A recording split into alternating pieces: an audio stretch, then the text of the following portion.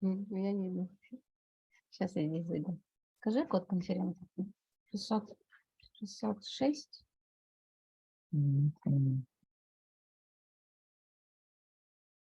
Здравствуйте, коллеги.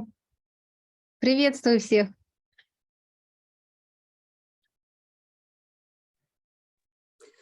Коллеги, здравствуйте. Здравствуйте.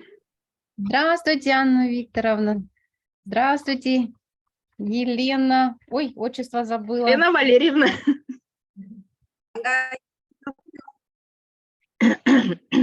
Так, вот подключаемся. У нас, кстати, почему мы сидим сейчас не в конференц-зале? У нас тут вспышка ковида и еще свиного гриппа. Поэтому у нас тут предписания уже, да, начинаются. И, скорее всего, и у нас школы все закрылись, уже все, наверное, мы вообще скоро обратно ходим, в общем, в Zoom пока. Опять заново осваиваем. Подождем подключения буквально. То есть у вас длинные каникулы, да? Получается. Детей, наверное, будет как-то так. Коллеги, у меня такая просьба есть небольшая. Я вот буквально несколько минут назад на официальный мейл конференции отправила свою презентацию. Если у вас есть возможность, будьте добры, во время моего доклада демонстрируйте ее, пожалуйста, потому что я сейчас попробовала запуститься. Какой-то конфликт идет моей версии Zoom с форматом презентации PowerPoint. То есть я сама, к сожалению, не смогу демонстрировать слайды. А вы PDF не пробовали сделать? Перекодировала в PDF, не прогружает. Я понимаю, что это какой-то конфликт версий. Ну, бывает такое, вот, к сожалению, подстраховалась. Поэтому, Елена Гавриловна, Ольга Валерьевна, пожалуйста, если есть возможность во время моего доклада демонстрировать презентацию. Да, мы получили вашу презентацию. Вот. Ой, хорошо, спасибо большое. Включит, наверное, скорее всего. Ну все, спасибо, спасибо. Давайте еще пару минут посмотрим, подождем. Нет?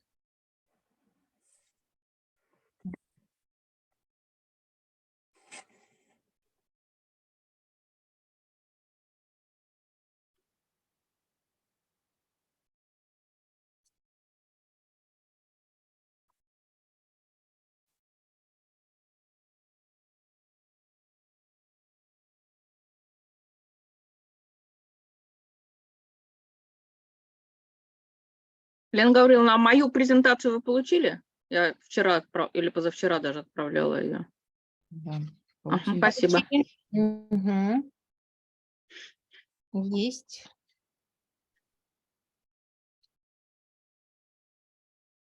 Так, ну потихоньку буду начинать. Вчера у нас остался первый день конференции, да, решили мы в 2 дня проводить, потому что мы хотим все-таки обсудить наши региональные исследования, да, хотя узнать, кто чем, как говорится, дышит и занимается, да, результаты научные тоже необходимо послушать. Поэтому решено было провести именно степ-бай-степ, как говорится, да, заслушивая друг друга. Вот. И вчера, значит, состоялось пленарное заседание. Конечно же, мы открывали, исходя из нашего названия конференции, как вы видите, она приурочена все-таки юбилейному мероприятию, столетию нашего основателя социологического направления Ивана Александровича Аргунова, поэтому в пленарный доклад были включены именно выступления наших сотрудников, и вот Аргунова Татьяна Ивановна, это его дочка, которая сейчас работает в Абердин антропологом, такая знаменитый ведущий ученый, посвященный именно нет, наверное, сказать, творческой работе, тем исследованиям, которые провел Иван Александрович, ну и некоторым воспоминаниям его последователь, так скажем, учеников. Вот Винокурова Ульяна Алексеевна, она непосредственно ученик Ивана Александровича, которая тоже рассказала некоторые воспоминания, как он ее обучал, да, в то время, как была нарабатывалась новая методология, да, этносоциологии как раз конкретно.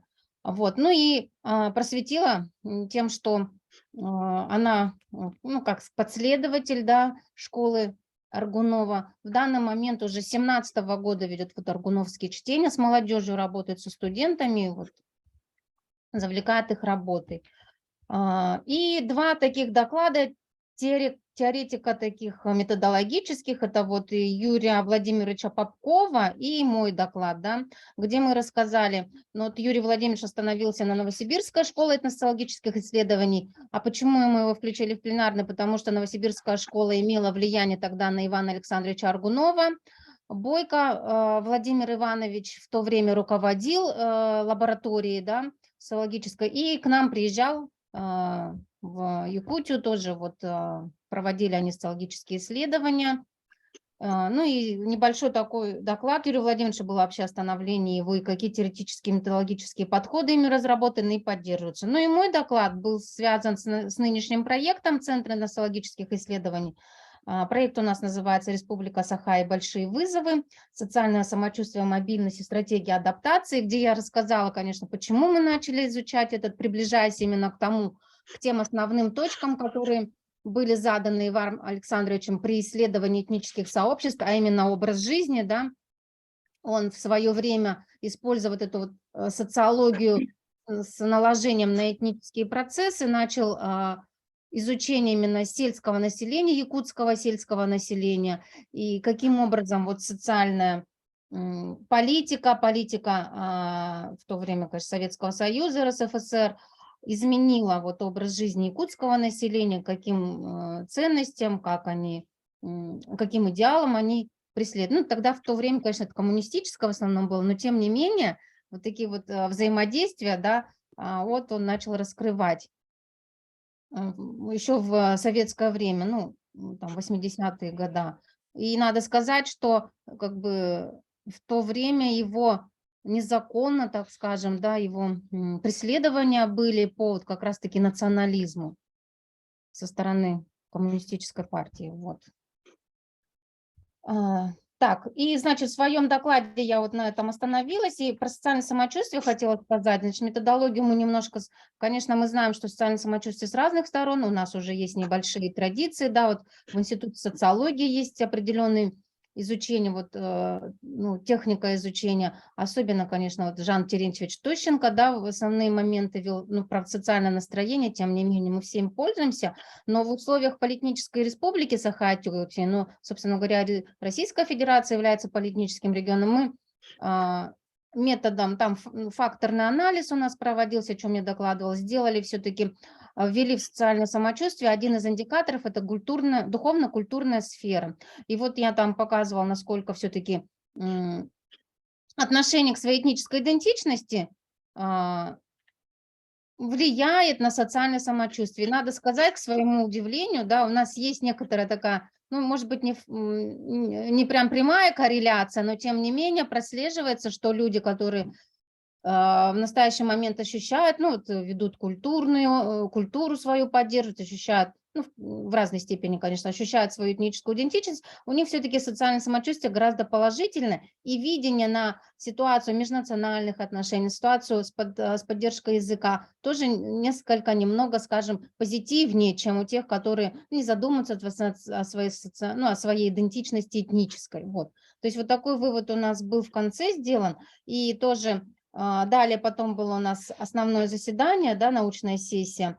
Тоже интересные доклады были от Чукотки до, кого у нас там последний край-то у нас был, наверное, все-таки Москва, да, до Москвы.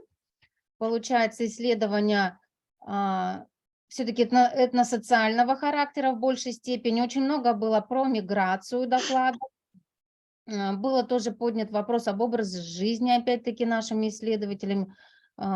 И завершили, вот Чемиза Кудроловна выступала тоже с определением тезарусного подхода к этническим культурам, то есть она там определенные вывела 10, по-моему, индикаторов, связанных с языковыми, и вот насколько они дают развитие своей группы и как они потом воспринимаются через коммуникационно дальше к другим группам. Гульнара Фатовна интересный доклад поставила по национальным школам, тоже проблематику поставил между татарскими национальными школами и якутскими, сравнительное такое интересное исследование было, вопросы тоже были, но далее, конечно, вот у нас очень много про миграционные процессы, и тут вот уже специалисты дискутировали немного по этому вопросу, как идет, в каких регионах и какими особенностями отличаются. Вот. Ну и давайте сегодня у нас тоже много-много докладов стоит, да, около 20 докладов. Стараемся все-таки выдерживать тайминг. И я так понимаю, раз уж мы собрались, у нас все-таки поле такое уже узкое, специализированное, мы все этносоциологи, нам, и, наверное, интересно больше, наверное, поговорить и спросить. Поэтому давайте мы сделаем такой тайминг, буквально до 10 минут, ну это максимум, да, чтобы людям хватило 5 минут. Вчера не хватило времени действительно вот такой дискуссии.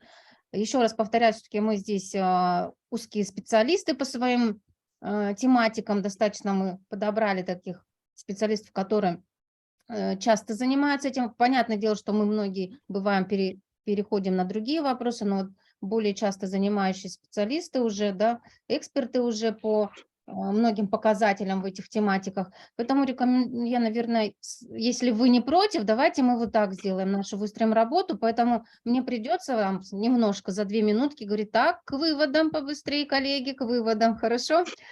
Хорошо. Да, так что вы, пожалуйста, на свой счет не берите, что я там к вам придираюсь или еще что-то, но это чтобы мы смогли подискутировать. Я думаю, это будет гораздо выгоднее нам, да, для наших дальнейших исследований.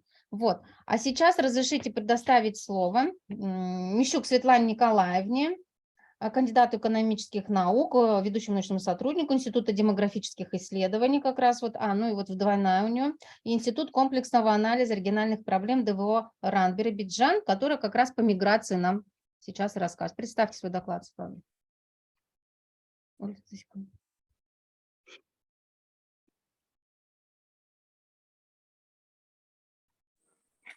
Коллеги, здравствуйте. Я надеюсь, меня слышно, да, и видно презентацию. Презентацию видно и слышно, пожалуйста. Да. К сожалению, вчера я не могла присутствовать, хотя меня очень интересовали доклады по миграции. Просто в Москве началась конференция «Миграционные мосты», и мы с самого утра до самого позднего вечера были там. То есть она была очная, поэтому, хотя, ну, то есть меня очень интересуют вопросы миграции именно в субъектах Дальнего Востока, потому что на самом деле публикаций не так много, хотя, как оказалось бы, много пишут. Все-таки, поэтому я, наверное, кратко сейчас совсем сделаю доклад, и буду рада, если вы вдруг какие-то мостики перекинете со вчерашних, да, докладов, которые у вас были, может быть, какие-то наводящие вопросы, чтобы я, например, понимала. Но сейчас, вот учитывая, что доклад должен, конечно, у меня пошире, ну, содержательно, я его сужу, здесь хотелось бы, наверное, все-таки остановиться на, вот здесь представлены виды, да, безвозвратной трудовой миграции. Трудовая миграция, безусловно, включает в себя разные направления, и традиционно мы говорим о международной миграции. Я бы хотела, наверное, сейчас остановиться больше на внутрироссийской трудовой миграции и попробовать посмотреть, какие есть региональная специфика, и немного, если будет время, затронуть международную. Если говорить вообще о числе трудовых мигрантов, то, говоря о структуре, наверное, здесь перейду, сравнивая структуру Российской Федерации и Дальнего Востока, я бы хотела показать, что изначально Дальний Восток уже имеет определенную свою специфику. То есть здесь я просто уточню, что данные по патентам и разрешениям на работу – это информация по оформленным патентам и разрешениям, без разрешения на работу, полученные по данным уведомления от работодателей. Но, соответственно, внутрироссийские, Российская Федерация – это оборот, да, то есть как бы, ну, вообще их приехало-уехало по России одно и то же число. На Дальнем Востоке это то количество трудовых мигрантов внутрироссийских, которые прибыли на Дальний Восток в 2021 году. И мы видим, что если по России внутрироссийские трудовые мигранты составляют порядка 50%, первое место занимают, практически, то есть лидируют, да, там получается. Далее второе место могут занимать патенты, и третье место значительно меньше доля без разрешения на работу. Разрешение на работу, то есть дальнее зарубежье, их доля крайне мала в общем числе трудовых мигрантов России. Если мы говорим о Дальнем Востоке, то здесь практически равное распределение относительно, есть плюс-минус. Это патенты, это без разрешения на работу, то есть это страны ЕАЭС в первую очередь, или те, кто работает на территории опережающего развития, и внутрироссийские мигранты. Если говорить о территориальных, региональных особенностях, то на самом деле выявить какую-то определенную зависимость, которая есть, например, по дальнему зарубежью часто, что на севере, точнее не по дальнему, а по международной, что в северных регионах часто концентрируются мигранты из стран СНГ, а на юге больше из стран дальнего зарубежья, то по распределению именно в целом разных категорий мигрантов я бы только выделила, да, Чукотский автономный округ, который выделяется преобладанием таким явным внутрироссийских трудовых мигрантов. То есть это, вероятно, связано с отраслевой структурой экономики регионов, да, то есть если мы говорим, что это, скорее всего, добыча полезных ископаемых, возможно, то есть это надо смотреть детально, и на самом деле проблема с учетом внутрироссийских трудовых мигрантов – это более сложно находимая, скажем так, статистика по их отраслевой даже структуре. Если говорить даже вот о Республике Саха-Якутия, здесь также она занимает второе место по числу внутрироссийских трудовых мигрантов. И второе место в Республике Саха-Якутия занимают трудовые мигранты, работающие без разрешения на работу. И здесь хочу сказать, что для Якутии это характерно преобладание трудовых мигрантов из Киргизии в первую очередь, что не характерно в среднем для Дальнего Востока, где преобладают больше граждане Узбекистана. И в Республике Саха-Якутия, то есть, как бы, возможно, вы меня подправите, но я смотрела разные материалы, в том числе СМИ, о том, что достаточно четко проводится политика по акценту на привлечение местных трудовых ресурсов, и после этого уже, например, там вахтовый метод, да, и международные трудовые мигранты. И, возможно, вот это и отражается вот в структуре распределения трудовых мигрантов. Если говорить вообще о динамике трудовой миграции, мы видим, что с 2005 по настоящее время постоянно увеличивается, или вот в последние годы сохраняется все-таки число мигрантов, приезжающих именно внутрироссийских, приезжающих из других регионов Дальнего Востока для работы здесь. В рамках регионального разреза, здесь мы можем выделить такую особенность, что явным лидером, и это лидерство сохраняется на протяжении 10 лет точно, явным лидером по привлечению внутренних трудовых мигрантов является Республика Саха-Якутия. Второе место значительно уступает, это Хабаровский край. И здесь еще момент, да, скажу сразу, то есть будет слайд, даже если мы говорим, например, о категории дальнего зарубежья, то с 2020 года в Якутии обнулена квота, то есть вообще не привлекаются, то есть есть это движение. Есть большая доля, как я сказала, все-таки без разрешения на работу, да, то есть Киргизия в значительной степени. И есть определенная доля работающих по патентам. Но вот Якутия очень четко выделяется именно по привлечению внутренних трудовых мигрантов. Если мы говорим о выбывших, здесь совсем другая картина. Если посмотреть на Якутию, доля крайне мала.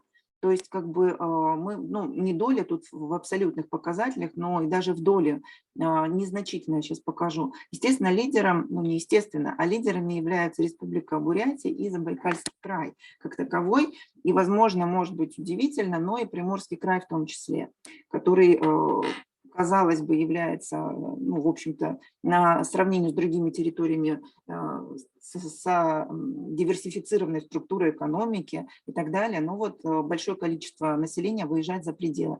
Если говорить о том, какова доля внутренних трудовых мигрантов в структуре среднегодовой численности занятых, здесь данные до 2017 года, но просто у меня как-то в компьютере потерялась таблица с обновленными данными, но там сохраняется динамика. Здесь на что хочу обратить внимание. Посмотрите, пожалуйста, если я вам показывала в абсолютных показателях, если мы смотрим долю трудовых мигрантов внутренних, внутрироссийских, которые выбывают из региона для работы в других регионах России. И мы видим, что в ЕАО 11,5%, в настоящее время 11% от среднегодовой численности занятых уезжает из региона для того, чтобы работать в соседних регионах. То есть в абсолютных показателях она может быть небольшая, да, цифра, но когда мы соотносим с численностью, среднегодовой численностью занятых, она очень высокая. Если обратим внимание, вот как я говорила, Якутия, да, которая является лидером по привлечению, небольшой показатель тех, кто выбывает. В Якутии 0,3 от среднегодовой численности занятых выезжает. Это минимальный показатель по Дальнему Востоку. И даже если мы возьмем Приморский край, где я показывала достаточно высокое число, абсолютное число выезжающих, то в долевой, в относительных показателях, да, то есть это незначительные показатели, то есть вот они варьируются от 0,3, 0,4, да, то есть в других регионах до 1. Вот, а ЯО, конечно, в этом плане такой антилидер. И вот ЯО даже в рамках Российской Федерации, она также входит в топ 5-6 регионов с максимальной долей выезжающего населения за пределы региона. Но это вот росстатовский рисунок, такой некачественный. Если говорить о доле, вот скажите, пожалуйста, когда время, да, там заранее, если переходить к трудовым мигрантам, то мы можем отметить следующее, что один из показателей – это доля иностранных работников в составе рабочей силы. И мы видим, что максимальные значения были вот с 12 по 19 год, сейчас покажу 21, выделялась Сахалинская область в первую очередь. В принципе, здесь выделять какие-то региональные закономерности, на севере одна история, на юге другая, я бы не взялась. На мой взгляд, то есть, ну, безусловно, это в первую очередь связано с теми инвестиционными проектами, с отраслевой структурой, которая представлена в том или ином регионе, и с уровнем развития территории. Да? То есть вот мы видим Республика Бурятия, то есть сама специализация, невысокие показатели. Сахалин с его инвестиционными проектами, Магаданская область, то есть тут высокая доля.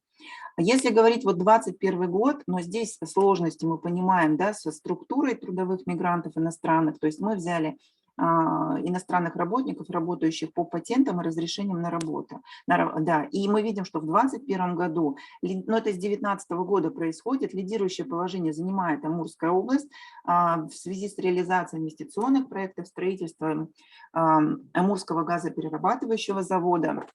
Привлекается большое количество трудовых мигрантов, в том числе из СНГ. Если мы возьмем ту же самую республику Саха-Якутия, наряду с Бурятией здесь также минимальный показатель, но еще раз подчеркиваю, я это показывала в начале, что в республике Саха-Якутия большой показатель мигрантов, работающих без разрешения на работу. И также еще одна особенность, да, что в настоящее время, за исключением Еврейской автономной области, везде преобладают мигранты, работающие на основании патентов, если мы берем структуру патента и разрешения на работу. И еще такой момент, достаточно важный, мне кажется, о нем даже отдельно говорят, это про запреты, которые устанавливают на привлечение трудовых мигрантов, работающих на основании патентов. На самом деле в настоящее время их порядка 53 субъектов, и максимальный перечень запретов для данной категории трудовых мигрантов отмечается в Республике Саха-Якутия и в Тверской области. То есть это как бы регионы, да, которые выделяются. Есть регионы, где только по одному списку. Вот, и, то есть это соответствует закону, потому что иногда это позиционирует как некое нарушение прав. 2 минуты, да? Или мне показалось? Хорошо. Вот, то есть это не нарушение прав, то есть это соответствует тому закону, который был принят еще в 2002 году. И здесь еще вот момент, который я хотела...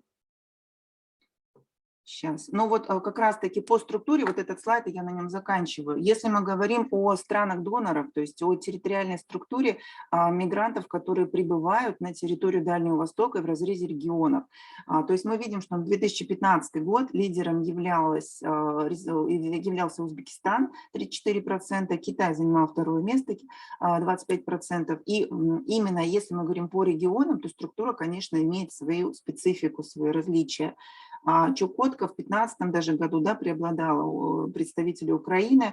Еврейская автономная область, также ее специфика, это высокая доля трудовых мигрантов из Китая, которая сохраняется до сих пор, и поэтому до сих пор в ее структуре более 50% это работают по разрешениям, то есть из стран дальнего зарубежья. И последний слайд, то, что происходит сейчас, да, о чем я говорила, то есть вот, пожалуйста, третий столбик, Республика Саха-Якутия, порядка 80% это все-таки представители Киргизии, те, которые работают без разрешения на работу. Почти похожая структура в Сахалинской области, иная структура, например, Приморский край, где преобладает Узбекистан, Амурская область. То есть в региональном разрезе на Дальнем Востоке встречаются свои специфические особенности, и мы это видим. Спасибо за внимание. Угу. Вон Анна Анна Викторовна. Ага. Светлана Николаевна, большое спасибо за интересный доклад. И поскольку, ну, в общем-то, это мой основной научный интерес, миграционные процессы на Дальнем Востоке, я бы хотела задать вопрос такого характера. Скажите, пожалуйста, а вот мигрантов из ближнего зарубежья, мы их можем рассматривать в каком-то смысле как демографический ресурс для Дальнего Востока? Или же они только трудовые ресурсы, и мы не можем их рассматривать на перспективу как те категории, которые могут пополнить ряды переселенцев, остающихся на постоянное место жительства на Дальнем Востоке? Какое ваше мнение на этот счет? Я поняла, спасибо. Но если мы говорим о трудовой миграции, то мы не говорим все-таки о демографическом, да, то есть если мы говорим все-таки о безвозвратной, которая, естественно, присутствует на Дальнем Востоке, и она формирует положительный, мы знаем, баланс за счет стран ближнего зарубежья, то, безусловно, это возможность, то есть это демографический потенциал, то есть один из возможностей точек роста, хотя сомнительно, но как минимум численно может быть увеличено. Вот. Если мы говорим о трудовой миграции, можно здесь, конечно, сказать о том, что трудовые мигранты приезжают и привозят с собой семьи, причем показатель достаточно высокий, порядка 40%, вот если брали исследования, вчера даже об этом говорили наши коллеги, то есть 40% трудовых мигрантов привозят с собой семью. То есть или жену только, или жену с детьми. Да, то есть это тоже как бы, это вопрос демографической нагрузки, я бы сказала, в первую очередь. Не потенциала, а нагрузки. Это разные вещи. И пример может быть даже свободный, где приехало мигрантов практически там 30-40% от численности населения в определенный момент. И это была сумасшедшая нагрузка на социальную инфраструктуру, на детские сады, на больницы, да, то есть это было федеральный бюджет, он предоставляет финансирование социнфраструктуры на постоянное население. То есть и получается такой диссонанс, то есть привлекаются трудовые мигранты, мы видим, да, то есть я показала, Амурская область давала рост большой, но структура может не справляться. Поэтому это, с одной стороны, потенциал в любом случае, да, то есть они могут приезжать, потом могут оформляться, то есть становиться безвозвратными, но это в то же время может быть и нагрузка. То есть это все зависит от количества и от специфики ситуации. Но они есть, их поток большой, мы это знаем, да, то есть и их надо учитывать. Я надеюсь, я ответила на вопрос. Да, хорошо, большое спасибо, очень интересно. Спасибо. Мостик хочу вам, Да, Светлана Николаевна, перебросить, да, по поводу, и как раз вот перекликается с вопросом Анны Викторовны. Вчера у нас выступала Винокурова Декабрина Михайловна, ваша однофамилица Анна Викторовна, да, и она как раз говорила по поводу, вот на статистических данных показывала по поводу интеграции, именно в части детей. Мы же знаем, что многие из мигрантов, желающие, которые, допустим, мы думаем, что они хотят интегрироваться, ассимилироваться, да, они привозят детей в последующем. Но статистически по 4 школам Республики Саха-Якутия сделано, что, допустим, первые классы, там, допустим, начальные, плюс среднее звено, в начальных классах там до 40 детей бывает. Среднее звено уменьшается, а уже к старшему звену получается там, ну, 3 человека только выпускники. То есть она, и у них, по-моему, экспертный опрос говорился, что, в принципе, они не ассимилируют, а больше обратно уезжают. Это к тому вот вопросу. Насколько они ассимилируют. Ну, по крайней мере, это по республике у нас так идет. Они, то есть, приезжают, учатся, и потом... Да, потом все равно, видимо, да. Вы знаете, здесь такой момент, возможно, тоже у нас была конференция по АТР, и там отчасти была ситуация, СНГ затрагивали, как ни странно. Дело в том, что там очень часто, это была другая конференция, есть такая история именно в детях граждан СНГ. У них как бы это как традиция, и в Москве это тоже проблема, как их обучать и все остальное. То есть они приезжают, они могут учиться год-два, потом они уезжают к себе на родину, учатся там год-два, потом возвращаются обратно.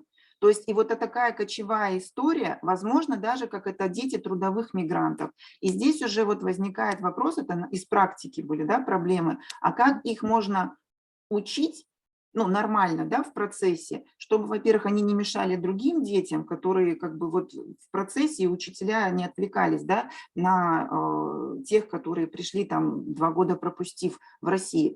То есть вопрос языка, вопрос знаний и вопрос вот именно их включенности. То есть на самом деле, опять же, наверное, здесь вот специфика везде разная, но этот был случай не единожды, то есть как бы говорили, да, и, возможно, даже для Якутии, возможно, они переехали просто в другой регион Дальнего Востока, то есть, ну, или России, то есть менее суровые климатические условия, да, потому что мы знаем, что Дальний Восток часто рассматривался, я думаю, это и сохраняется, как площадка для получения гражданства в более простом режиме. То есть там до 6 месяцев и можно стать гражданином, и ты свободен, можно ехать куда угодно.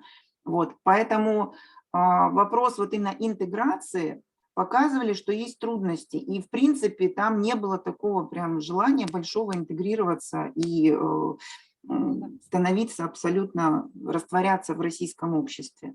Поэтому это сложно, и на самом деле сколько уже лет ведутся работы, ведутся обсуждения, научные, практические исследования по интеграции мигрантов, да, то есть они на самом деле спорные иногда, на мой взгляд, и с каждым годом вопросов все больше.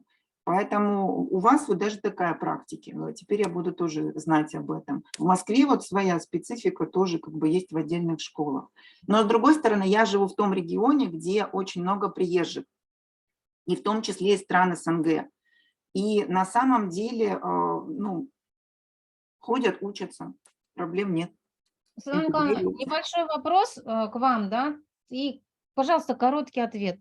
Вчера специалисты, которые изучают как раз миграцию, говорили, что с какого-то года, не помню, да, вот вы мне скажете, как раз идет учет, именно въехали, выехали туда и обратно, да? Есть постоянный учет. То есть по человеку уже не учитывают, возможно ли, что это как-то увеличит статистику приезжих постоянно, да? И у нас получится, как будто их очень много постоянно. Если да, мы считаем не человека, а просто количество въездов-выездов, да, безусловно, то есть один человек туда-сюда ездит, а для них это достаточно часто бывает. То есть, конечно, это вопрос статистики, но это надо понимать и просто делать определенные вот такие моменты для себя при анализе, вот и все. Просто в лоб статистику анализировать нельзя. То есть любую, даже по трудовой миграции, даже не даже, а особенно по трудовой миграции, я бы так сказала. Спасибо. А сейчас как раз вот у нас дальше по миграционным процессам. Пожалуйста, Анна Викторовна, кандидат социологических наук, доцент Департамента социальных наук Школы искусств и гуманитарных наук Дальневосточного федерального университета Владивосток. Хорошо, коллеги, благодарю за предоставленную возможность выступить. Пожалуйста, демонстрируйте мою презентацию. Вот, к сожалению, я сама этого сделать не смогу. Василий Тарасович, пожалуйста, презентацию. Анна Викторовна Винокурова. Запускает. Да, спасибо. Ну, можно сразу перейти ко второму слайду. То есть, ну, в целом здесь такой ознакомительный момент. Мы, в общем-то, с вами видим, да, что Дальневосточный федеральный округ, он занимает у нас практически за небольшим недостатком половину территории Российской Федерации, но на такой масштабной территории у нас проживает всего чуть более 5% с половиной от общей численности населения Российской Федерации. Вот. И, соответственно, здесь мы можем сказать, что в Дальневосточный федеральный округ у нас входит 11 субъектов, вот, при этом они несколько различаются по своему конституционному статусу. То есть статус республик среди субъектов Дальневосточного федерального округа у нас имеют Бурятия и Республика Саха-Якутия. Вот, получается, что такой республиканский статус, он позволяет этим субъектам иметь чуть больший объем прав, вот, поскольку получается, что республики – это у нас государства в составе федерации, которые обладают всей полнотой государственной, законодательной, исполнительной, судебной власти, ну, разумеется, за исключением тех полномочий, которые в соответствии с Конституцией находятся в ведении федеральных органов. Так, ну, можно перейти к следующему слайду. По факту получается, что такое, в общем-то, наличие такого, в общем-то, республиканского статуса, оно не дает дальневосточным республикам особых преференций именно в контексте социально-экономического и социально-демографического развития. То есть и Республика Бурятия, и Республика Саха-Якутия – это у нас дотационные регионы, То есть те регионы, которые получают денежные средства из федерального бюджета без необходимости их возврата на безвозмездной основе. Но здесь стоит сделать небольшую ремарку. У нас всего в Российской Федерации 6 регионов являются донорами, а все остальные субъекты РФ – это у нас дотационные регионы. Вот. Ну и, соответственно, если говорить об уровне и качестве жизни в республиках Дальнего Востока, то для объективной оценки ситуации очень целесообразно использовать рейтинги, которые ежегодно проводятся авторитетными аналитическими агентствами. Ну, в частности, допустим, РИА Рейтинг проводит такие исследования и оценивает регионы России по качеству жизни. Ну, в общем-то, здесь я представила дальневосточные субъекты, и мы можем видеть, да, что Республика Саха-Якутия занимает 65-ю позицию, у Республики Бурятия статус ниже, она у нас вообще находится на 81-м месте. Вот. Ну и, соответственно, как бы получается, что это все обуславливает не вполне благоприятные тенденции в контексте социально-экономического развития, то есть имеют место негативные изменения в уровне и качестве жизни населения, то есть реальные доходы людей снижаются, цены на товары и услуги растут. Можем говорить о том, что недостаточно развита социальная инфраструктура, и о чем выше говорила предыдущая докладчица, растет нагрузка на объекты социальной инфраструктуры. Вот, то есть многие услуги, да, образовательной направленности, медицинской направленности, они недоступны для местных семей. Вот. Ну и также усиливается дифференциация в структуре социальной общества.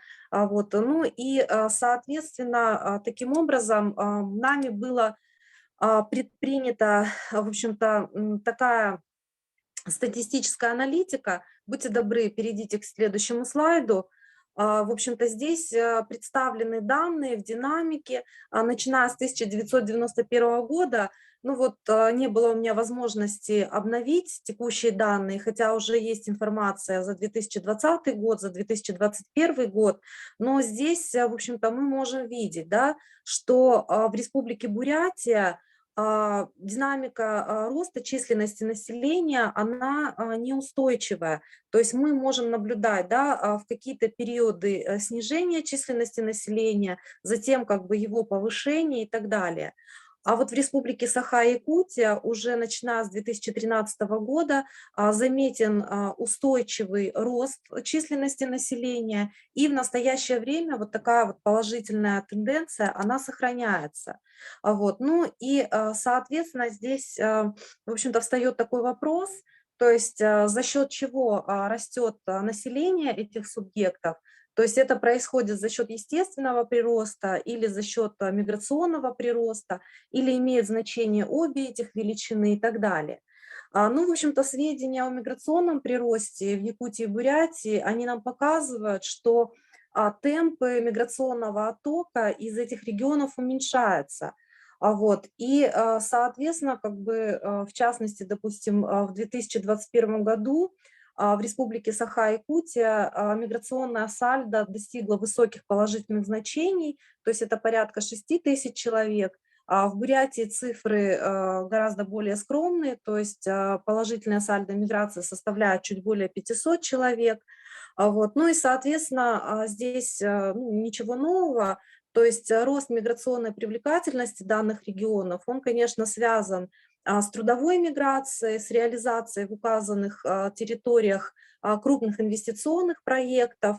Вот, то есть это комплексное развитие Южной Якутии, это нефтепроводная система Восточная Сибирь, Тихий океан, это экономическая зона туристско-рекреационного типа, Байкальская гавань и так далее.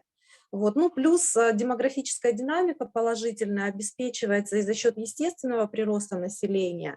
То есть в Якутии и Бурятии этот показатель остается стабильным, То есть это подтверждается и объективно достаточно высокими по сравнению с другими субъектами Дальнего Востока коэффициентами рождаемости, и субъективно достаточно высокими репродуктивными установками, которые фиксируются результатами различных социологических исследований, ну, в том числе и авторов, которые живут и работают в этих регионах.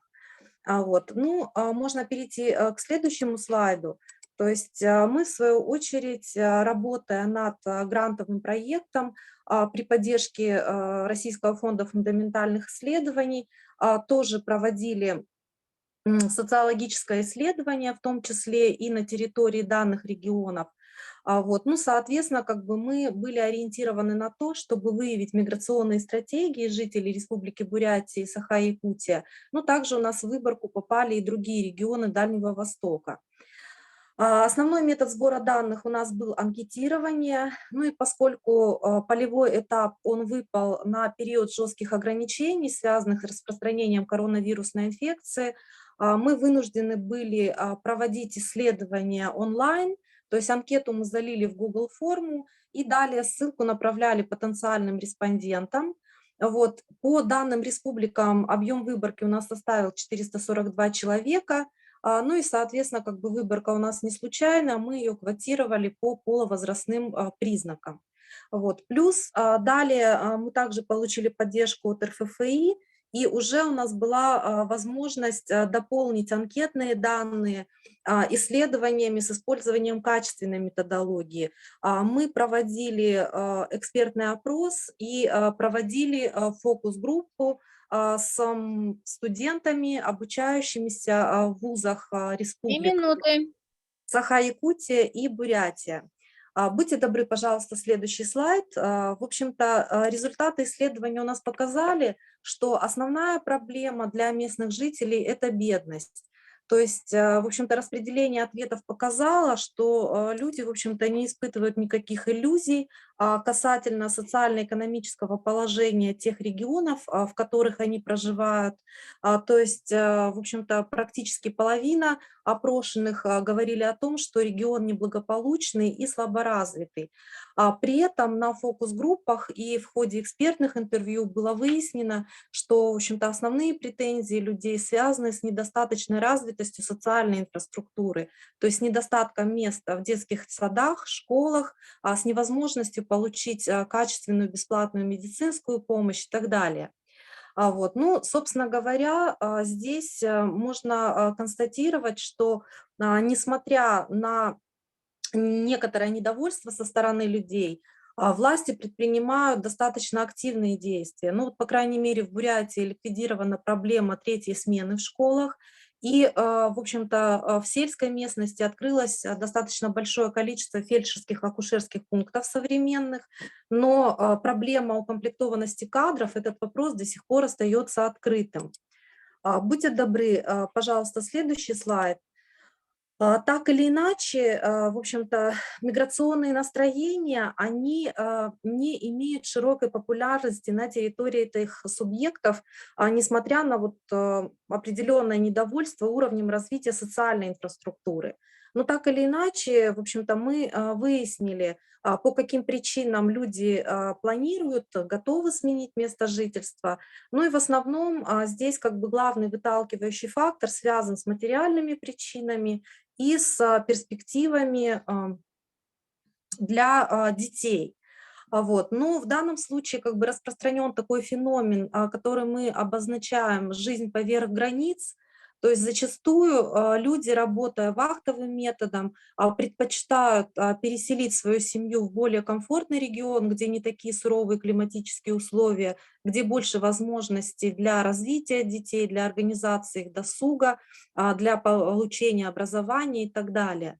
А с другой стороны, хоть молодежь – это самая активная в миграционном отношении группа, имеет место возвратная миграция. То есть молодые люди, которые получили образование за пределами своих республик, как правило, по завершении обучения возвращаются в свои родные регионы и предпочитают строить свои дальнейшие карьерные стратегии именно в местах, ну, как бы исхода, да, то есть в местах своего происхождения. Вот, соответственно, ну вот данный вопрос, он нуждается в дальнейшем изучении, и, в общем-то, мы планируем дальше исследования это продолжать и, соответственно, прийти ну, к каким-то новым выводам, которые бы позволили нам четче понять вот такую вот мотивацию возвратной миграции. У меня все. Благодарю за внимание.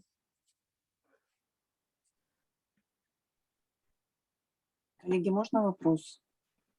Пожалуйста. Да, конечно. Вот меня и заинтересовал как раз вывод.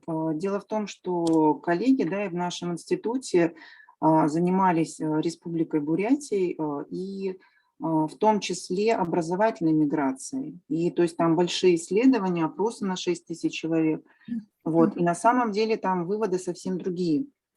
Там абсолютно не наблюдается никакой возвратной миграции, там очень большая потеря молодежи.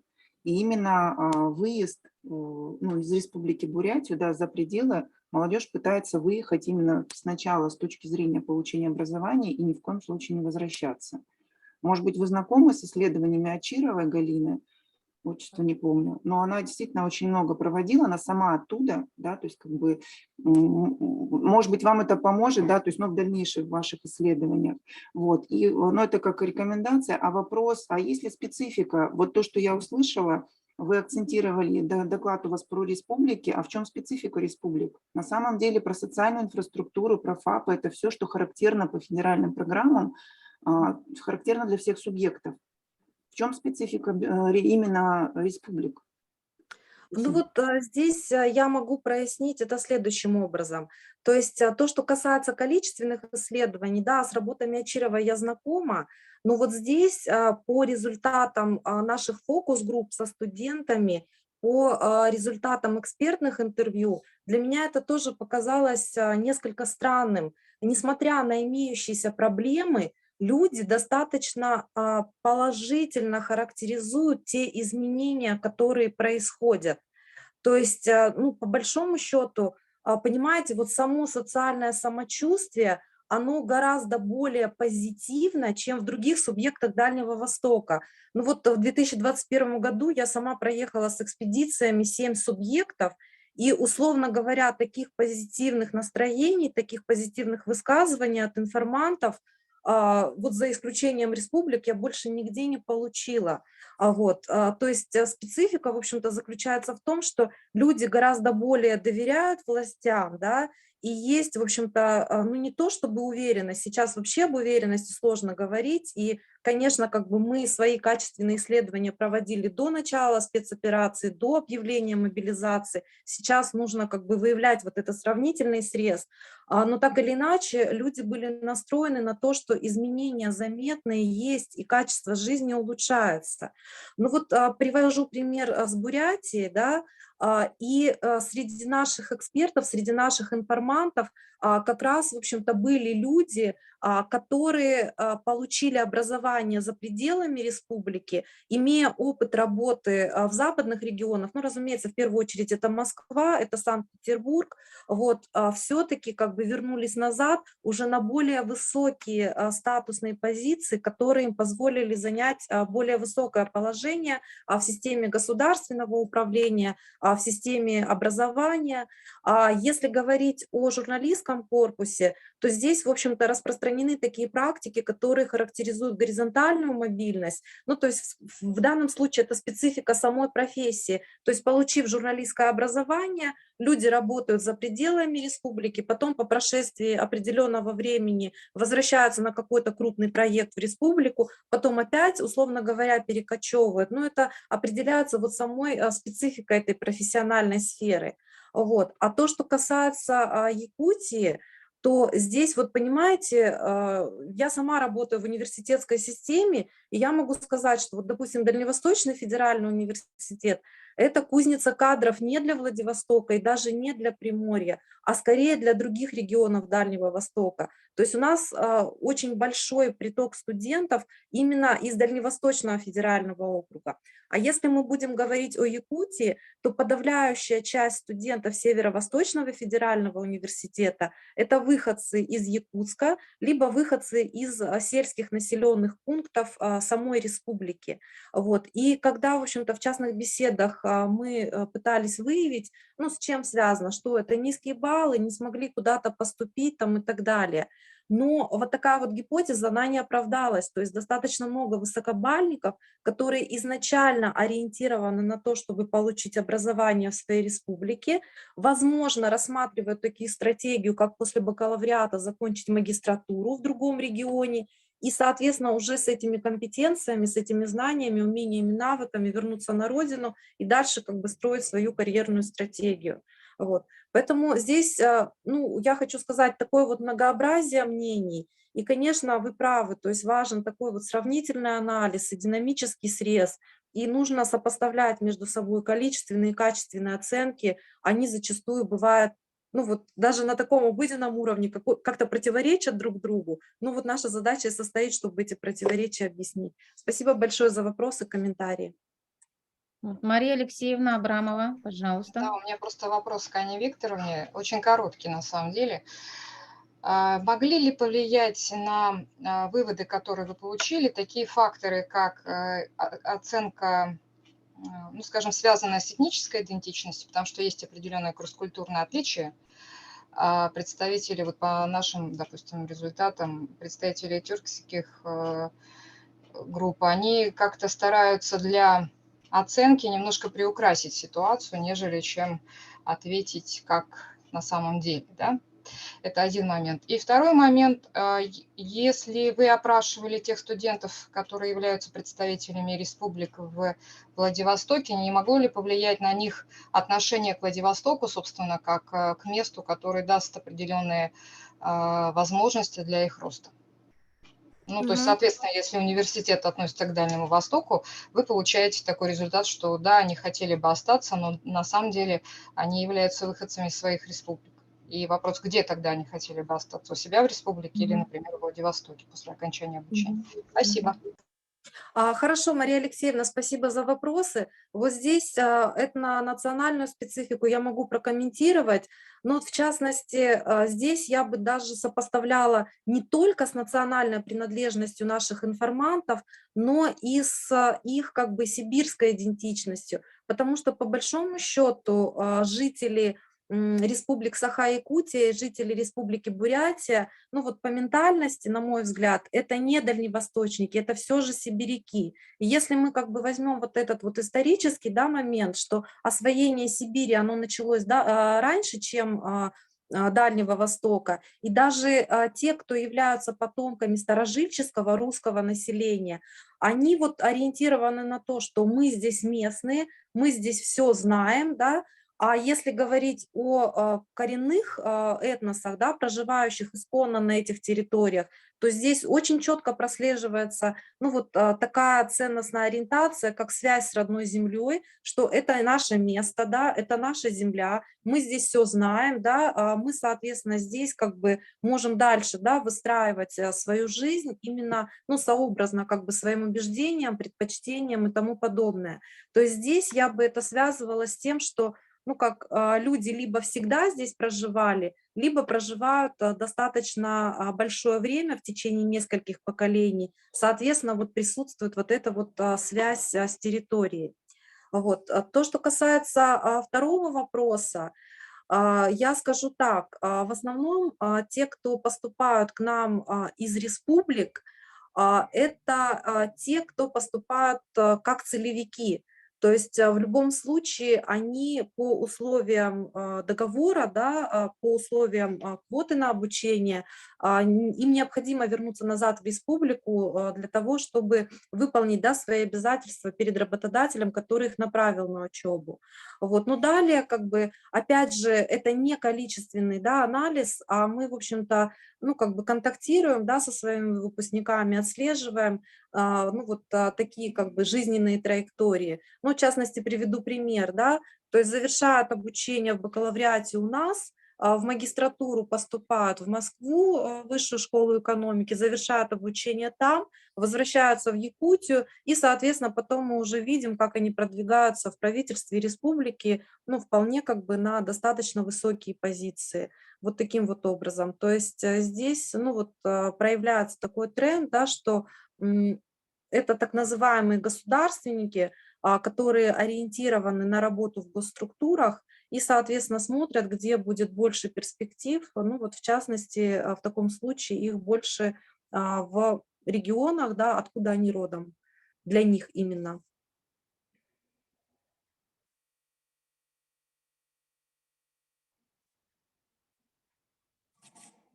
Спасибо, спасибо большое, Анна Мгм. Викторовна.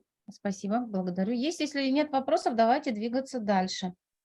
По программе у нас есть несколько выступающих, сейчас пока не отметила, они у нас заболели, вот я говорю, ковидом у нас тут весь институт практически свалился. Поэтому следующее слово предоставляю Земляновой Елене Валерьевне, кандидату экономических наук. Меня слышно, да? Вот я что-то, наверное, далековато.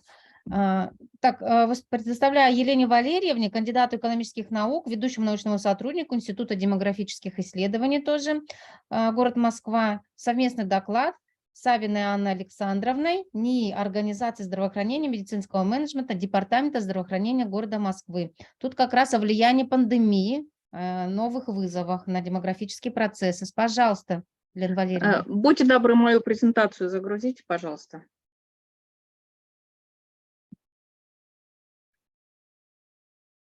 Угу. Все, вижу. Уважаемые коллеги, позвольте представить вашему вниманию доклад на тему влияния пандемии на демографические процессы, региональные особенности на примере Республики Саха-Якутия. Следующий слайд, пожалуйста. Регионы России не одновременно вступили в пандемию COVID-19, и при этом они имели разные исходные демографические характеристики. Пандемия выявила неравенство регионов во всех социальных и экономических сферах. И по всей стране наблюдался рост числа умерших, но темпы, возрастные группы риска и календарные периоды развития и затухания пандемии существенно различались. Воздействие пандемии на рождаемость оказалось менее глубоким, но также имеющим выраженные региональные особенности. Следующий слайд, пожалуйста. Дальневосточный округ характеризуется неблагоприятной демографической ситуацией на общероссийском фоне. Но в этом округе именно Республика Саха-Якутия отличается более благополучными показателями, которые удалось сохранить и в период пандемии. Следующий слайд, пожалуйста.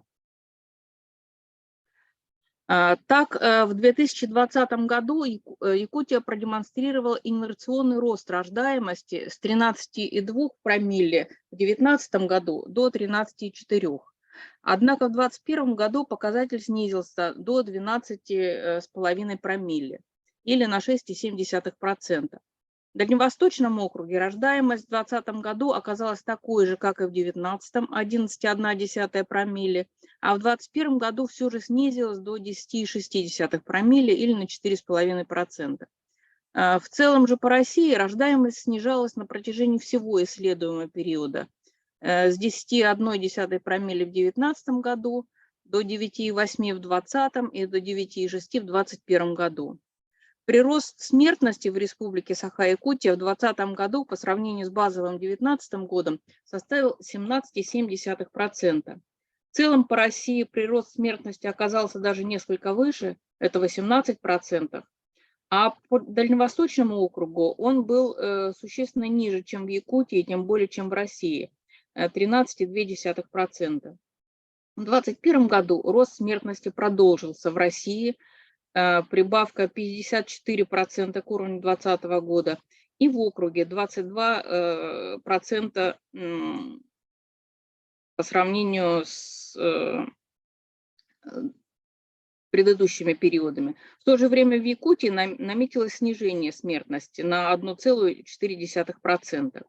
По итогам 2021 года Якутия в числе немногих регионов сохранила естественный прирост населения, плюс 1,7 промилле, в то время как в Дальневосточном федеральном округе и в России была естественная убыль, которая усугубилась. И на Дальнем Востоке она составила 5 промилле убыль, а в России в целом 7,2 промилле. Следующий, пожалуйста, слайд. Обсуждая тенденции смертности, можно также рассмотреть ее возрастные траектории, от которых зависит величина потерь продолжительности жизни. Рост смертности в молодых возрастах ведет к более высоким потерям, тогда как аналогичный по масштабам рост в старших возрастах наносит меньший урон показателю продолжительности жизни населения. В 2020 году выраженный прирост смертности в Якутии отмечен в возрастах старше 35 лет. На более чем 20% смертность возросла в возрастах 55-59 лет и 65-84 года. В 2021 году смертность в возрастах 40-49 лет снизилась, а в остальных группах старше 35 лет она продолжала расти. В итоге в 2021 году по сравнению с базовым 2019 годом более чем на 30% смертность выросла во всех возрастах старше 60 лет. А в возрастной группе 65-74 года более чем в 1,5 раза. В Дальневосточном округе рост смертности в 2020 году по сравнению с 2019 годом в возрастах старше 35 лет составил от 5,5 до 17,5%. И прирост более 15% оказался в возрастах 70 лет и старше. Следующий слайд, пожалуйста.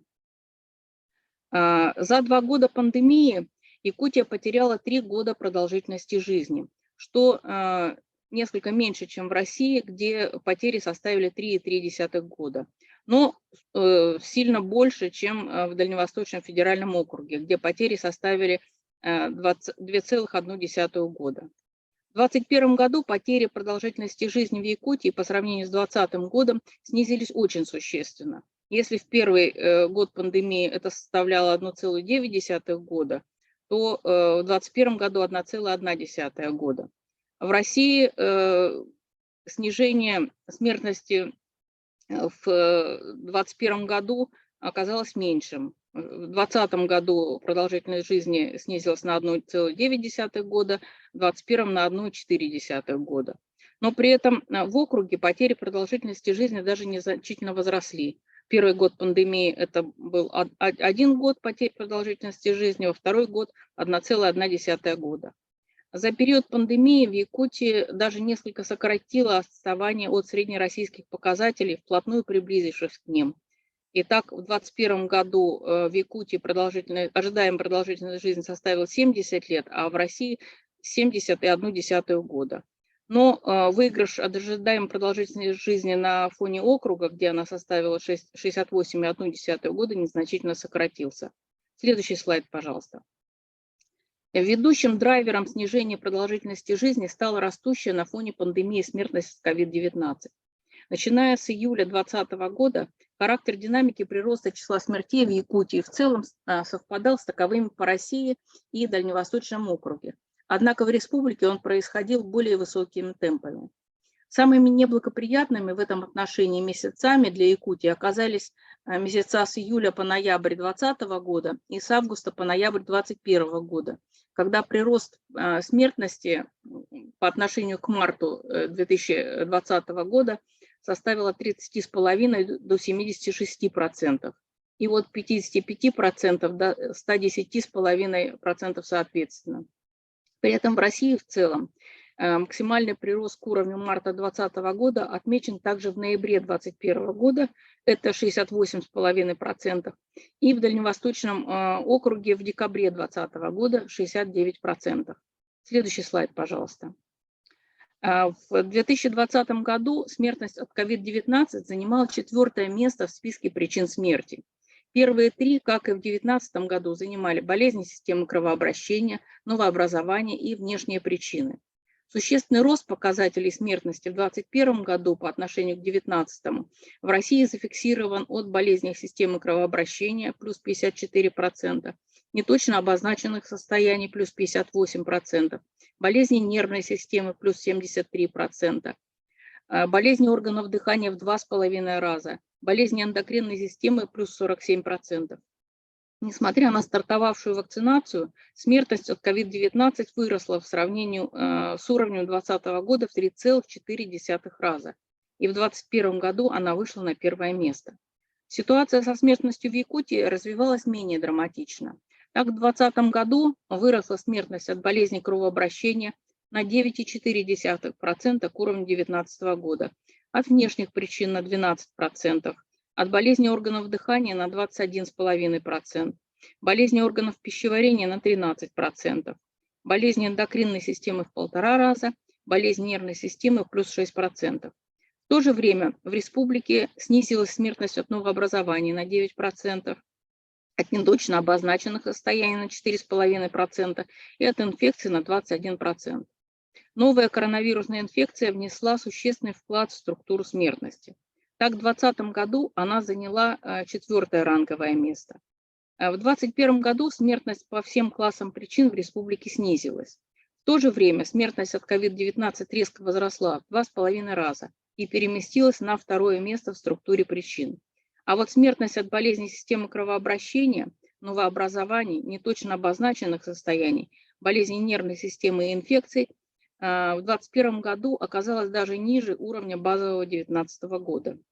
Во многом это объясняется улучшением качества кодирования причин смерти в соответствии с рекомендациями Всемирной организации здравоохранения считать COVID-19 первоначальной причиной смерти. И, как уже говорилось выше, общая смертность в Якутии в 2021 году немного снизилась к уровню 2020 года на 1,4%. Следующий слайд, пожалуйста. Таким образом, в Якутии, несмотря на пандемию, удалось сохранить более благоприятные демографические индикаторы на общероссийском и окружном фоне. 2020 год привел к значительным людским потерям и сокращению ожидаемой продолжительности жизни, темпами опережающими средние по округу. Вместе с тем, в 2021 году ситуация развивалась более благоприятно. Потери продолжительности жизни были ниже, чем в среднем по стране. Возрастная траектория роста смертности сместилась в более старшие возраста, а единственной причиной роста смертности остался COVID-19, тогда как по основным хроническим неинфекционным заболеваниям и внешним причинам была зафиксирована позитивная динамика. Последний слайд, пожалуйста. Большое спасибо за внимание. Спасибо большое за интересный доклад. Знаете, у меня есть вопрос к вам, Елена Валерьевна. Да. Все-таки говорится часто о том, что помимо самого коронавируса во время пандемии большое влияние на смертность оказало еще ограничение по передвижению людей, вот домашний образ жизни и снижение уровня диспансеризации, охвата населения, да, вот медицинским обслуживанием помимо ковида. Как вы считаете, каков вклад вот этих ограничений на смертность населения? Ну, вы знаете, этот вклад, конечно, на основе официальной статистики очень сложно оценить. Тем более, что вот по причинам смерти у нас же Росстат учитывает только первоначальную причину смерти. Сопутствующие причины на данный момент в статистику не входят. Но, безусловно, вот эти вот все ограничения, которые были введены, ограничения подвижности людей, ограниченный доступ к медицинской помощи при хронических заболеваниях, они, безусловно, сыграли свою негативную роль. Потому что, да, нам говорили, что при онкологии помощь полностью сохранилась в полном объеме, во всяком случае в Москве. Но при этом пожилые люди, ну, нам известно, они отличаются большей мнительностью и заботой о своем здоровье. Они привыкли регулярно ходить к врачам, проходить диспансеризацию, проходить анализы.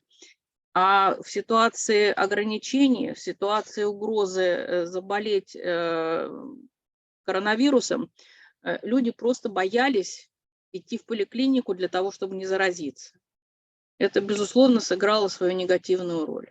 Я надеюсь, что сейчас ведется работа по переходу на МКБ-11, и в свидетельстве о смерти уже будут, и в статистике будут отражаться все сопутствующие заболевания. И тогда, возможно, мы увидим эти сопутствующие причины, которые по рекомендациям ВОЗ врачи не имели права ставить в качестве первоначальной причины смерти. Если у человека была тяжелая сердечная патология, тяжелая неврологическая патология, все равно, даже при ее наличии, при развитых формах, все равно ставили первоначальной причиной смерти ковид. В свидетельстве о смерти. Ну да, я вот и заметила у вас там на слайдах, даже в 2020 году больше рост смертности от сердечно-сосудистых заболеваний, Ну что да. как раз отразилось, потому что заболеваемость с коронавирусом в 2020 году не так высока была, как в 2021, допустим. Да. Мгм. Ну, Анна Так, Викторовна. Анна А Викторовна. именно вот это был переходный период, потому что да, Всемирная организация здравоохранения, она дала рекомендацию. Значит, если у человека ковид, если это не травма, скажем, в явном виде, на которую ковид не мог повлиять, все равно первоначальной причиной смерти ставят ковид. Соответственно, вот этот диагноз, он маскировал хронические патологии. Мгм, мгм. А Хорошо, в 2020 году еще не сразу перешли на это дело, на правильное кодирование, и поэтому в регионах сохранялась более традиционная структура причин смерти. Елена Валерьевна, большое спасибо за доклад. Вот я внимательно слушала, но, может быть, я с точки зрения обывателя задам вопрос. Ну вот как вы считаете, вот сейчас у нас кардинально поменялась социально-политическая ситуация, и, в общем-то, проблема с ковидом, она отошла на второй план. Соответственно, как бы, ну, условно говоря, проблема ушла с радаров, да, то есть нет этих ежедневных сводок о количестве заболевших, там, умерших и прочее. Вот скажите, пожалуйста, есть ли какие-то предварительные данные, которые можно сопоставить и выяснить? То есть у нас сейчас, как бы, допустим, в нынешнем году снижение идет именно за счет изменения социально-политических трендов, за счет того, что меньше стали выявлять, да, заболеваемость коронавирусом, или же все осталось на том же самом уровне? Как вот вы можете сопоставить данные прошлого 2021 года и нынешнего года вот с учетом социально-политических изменений? Ну, на самом деле пока таких данных нету. Вот, но, скажем так, по московскому опыту я могу сказать, что у нас по-прежнему сохраняются отдельный вход в поликлиниках для заболевших острыми респираторными заболеваниями, и каждому человеку в обязательном порядке проводится тест на ковид. Вот. Но сейчас идет еще и грипп, и тесты на грипп тоже проводят, поэтому вот весь этот ковид, он в статистику входит. Но социально-политическая ситуация, я не думаю, что мы ее вот в явном виде увидим в статистике. Да, мы увидим в статистике числа погибших, безусловно, но это будет по итогам 2022 года. На данный момент таких данных нет. Хорошо, большое спасибо за ответ.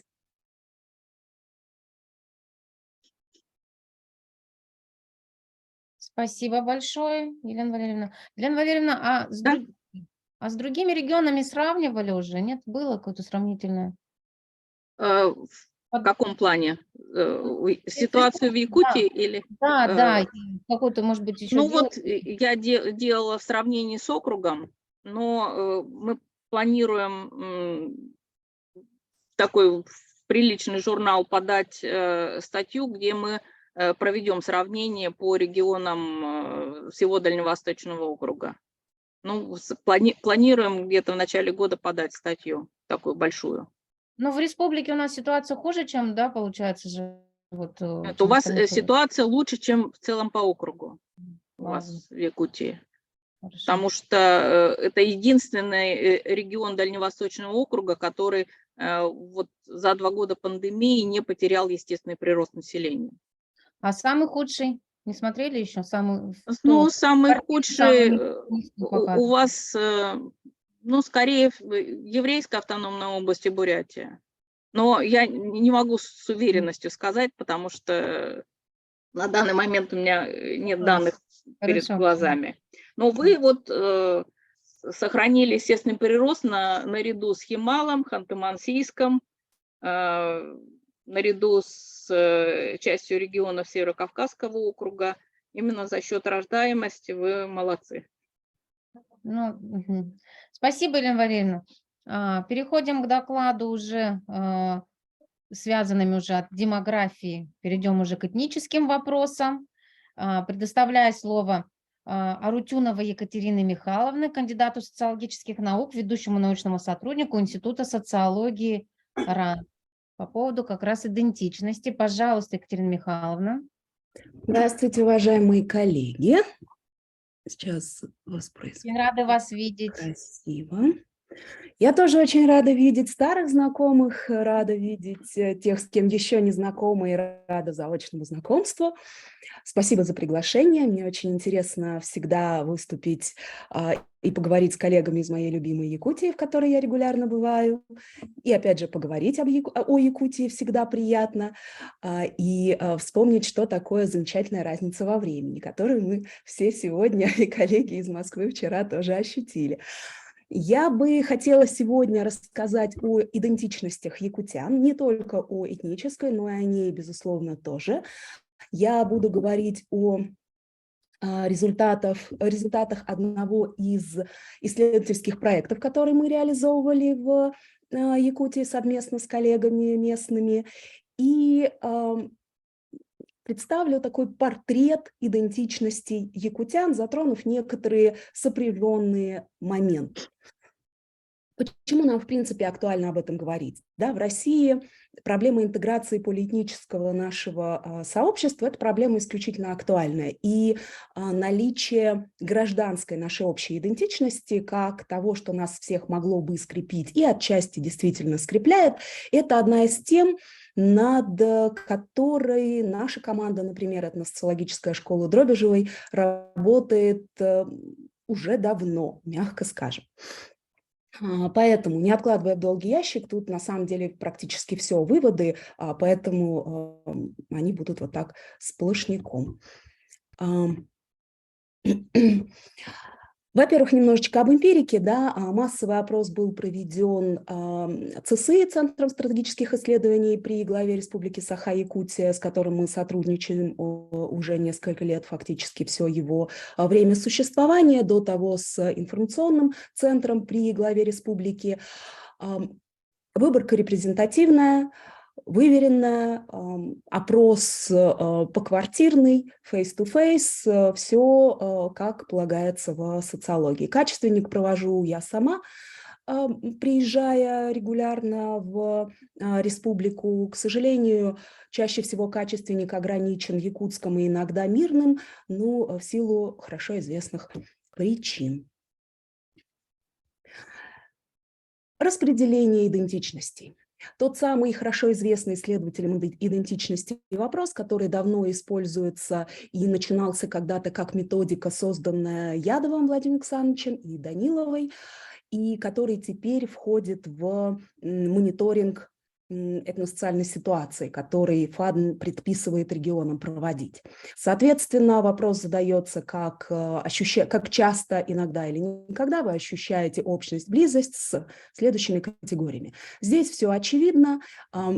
Коллективные общности, не связанные с этничностью или иными условно-идеологическими составляющими, то бишь поколенческая, профессиональная и прочее, как правило, преобладают. Здесь вы можете видеть, что Якутия, конечно же, не является исключением. Из всего этого списка нас интересует несколько идентичностей. В первую очередь это, конечно, гражданская идентичность. Почему? В первую очередь, ну, опять же, как я уже говорила, дело очевидное, нам необходима интеграция этого нашего большого пространства и многообразного пространства. Вообще, надо сказать, что в 90-е годы еще гражданская этническая идентичность рассматривались условно как конкурирующие, для этого были существенные основания, связанные с тем, что гражданская идентичность российская еще не была сформирована, гражданская идентичность советская уже как бы ушла в прошлое, но у части нашего сообщества российского еще долго сохранялась. И, строго говоря, этническая, особенно в регионах этнических, то бишь в республиках, конечно же, выигрывала. Она, прямо скажем, и сейчас преобладает, но есть тут некоторые интересные тенденции, о которых я тоже скажу по ходу дела. Что нам важно? Мы фиксируем, что где-то 10 лет назад гражданская и этническая идентичность впервые сравнялись. Вообще нулевые и десятые годы – это годы формирования российской гражданской идентичности. Это очень важно. И командой Дробежевой в проектах под ее руководством было доказано, что они, условно говоря, у большинства не конкурируют. Они вполне себе совмещаются, и при этом, например, у русского большинства нет утраты русскости. Одна из серьезных тенденций, которую мы сейчас видим, это рост этнической русской идентичности и в 10-е годы, и в 20-е годы. Это существенно. В республиках она всегда у русских была немножечко повыше, чем у русских в остальных регионах с преобладающим, доминирующим русским населением. Но и там она тоже начала подтягиваться, подрастать. Что влияет на уровень гражданской идентичности? Это опять же доказано и из года в год примерно повторяется. Влияет на нее уровень образования. Чем выше уровень образования, тем выше уровень гражданской идентичности. Материальное положение. Чем лучше люди живут, тем, соответственно, уровень гражданской идентичности у них выше. Ну и конкретно, если говорить о Якутии, то в Якутске она, как правило, выше. Если говорить о содержании российской гражданской идентичности, здесь можно видеть, что, как правило, преобладает такой идентификатор, как общее государство.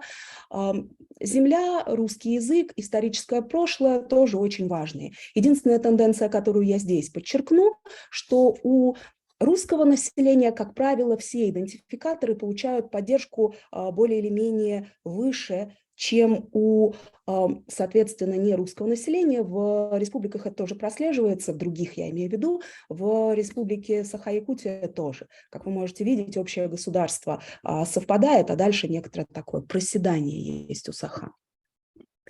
Теперь о этнической идентичности чуть-чуть вернусь, чтобы вы посмотрели на этническую идентичность, собственно говоря, на ее значение.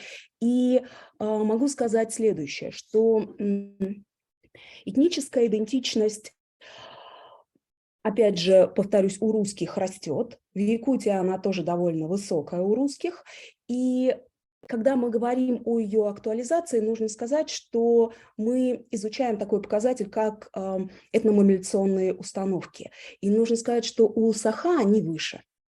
На самом деле вот этот показатель насилия допустимо, если нарушается несправедливость в отношении моего народа или веры, вы можете увидеть, что поддерживают 39% Саха, поддерживают в той или иной степени, то есть полностью и скорее согласен, и 25% русских. Ну, другие национальности здесь объединены совокупно в следующий столбец, мы их приводим, но, конечно же, по отдельности не можем анализировать. Любые средства хороши для защиты интересов моего народа, тоже можете видеть, как различаются показатели.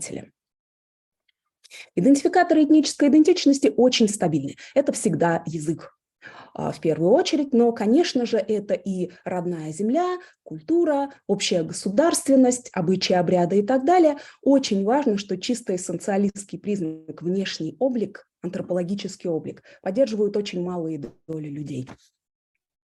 То есть идентичность строится на феноменах сознания, а не на том, что считается, прям скажем, просто внешними физиологическими признаками. Если говорить о республиканской и локальной идентичностях, можете видеть здесь картину. За недостатком времени я отмечу очень важную тенденцию. У русских якутян и республиканская, и локальная идентичности выражены очень серьезно. И в городах промышленного освоения они вообще самые высокие. Но там и гражданская высокая, и этническая высокая, я имею в виду у русских, но и республиканская, и локальная идентичности у русских в городах промышленного освоения очень высоки, что означает, что оторванности этих регионов, на самом деле, этих локальностей не отмечается, как иногда это может ожидаться. Это политические представления. Было бы лучше, если бы народы республик имели больше самостоятельности, поддерживается подавляющим большинством.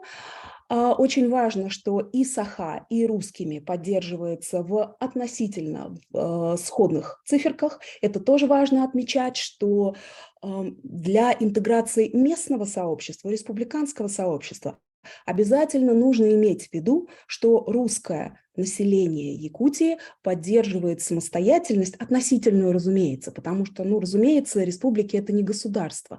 Что бы там ни было сейчас написано в Конституции, впоследствии было решение Конституционного суда, разъясняющее это, да, что означает, что это, конечно, была необходимость в 90-е годы указать такое слово. Но относительную степень самостоятельности республики русские, безусловно, тоже поддерживают. Необходимо упразднить деление России на республики. Здесь вы видите, треть, да, но это могут быть такие вот представления о том, что как было бы, может быть, но без осознания последствий. И, наконец, еще одна важная тема, которую нельзя не упомянуть.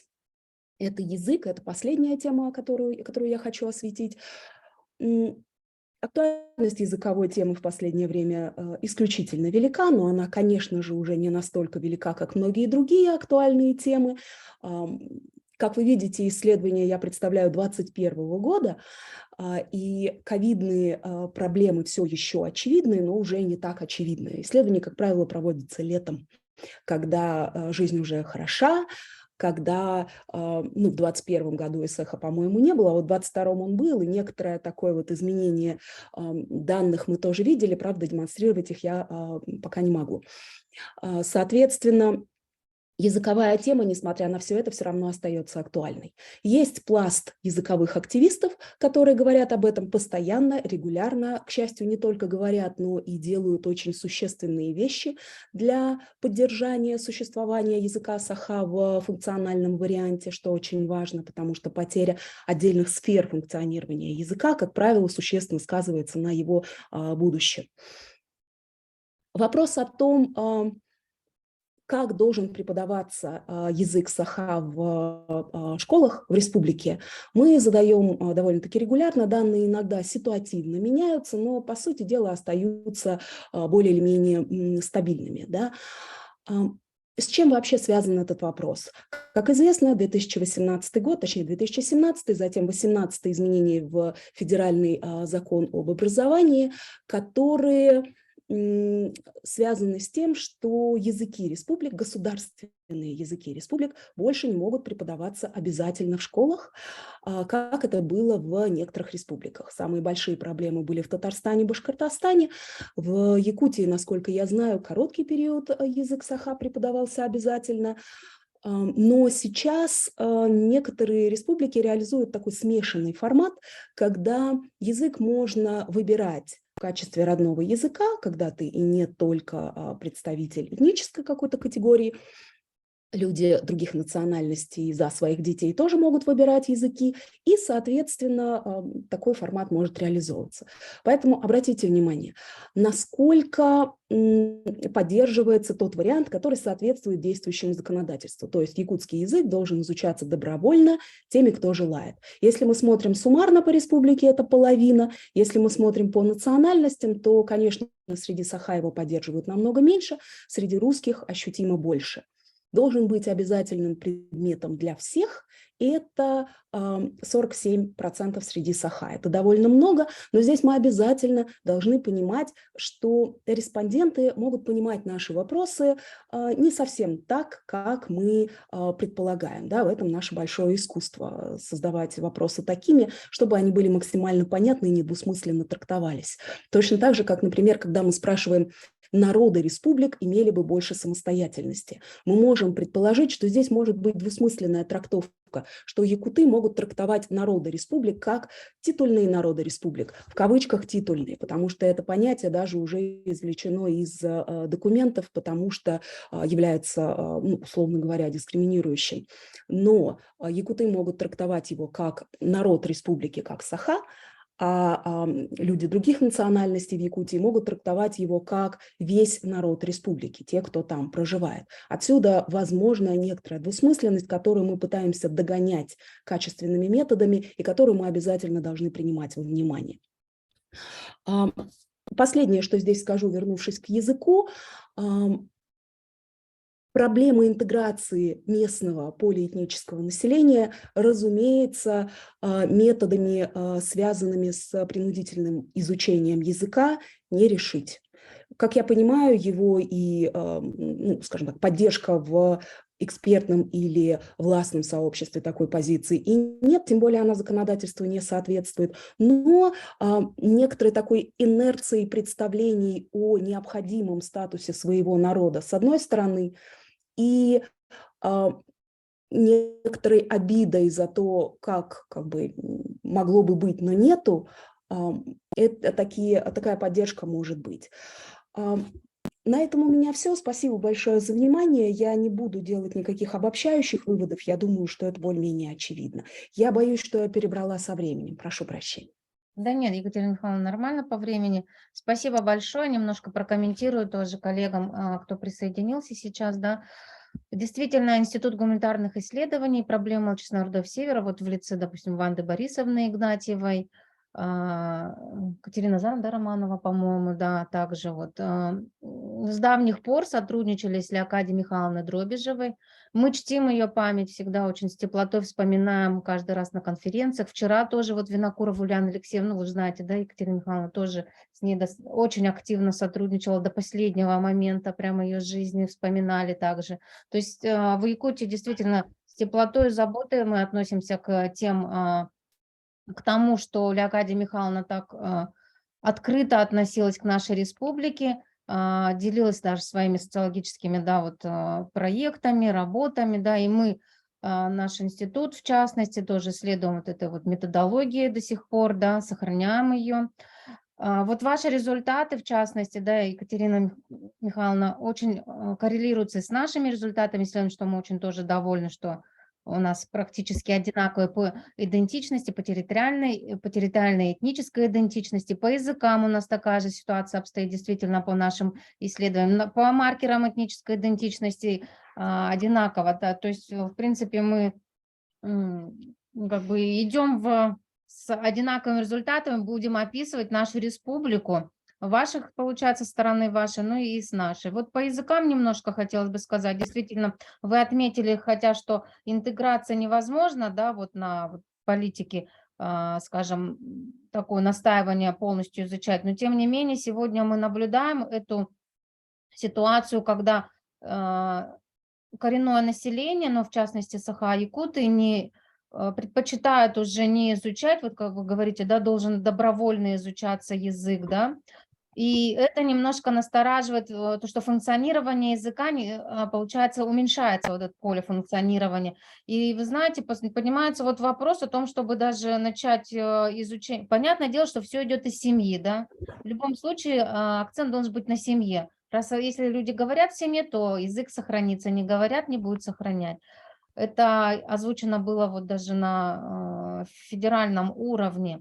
Но сегодня мы стараемся все равно как-то в политике в нашей учитывать, чтобы изучение языка шло и в том числе, ну, стараемся вот, так сказать, такими мерами насаждающимися, не во всех, конечно, садиках, но пытаемся уже с детского сада пытаться, чтобы коренное население все-таки изучало язык, ну, в том числе вот и в смешанных группах.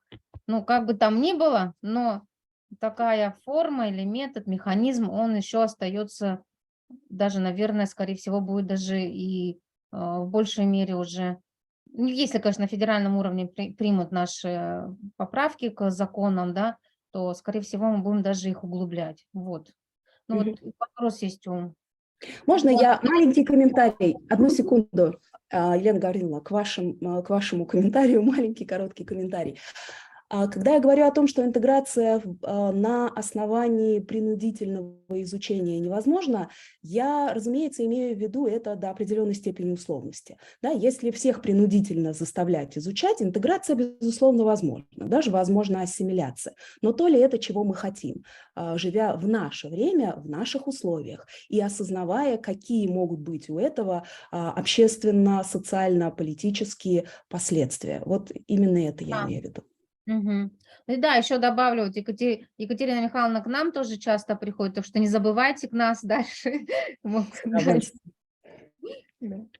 Ну, Да, да, вот у вот нас тут вопросов много, давайте вот Ольга Валерьевна. Мгм. я как модератор свое право задать вопрос вставляю свой. Да. Екатерина Михайловна, скажите, пожалуйста, вот вы говорите, в 2022 году вы тоже делали замеры, и вот как вы считаете, специальная военная операция, она какое оказала влияние на проявленность вот этой гражданской идентичности в национальных регионах?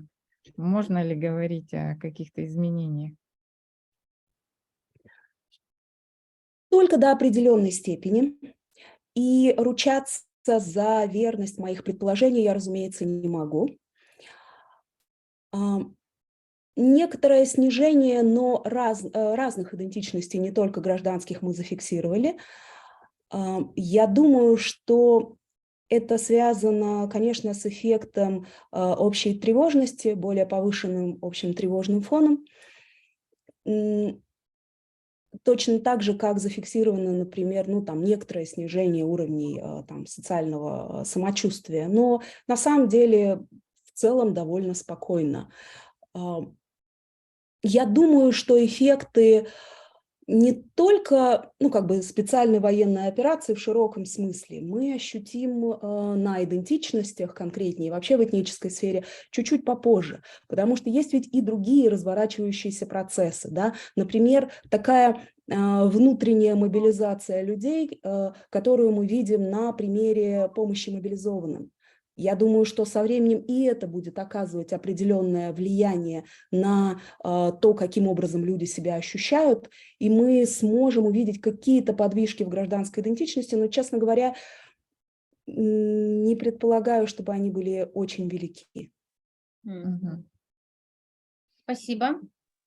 Так, вот тут Анна Викторовна или Мария Алексеевна, кто? Давайте, Анна Викторовна. Хорошо, Екатерина Михайловна, большое спасибо за доклад. Возможно, я какой-то момент упустила, когда вы описывали методику. У вас доклад звучит как идентичности якутян. А скажите, пожалуйста, вы количественник собирали именно по Якутску или же входили и сельские поселения Республики Саха-Якутия? И если входили сельские поселения в выборку, скажите, пожалуйста, были ли выявлены какие-то различия в каких-либо аспектах между мнением городских жителей непосредственно Якутска и жителей сельской местности? Вот вопрос у меня такой. Выборка была репрезентативная для республики. Я бы не стала говорить отдельно только о Якутске. Хотя, конечно, честно говоря, Якутск в Якутии – это как Москва в России, такое смутное ощущение. Отличия очень велики. Вот вернула слайд, 13 муниципальных районов, сельские, разумеется, тоже были. Выборка репрезентативная, процент ошибки такой прям хороший для хорошего исследования. Отличия сельских поселений, конечно же, есть. За недостатком времени я об этом сильно не рассказываю. Мы можем видеть, например, из существенного повыше уровень гражданской идентичности в Якутске, пониже уровень этнической идентичности в Якутске, повыше уровни оценки собственного социального благополучия в селах, казалось бы, где люди, может быть, живут труднее, и, очевидно, живут труднее, иногда бывают сопоставимыми с оценками в столице. Но это уже вопрос к запросам, как говорится, для кого суп жидкий, а кому и жемчуг мелкий. Соответственно, да, различий довольно много. Я, к сожалению, сейчас их все не могу на память сказать. В опубликованной статье, когда она будет опубликована, там чуть-чуть побольше будет интересно. Хорошо, большое спасибо. Спасибо. Мария Алексеевна. Мария Алексеевна, Вопрос пожалуйста. к Екатерине Михайловне. Вот у вас была очень интересная цифра по поводу республиканских границ, то есть устранения границ, насколько я помню, да, может быть, я неправильно сформулировала. И там была цифра 47%. Нет, Вот здесь? другой. Другой? Нет, другой. Вот здесь, наверное, да? Или... А вот тут 40. 40% было. Там, где была Нет. необходимо упразднить деление России, вот это, тут пролистнули. Необходимо. Россия Вот это. на республике, да, вот. И здесь они 47-35%. Чем можете объяснить, что у Саха даже процент выше оказался, чем у русских? Меня немножко это удивило, цифра.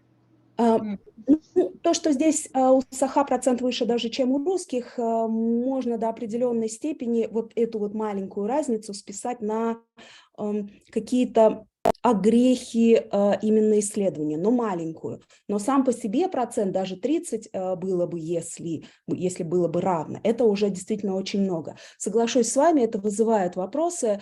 Могу предположить только, что это отражение общего неудовлетворения социально-экономической ситуации, которую люди, возможно, могут, вину за которую люди, возможно, могут возлагать на то, как устроена наша страна. Тем, что, может быть, они думают, что если бы страна была бы единой, то не было бы проблем с распределением и прочими вещами. Мы не ловили это на экспертниках, и это упущение, которое я собираюсь наверстывать. Я думаю, что мы ошибаемся, предполагая, что если это Саха, то они все обязательно должны быть как один в ряд за то, чтобы была отдельная республика всегда, и у нее был бы максимум самостоятельности. Люди многообразнее, чем мы о них думаем, мыслят они по-разному, поэтому, может быть, не стоит так упрощать. Я думаю, некоторая ориентация на унитарный подход здесь тоже может быть. Спасибо. Спасибо, Екатерина Михайловна, спасибо большое, что отозвались. Спасибо, коллеги. А теперь переходим, у нас два доклада из Новосибирска, тоже наши коллеги, с которыми тоже давно уже работаем. Ну, первый доклад, вот Матюкова Светлана Александровна, кандидат философских наук, старший научный сотрудник отдела социальных правовых исследований Института философии и права СОРАН. Пожалуйста. И хочу спросить, Ольга Анатольевна подключилась у нас? Ольга Анатольевна? Нет. Нет, наверное. Хорошо. Угу. Пожалуйста, Светлана Александровна. Да, добрый день, уважаемые коллеги. Меня хорошо видно, слышно? Видно, слышно хорошо. Хорошо, спасибо. Вы знаете, я должна, наверное, повиниться. Я сегодня выступаю без презентации, но дело в том, что у меня, вот в отличие от предыдущих докладов, не будет большого количества цифр, статистики, и я думаю, что мой доклад достаточно легко будет восприниматься на слух. Тема моего доклада сегодняшнего – влияние цифровизационных процессов на сохранение и трансляцию этнических культур. Но прежде чем переходить непосредственно к этой теме, мне хочется задать некоторый общий контекст, в рамках которого будут обозначены результаты моего исследования. И я хочу сказать, что уже вот на протяжении почти 20 лет я занимаюсь исследованием, ну и многие мои коллеги тоже занимаются этим исследованием феномена неотрадиционализма. Мы называли его социокультурным неотрадиционализмом, этнокультурным неотрадиционализмом. Я думаю, что Юрий Владимирович Попков вчера тоже наверняка эту тему упоминал, Чимиза Кудроlovна Ламажа и многие еще другие коллеги, наши исследователи. И я не буду подробно сейчас останавливаться на всей совокупности характеристик этого феномена, но скажу, что одной из принципиально значимых для сегодняшнего моего доклада его характеристики является смена каналов трансляции этнокультурного знания. Если в традиционном обществе в первую очередь это приватные каналы трансляции, семейные, когда ребенок, непосредственно включенный в процессы воспроизводства этнической культуры, получает о ней знания, некоторые единицы информации, и потом далее в поколениях, ну, взрослее транслируют это знание точно так же методом вот как бы включенности, да, то в современности исследователи выделяют две основных группы каналов трансляции. Это вот приватные, как я сказала, и вторая группа каналов – это публичные каналы трансляции этнокультурного знания, среди которых мы можем выделить некоторые массовые мероприятия, политические кампании и так далее, и трансляцию посредством системы образования. Мы сегодня тоже к этой теме уже обращались, и вот на ней в том числе я хотела бы чуть-чуть подробнее остановиться. И мы знаем, что вот этот самый современный запрос на этнокультурное знание не может и не реализуется в полной мере через вот эти самые приватные семейные каналы, и возникает некоторая такая смена смысловой связки, если еще, допустим, в середине там, 20 века, да, если была смысловая связка, либо ты человек образованный и интеллектуально развитый, скажем так, либо ты живешь в традиционном обществе, внутри этнической культуры и так далее, то сегодня есть ощущение, что эта смысловая связка меняется, связка образования и этнокультуры, да, от взаимоисключающего понимания к взаимоопределяющему пониманию, поскольку получение знаний об этнокультуре осуществляется, ну, очень значимым каналом трансляции является система образования. И наши респонденты, в том числе в наших исследованиях, говорили о том, что этнокультурное образование в школе сегодня является важным механизмом сохранения этнического, языкового и культурного многообразия и может включать изучение языка, литературы, истории, музыки, хореографии, изобразительного искусства конкретного народа и так далее, способствуя формированию этнокультурной идентичности посредством обращения к языку и культуре, ну, с одновременным освоением мировой культуры. И ни для кого из нас, этносоциологов, не секрет, что на территории современной России проживает порядка 180 этнических групп, этносов, и все они взаимосвязаны и служат фундаментом для формирования единого российского социокультурного поля. И сегодня, с одной стороны, в России сохранение многонациональности осознается как необходимая компонента общественного развития. Это закреплено и в Конституции Российской Федерации, и в стратегии государственной национальной политики на период до 2025 года. Но вместе с тем в той же стратегии неоднократно указывается на необходимость сохранения русского языка как государственного языка Российской Федерации, сохранения русской культурной доминанты, объединяющие роли русского народа, этнокультурного развития русского народа и так далее, как значимых стратегических ориентиров государственной национальной политики, что подчас позволяет региональным элитам национальных республик трактовать, дальше цитата, национальную политику федеральных властей как ассимиляционную. И в рамках нашего исследования мы обратились к анализу школьного курса, школьной дисциплины «Основы духовно-нравственной культуры народов России», которая включена в школьную программу с 2015 года с целью реализации стратегии развития воспитания в Российской Федерации, которая разработана сообразно положениям концепции духовно-нравственного развития и воспитания личности гражданина России на период до 2025 года. И здесь нужно отметить такой момент, что значительная часть научных публикаций, посвященных этому курсу «Основы духовно-нравственной культуры», носит либо методический характер, где такую практика прикладной, которые написаны конкретными педагогами, которые этот курс преподают, и какие методические материалы они используют для того, чтобы для преподавания этого курса. Либо нам встречался целый ряд публикаций, где этот курс понимается как курс по православию.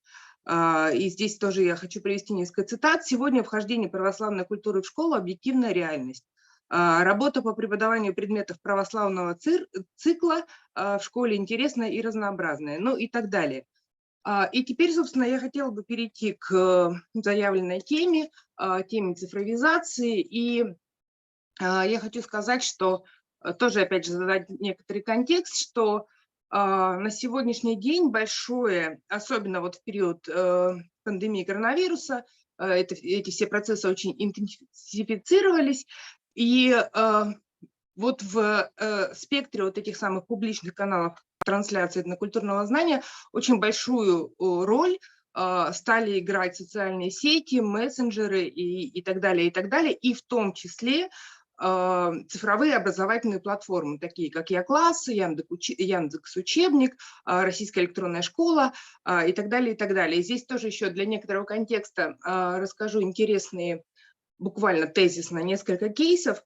Один из кейсов в прошлом году на нашей конференции молодых ученых, которую мы проводим ежегодно в Новосибирске, у нас выступала наша американская коллега Каря Андреев, которая рассказывала о репрезентациях якутского героического эпоса «Аланхо» в ныне, правда, запрещенной социальной сети в России, и о том, какие возможности, каким потенциалом обладает вот эти репрезентации через вот эту самую социальную сеть для того, чтобы молодежь получала знания о том, ну вот об этом самом героическом эпосе. И еще один небольшой кейс – это исследование Чимизы Кудроуловны о том, как тувинцы используют мессенджер Viber для того, чтобы провести некоторый обряд, допустим, родовой, да, то есть сам обряд проводится, что называется, в офлайн пространстве, но все подготовительные этапы согласования, кто чего привозит, кто куда приезжает и так далее,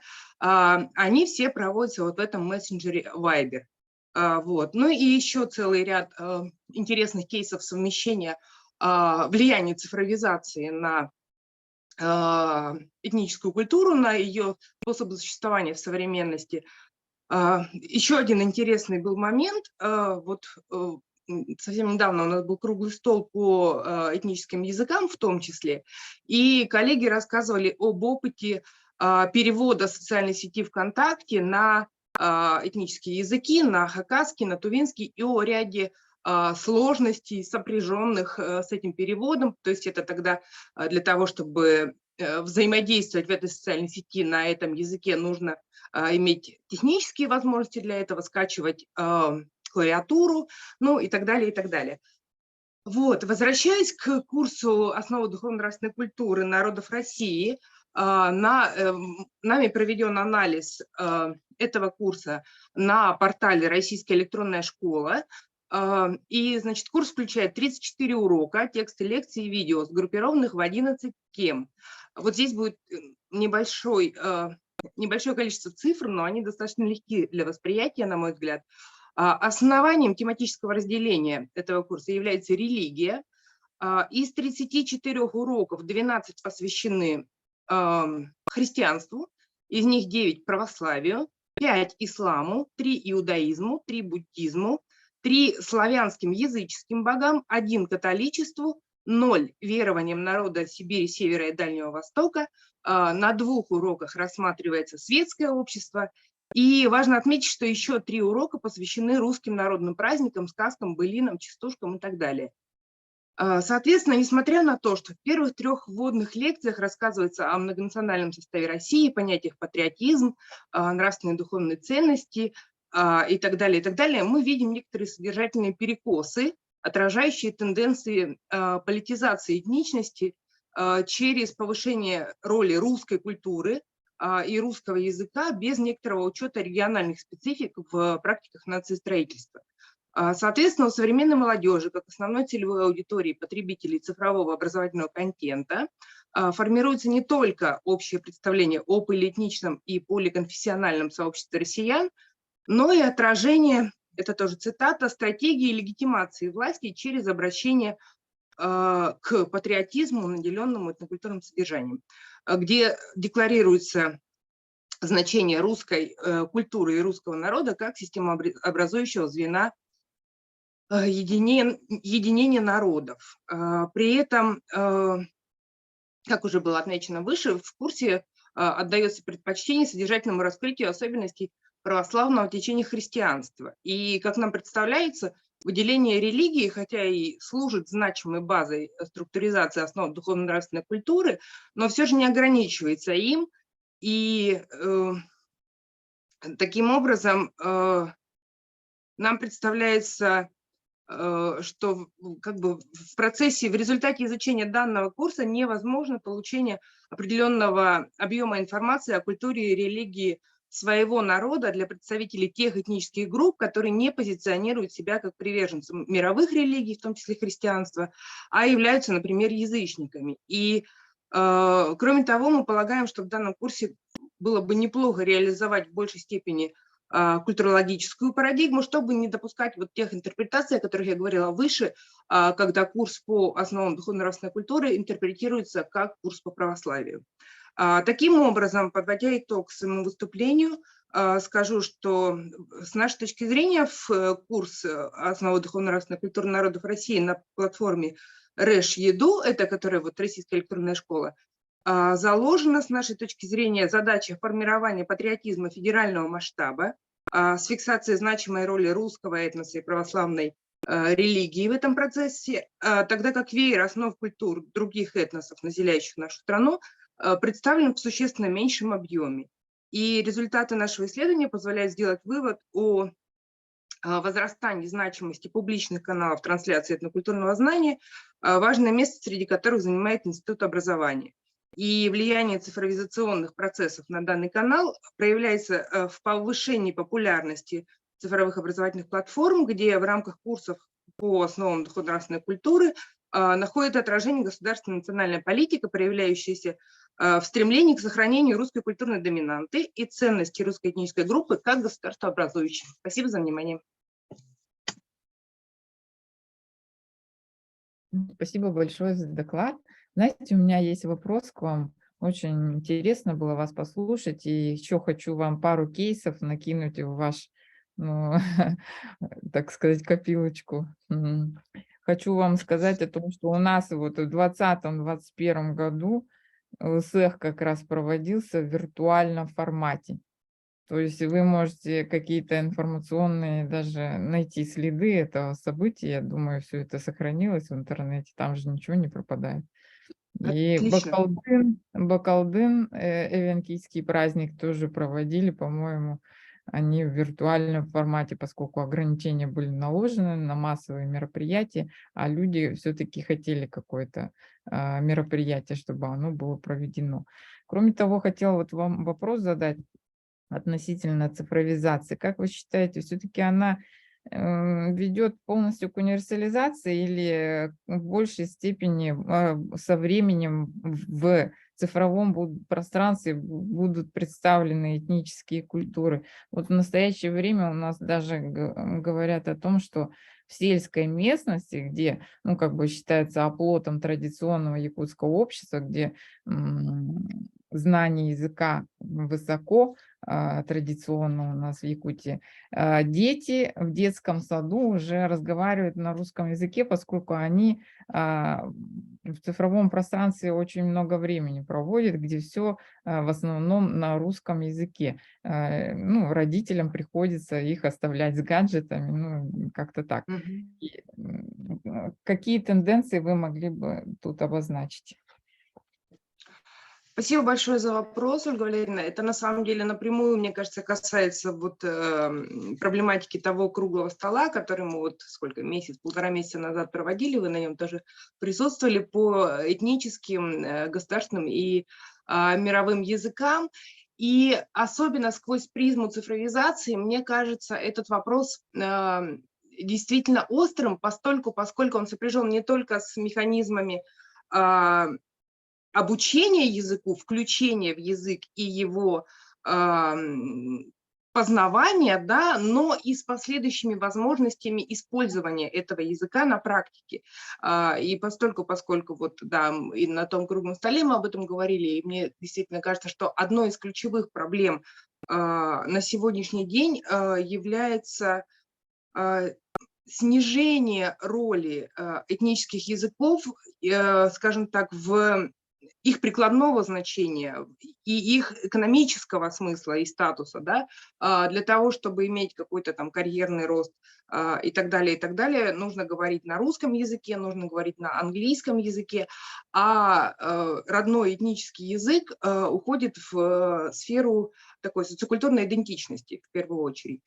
И что касается влияния цифровизации, я еще хотела сказать в фокусе именно образования, да, у меня есть некоторое такое, это скорее личное, чем академическое представление, некоторое понимание того, что когда проводятся уроки по этнической культуре, по основам духовно-нравственной культуры народов России в школах страны, особенно если это школы в сельских поселениях и так далее, да, то зачастую педагог сам выбирает, каким образом расставить акценты, ну, то есть, конечно, есть образовательные стандарты, есть некоторые нормы, которые он должен реализовать, но все равно у него есть некоторая возможность иметь какие-то лазейки и давать чуть больше, допустим, информации об этнической культуре того народа, который проживает в данном поселении. Тогда как если мы говорим о цифровых образовательных платформах, то там действительно унифицированы без учета региональной специфики вот эти курсы, эти лекции, да, и они очень четкий у них алгоритм, порядок действий и возможностей для каких-то лазеек существенно меньше здесь. Вот, поэтому у меня есть некоторое ощущение, что вот эти тенденции до тех пор, пока они тенденции на формирование единой вот, гражданской идентичности на федерального масштаба, да, до тех пор, пока они будут декларироваться и реализовываться в том виде, в каком это есть сейчас, в том числе через цифровые каналы, я думаю, что будут продолжаться те процессы, о которых я вот и говорю, то есть повышение значимости русского языка, снижение значимости этнических языков, уход их в сферу социокультурную, из сферы экономической, политической и еще каких-то других. Ну вот, наверное, примерно так.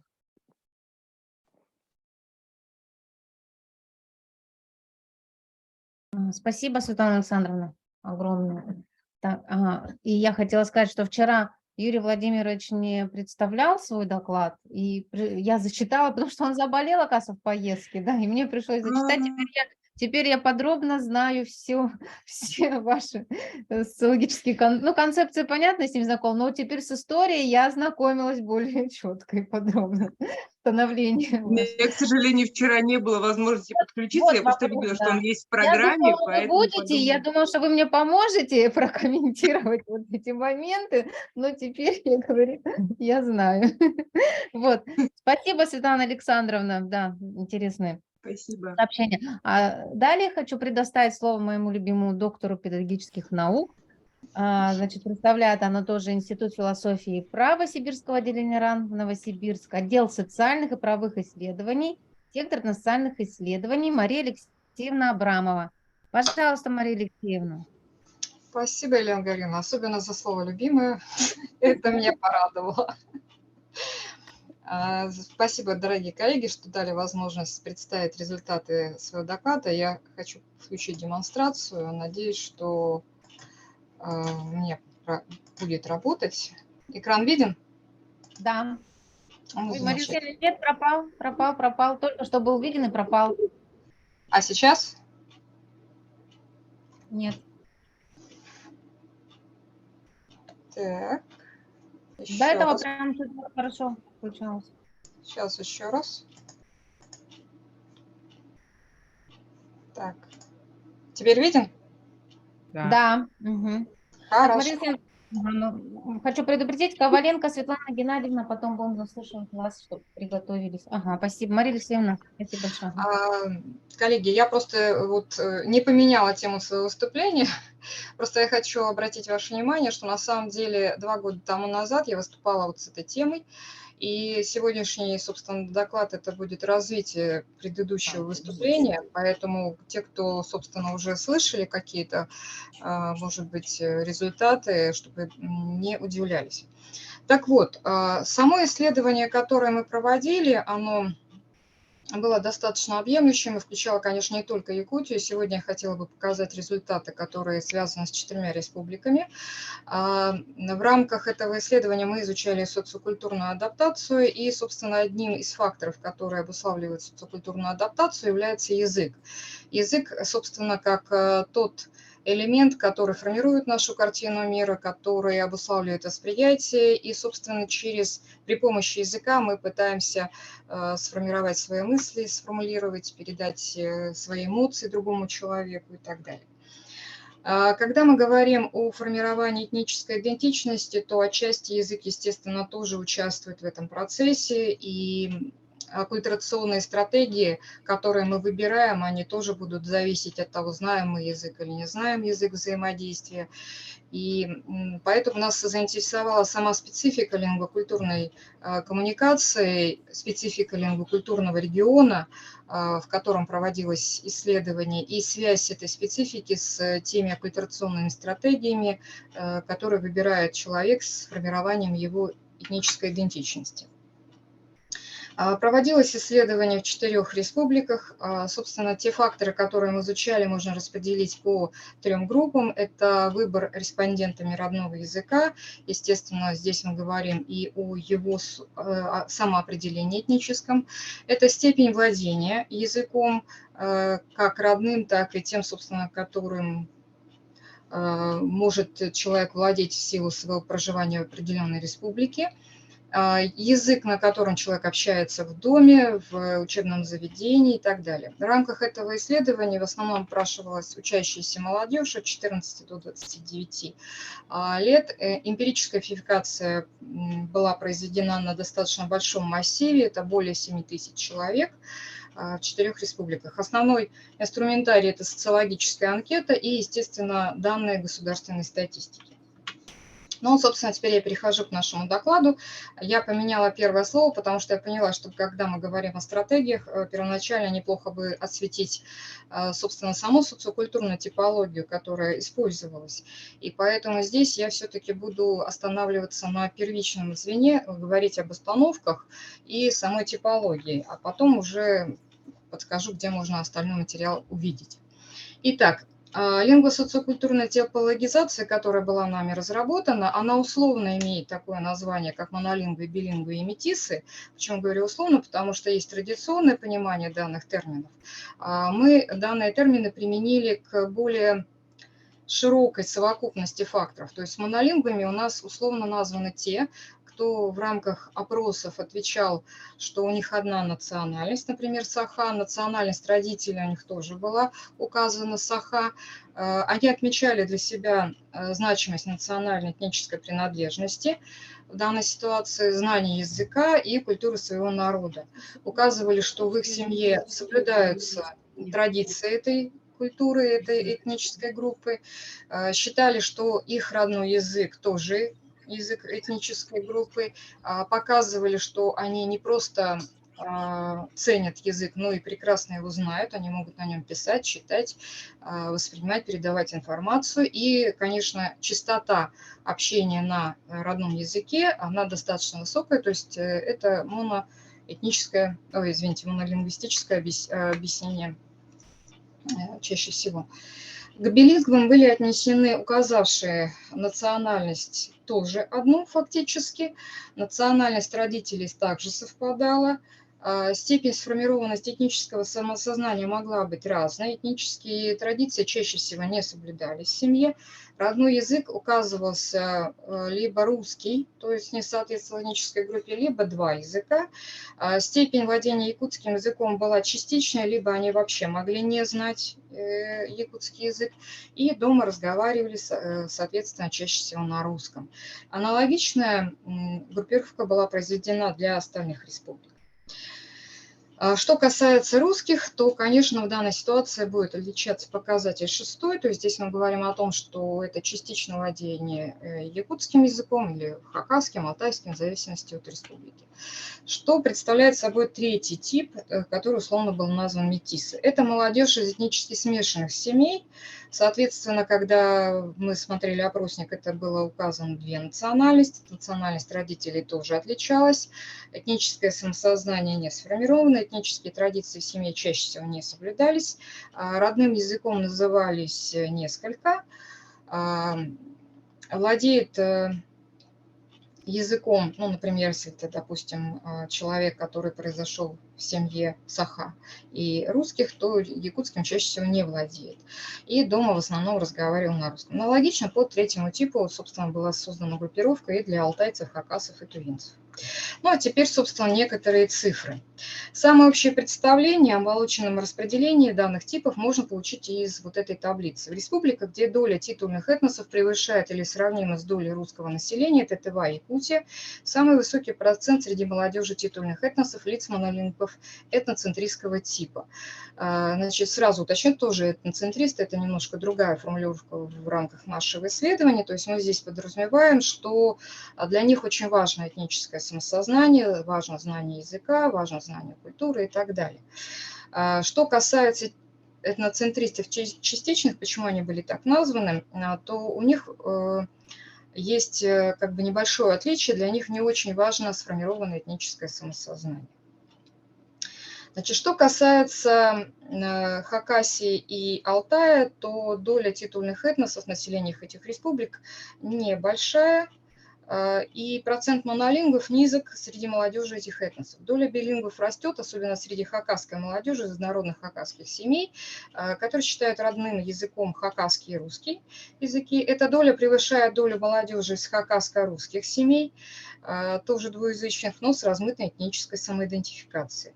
Среди русской молодежи особых региональных различий в плане монолингвов с этноцентристскими установками не отмечено. В республике Алтай и русская и алтайская молодежь наиболее индифферентна к данному показателю. Зато здесь самый высокий процент молодежи из алтайско-русских этнических смешанных семей и нетипизированных респондентов 60%. То есть этническая структура населения, в первую очередь в отношении доли лиц русского и титульного этносов, важный фактор, который определяет распределение лингво-социокультурных типов среди молодежи. Следующая таблица, она помогает, собственно, показать нам различия по преимущественно сельскому или городскому типу поселения. Мы ограничились 2 типами, монолингвами и билингвами, потому что группа метисов оказалась недостаточно представленной, чтобы сделать репрезентативный какой-то выбор. Итак, как показали наши результаты, среди русских монолингвов большинство горожане, 100% в Туве, 95% в Якутии, 68% в Хакасии, на Алтае билингвы сельчане 55%. Русская молодежь пока весьма слабо изучает языки титульных этносов. Так, в Якутии среди горожан 6% билингвы, среди сельчан 10%, в республике Тыва менее 1%. Большинство молодежи монолингвов и среди русских, и среди титульных этносов республик полагают, что важно жить среди людей своей национальности. Если в качестве меры установки принять разность долей ответов очень важно и не очень важно проживание моноэтничной среде, то четче она выражена среди тувинцев и саха. Наиболее дифферентны в этом плане русские в Хакасии и в Туве. По результатам наших исследований билингвизм и метисация резко снижают для молодежи титульных этносов важность проживания среди лиц своей национальности. При этом, судя по соотношению ответов, не важно билингвизм даже в большей степени, чем метисация.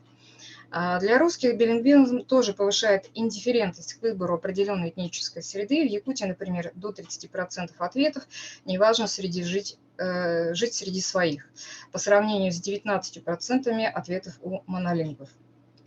Как показали результаты исследования, билингвами оказалась в основном молодежь большая часть жизни которой прошла в городской местности, в то время как среди метисов примерно поровну горожан и сельчан.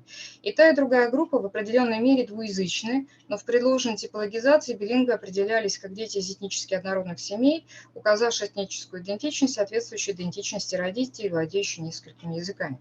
Если среди билингвов Саха в Якутии преобладает индифферентное к моноэтнической среде проживания, как среди выходцев из городов, 61% считают, что это не важно, так и среди сельчан, то среди метисов хоть большинство горожан считает, что это не важно, но среди сельчан метисов таковых оказалось 20%. Аналогичная картина и в других регионах. Таким образом, установка на значимость проживания в среде, представленной лицами своей национальности, доминирует среди русской молодежи и титульных этносов. В большей мере у сельчан, чем у горожан. И в первую очередь у юношей и девушек монолингвистического типа, снижаясь по степени значимости по мере владения ими вторым языком, русским или титульного этноса. Следующая таблица показывает, собственно, насколько важно для человека разговаривать на своем родном языке и насколько это снижает остроту неприятия межэтнических контактов. Сравнивая установки молодежи на среду проживания языкового общения, это таблица 2 и 3, которую мы уже рассмотрели, отметим, что для большинства молодежи всех типов важнее разговаривать на языке своей национальности, нежели чем жить среди лиц своей национальности. Так, величина показателя «неважно разговаривать на языке своей национальности», как и «неважно жить среди своих», сохранилась лишь у билингвов Саха 56 и 60% соответственно. Во всех остальных группах и типах преобладают ответы «очень важно» и «важно» по установке на общение на языке своей национальности. Во-вторых, при ответах на вопрос о важности языка общения изменилось соотношение ответов «очень важно» и «важно» в сторону преобладания первых над вторыми во всех этнических группах монолингвов. Аналогичная картина во всех группах русских монолингвов и билингвов.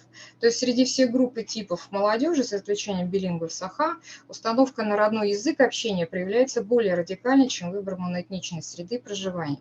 При доминировании значимости заметен сдвиг в направлении роста, очень важное снижение в сторону неважно. Язык взаимодействия важнее среды проживания, особенно для русских. Это характерно и для сельчан, и для горожан, юношей, девушек, молодежи всех этнических групп и всех лингво-социокультурных типов. Хотя мы не исключаем возможности существования отдельных моментов, связанных с использованием фактора знания языка титульного этноса, как элемента карьерного роста человека или, наоборот, знания представителями титульных этносов русского языка, как необходимого для реализации дальнейшей миграционной стратегии в другие регионы. И вот на этом я, собственно, хотела бы здесь относительно установок остановиться.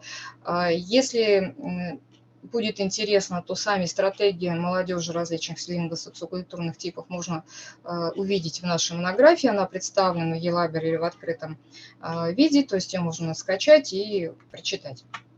Значит, в качестве заключения, поскольку, собственно, нас интересовало, насколько эта типология рабочая или не рабочая, мы можем сказать, что действительно изучение вот так комплексно, когда мы одновременно объединяем и факторы, связанные с этнической самоидентификацией, и с установками молодежи, с знанием языка той или иной этнической группы, конечно, дает гораздо больше информации, и поэтому мы полагаем, что данная типология, она, в общем-то, достаточно эвристична.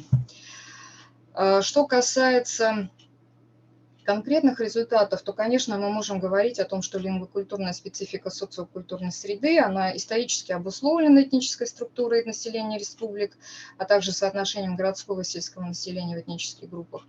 Отчасти в рамках исследования мы посмотрели, насколько влияет на формирование этих установок языковая политика в отношении, в том числе и образования, получения образования в школах и университетах. Даже было разделение образовательных политик на жесткую, так называемую мягкую стратегию. То есть в одном случае это, скажем, на уровне нормативов принятый закон, когда детей, неважно какой этнической группы, обязуют изучать язык титульной группы. Вот. И мягкий, когда это просто делается через рекомендации, через какие-то дополнительные кружки и занятия, которые развивают кругозор. Кроме этого, можно говорить, конечно, о том, что соотношение монолингвов, билингвов и метис в молодежной группе региона определяет лингвокультурную специфику влияния среды на межэтнические установки, что проявляется и в характере показателей по различным установкам уже личностным. Установлено, что для всех этнических групп и лингвосоциокультурных типов молодежи значимость разговаривать на языке своей национальности проявляется более радикально, чем ценность жить среди людей своей национальности. Спасибо за внимание. На всякий случай показываю, что работа была выполнена при поддержке Российского фонда фундаментальных исследований. Буду рада ответить на вопросы.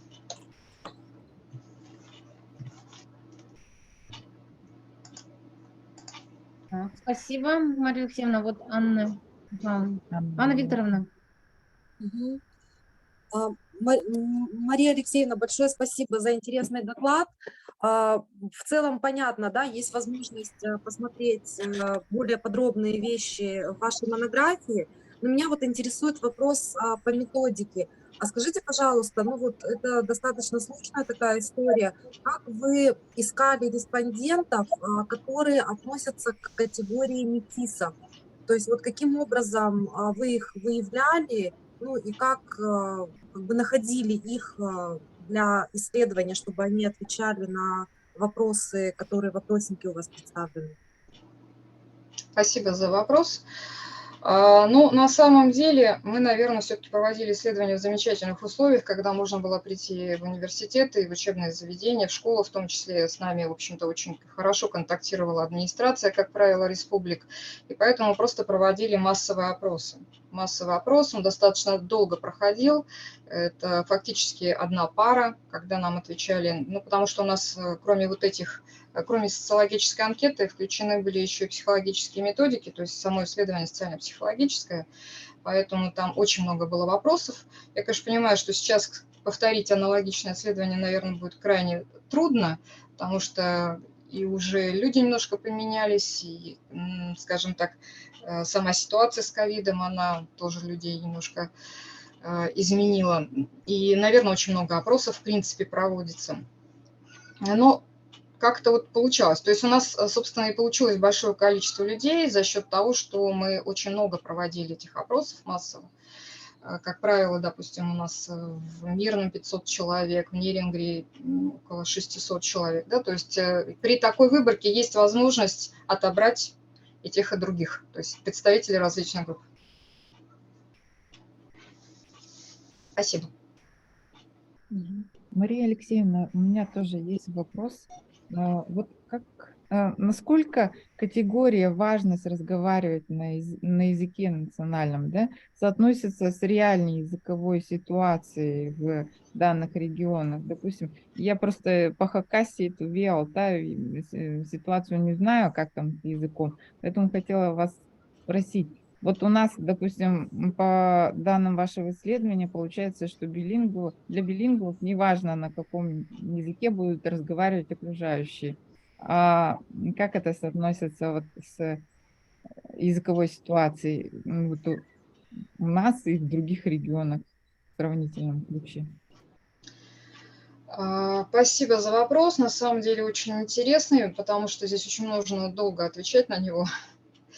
Но представьте себе, если в республике Тыва 95% тывинцев, соответственно, независимо от того, даже к какому типу был отнесен человек, я думаю, что возможности общаться, допустим, на русском языке где-нибудь, кроме самого города, кроме столицы Тывы, наверное, очень сложно. Да? То есть если мы смотрим на реальную ситуацию, которая складывается, учитывая состав населения, она может отличаться. Почему в данной ситуации мы обратили внимание на возможности билингвизма?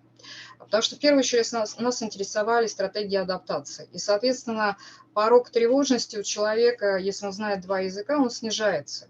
Поэтому тут вопрос не в том, кого он выбирает в качестве своего, ну, скажем, человека по взаимодействию, да, а просто в том, что ему не важно, с кем он может установить взаимодействие. То есть язык в данной ситуации не является тем ограничительным фактором. Я бы так сказала. Вот. Поэтому здесь реальная ситуация, она не обязательно соотносится, наверное, с вот этими ответами, которые давали люди. Это скорее нам было бы очень интересно для определения культурационных стратегий. То есть что же все-таки связывает человека, почему одни себя проявляют как люди, которые мультикультурны по своей сущности, и они как рыба в воде себя везде могут ощущать, да, а почему другие, наоборот, стараются говорить о том, что нет, нам нужно только моноэтничное общение, нам нужна моноэтничная среда, ну и так далее. Мария Алексеевна, вот вопрос. Скажите, пожалуйста, вот когда вы категорию сделали метисы, да, ну это как бы смешанная, да, у нас просто тоже есть такая категория, как смешанная идентичность, да, если общаются. Далее они пишут, какой конкретно. А статистика у вас есть примерно, ну не статистика, а по вашим опросам примерно сколько человек себя отнесли? Если это было мониторинговое исследование, то есть ли изменения по вот этой категории? Это не мониторинговое исследование, поэтому сразу скажу, что, конечно, я была бы рада повторить и посмотреть через несколько лет, как ситуация изменилась на данный момент. Вот. Ну и еще раз просто обращу ваше внимание, что в нашем исследовании термины метисы и билингвы, они немножко, скажем, шире, чем традиционно это принимается. Да? То есть мы здесь не только подразумеваем знание языков, а мы подразумеваем еще и отношение к национальности, к национальной культуре. И поэтому я думаю, что в рамках даже статистики очень сложно будет соотнести полученные нами цифры с тем, что мы обычно наблюдаем в данных переписи. Ладно. А еще вот вопрос, Мария Алексеевна. Такой, не знаю, практико-теоретический. Вот, кстати, у нас сейчас Светлана Александровна сказала такой интересный термин. Ну, хотя как бы я не вижу в нем ничего особенного, этносоциологи. Вообще вот я хотела как раз подискутировать в этом вопросе. Есть ли вообще такое понятие, как этносоциологи? Просто не скажу где, но вот как-то слышали, что вообще этносоциологи, ну, это нет понятия, есть социологи. А вот насчет этносоциологи, это вот как вы считаете вообще вот коллеги? Вы знаете, на самом деле, ну, во-первых, есть замечательная школа Дробежева или Академия Михайловна. Екатерина Михайловна ее как раз представляла здесь. Во-вторых, я думаю, что, конечно, мы можем в качестве базовых каких-то вещей, как социологи, все что-то иметь общее, но я думаю, что у каждого все равно есть своя специфика в исследованиях, потому что если мы говорим о кросс-культурных исследованиях, то здесь нужно очень хорошо чувствовать и культуру, и знать политические какие-то нюансы в том регионе, который мы изучаем. Поэтому я думаю, что вот эта специфика, которая представлена на социологии, она как раз дает более глубокое представление об изучаемом предмете. И поэтому я думаю, что все-таки данный термин имеет право на свою жизнь, свое существование. И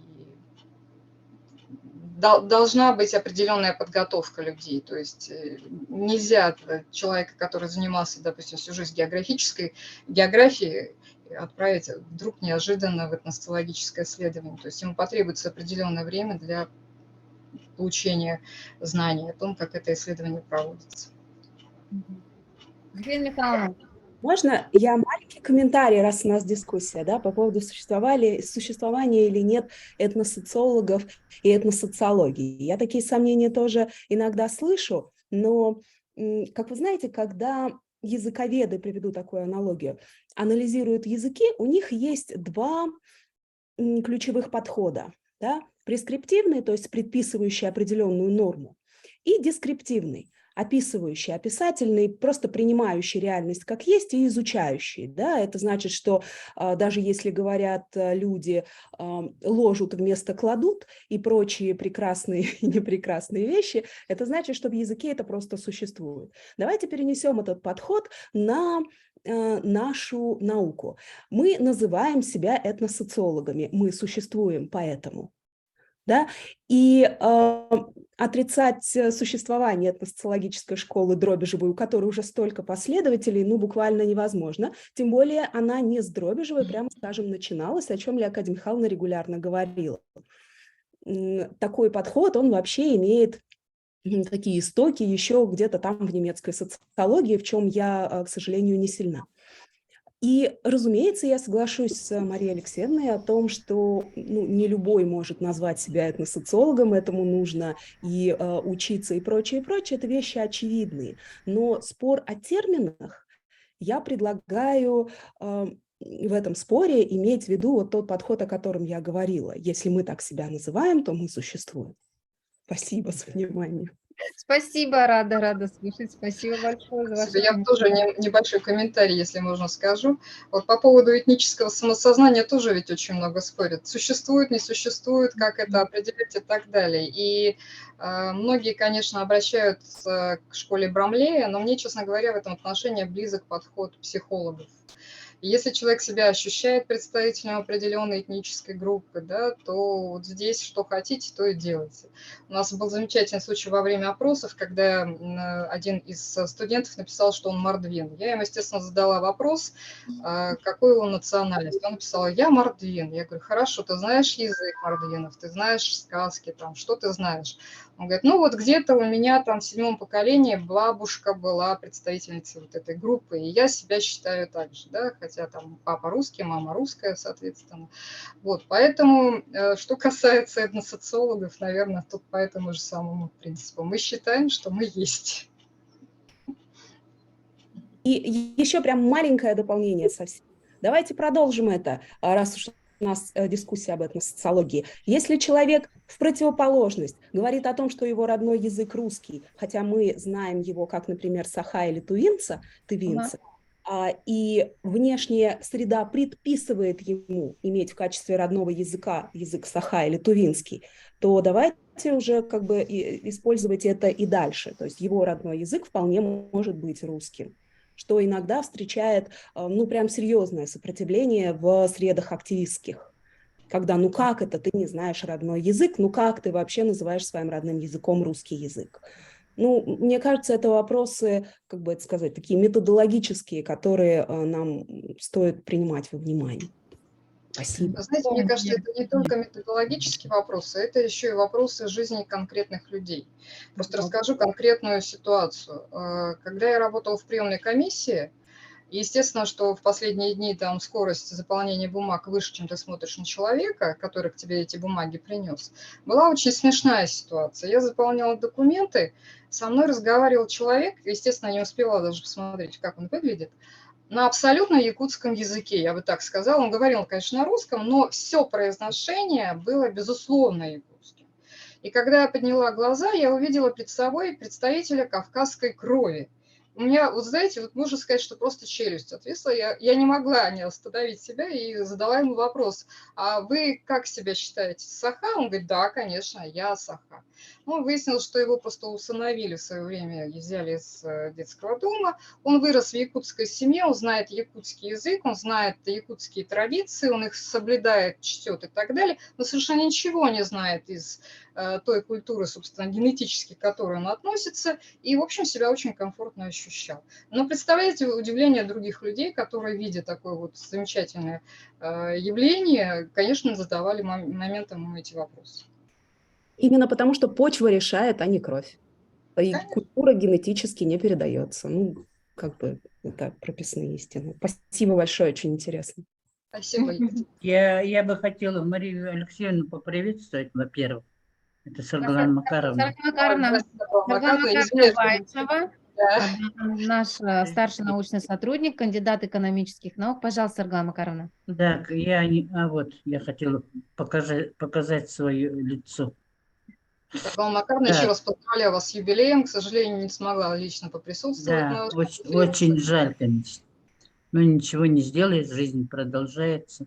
Так, дело в том, что Юрию Владимировичу привет большой передайте. Его доклад мы отправили в Большой оргкомитет СФОРа. Вот, он там может посмотреть на сайте. Так, и еще хотела спросить у вас. Вы, например, себя кем ощущаете? Вы же тоже к билингвам относитесь. Вот. На лицо не скажете, что якутка. На лицо больше русское, так? По язык вы не знаете якутский, я предполагаю. Окружение у вас русское, правильно? А папа-то якут. Ну вот как в таких случаях люди поступают? Вот на практике мне скажите, Вы пожалуйста. знаете, это вот на самом деле очень сложный вопрос, как говорится. Да, Конечно, сложный. Это на не... личности не переходим на конференциях. Но Нет, ну не у моего говорите папы, он родом из конкретно. Верхнебелуйского улуса, вы знаете, что это место политической ссылки, поэтому если даже мы начинаем изучать, как говорится, свои корни, мы находим много других корней, потому что у него в Да, роду да. были и казаки, и поляки. Я когда в У Польшу каждого из ездила, нас есть, да? пыталась найти свои корни, потому что нашли мы по архивам нашего прадеда, который отбывал ссылку там в Верхнебелуйском улусе в свое время. Поэтому, вы знаете, тут такой замечательный коктейль, поэтому Да. каждый раз, конечно... Ассорти замечательные. Вот Да, я даже в на этом своем... отношении, знаете, этносоциология помогает. Я бы даже сказала, этнопсихология помогает, потому что на самом деле чувствуешь себя весьма комфортно, приезжая в любое место. Самое смешное было, когда меня пытались убедить в том, что я все-таки являюсь представителем Ханты-Мансийска, и сказать, что я вообще... Поэтому в любое место, куда я приезжаю, мне везде говорят, что вы отсюда. Это и радует. Да. Вот я, например, на своем примере могу сказать, вот никто никогда не догадается, что у меня прадед был чеченец, например. Это только на моем сыне немножко там отразится в каких-то случаях. Так, а в принципе, конечно, у нас очень много смешанных национальностей. И вот когда мы проводим опросы, вы наверное, знаете, мы это самое испытываем определенные трудности. В каком плане? В Якутии не найдешь чистокровного якута, в Якутии, мне кажется, не найдешь вообще ни чистокровного русского, ни чистокровного якута, честно говоря. Вот я за свои 70 лет жизни, проживая в интернациональной среде, вот на себе такое испытала. Да? Я, например, когда поступила в университет, только узнала свою национальность, потому что я училась среди всяких разных национальностей. Вот. Это одно. Второе, значит, я вот от вас услышала не очень хороший выпад в адрес географов. Географы не могут заниматься этносоциологией. Но хорошо вы педагог, вы на этнопсихологию перешли, вам как бы это легче. Я сказала, они не могут заниматься, а просто я сказала, что им будет вначале трудно и придется пройти какой-то определенный момент. Естественно, все мы учимся, Мария Алексеевна, всю жизнь учимся. Ученые все учатся. Вот я до 70 лет учусь, а что делать? Каждый день учимся чему-то новому. И смотря на молодое поколение, радуемся за вас, что вы такие продвинутые, и вперед с песней, дерзайте дальше. Спасибо большое за доклад. Спасибо, Сарглана Макаровна. Да, действительно, надо сказать, что по первому образованию Сарглана Макаровна географ, и обучалась долго, обучалась. Да, я и на экономиста обучалась. Да, социологию, специалист по адаптации коренных малочисленных народов Севера по нашей республике. Вот у нас Татьяна Ивановна Аргунова еще вот присоединилась, если что, как-то в дискуссии. Давайте пойдем дальше, коллеги, по программе. Теперь слово предоставляю нашим коллегам, опять-таки, с Дальнего Востока. Коваленко Светлана Геннадьевна, кандидат исторических наук, старший научный сотрудник Института истории, археологии и этнографии народов Дальнего Востока ДВ УРАН, и ее соавтор Ковалевская Юлия Николаевна, тоже кандидат исторических наук, старший научный сотрудник этого же института, Институт истории, археологии и этнографии народов Дальнего Востока ДВ УРАН, представить свой доклад на тему, связанную с рефлексией населения по национальным политическим изменениям. Ну, доклад сейчас... Тем доклад представить сами. Пожалуйста. Ой, простите, пожалуйста, Ольга Анатольевна подключилась. Я еще раз спрашиваю. Мы ее не видим по фамилии, имени, отчеству.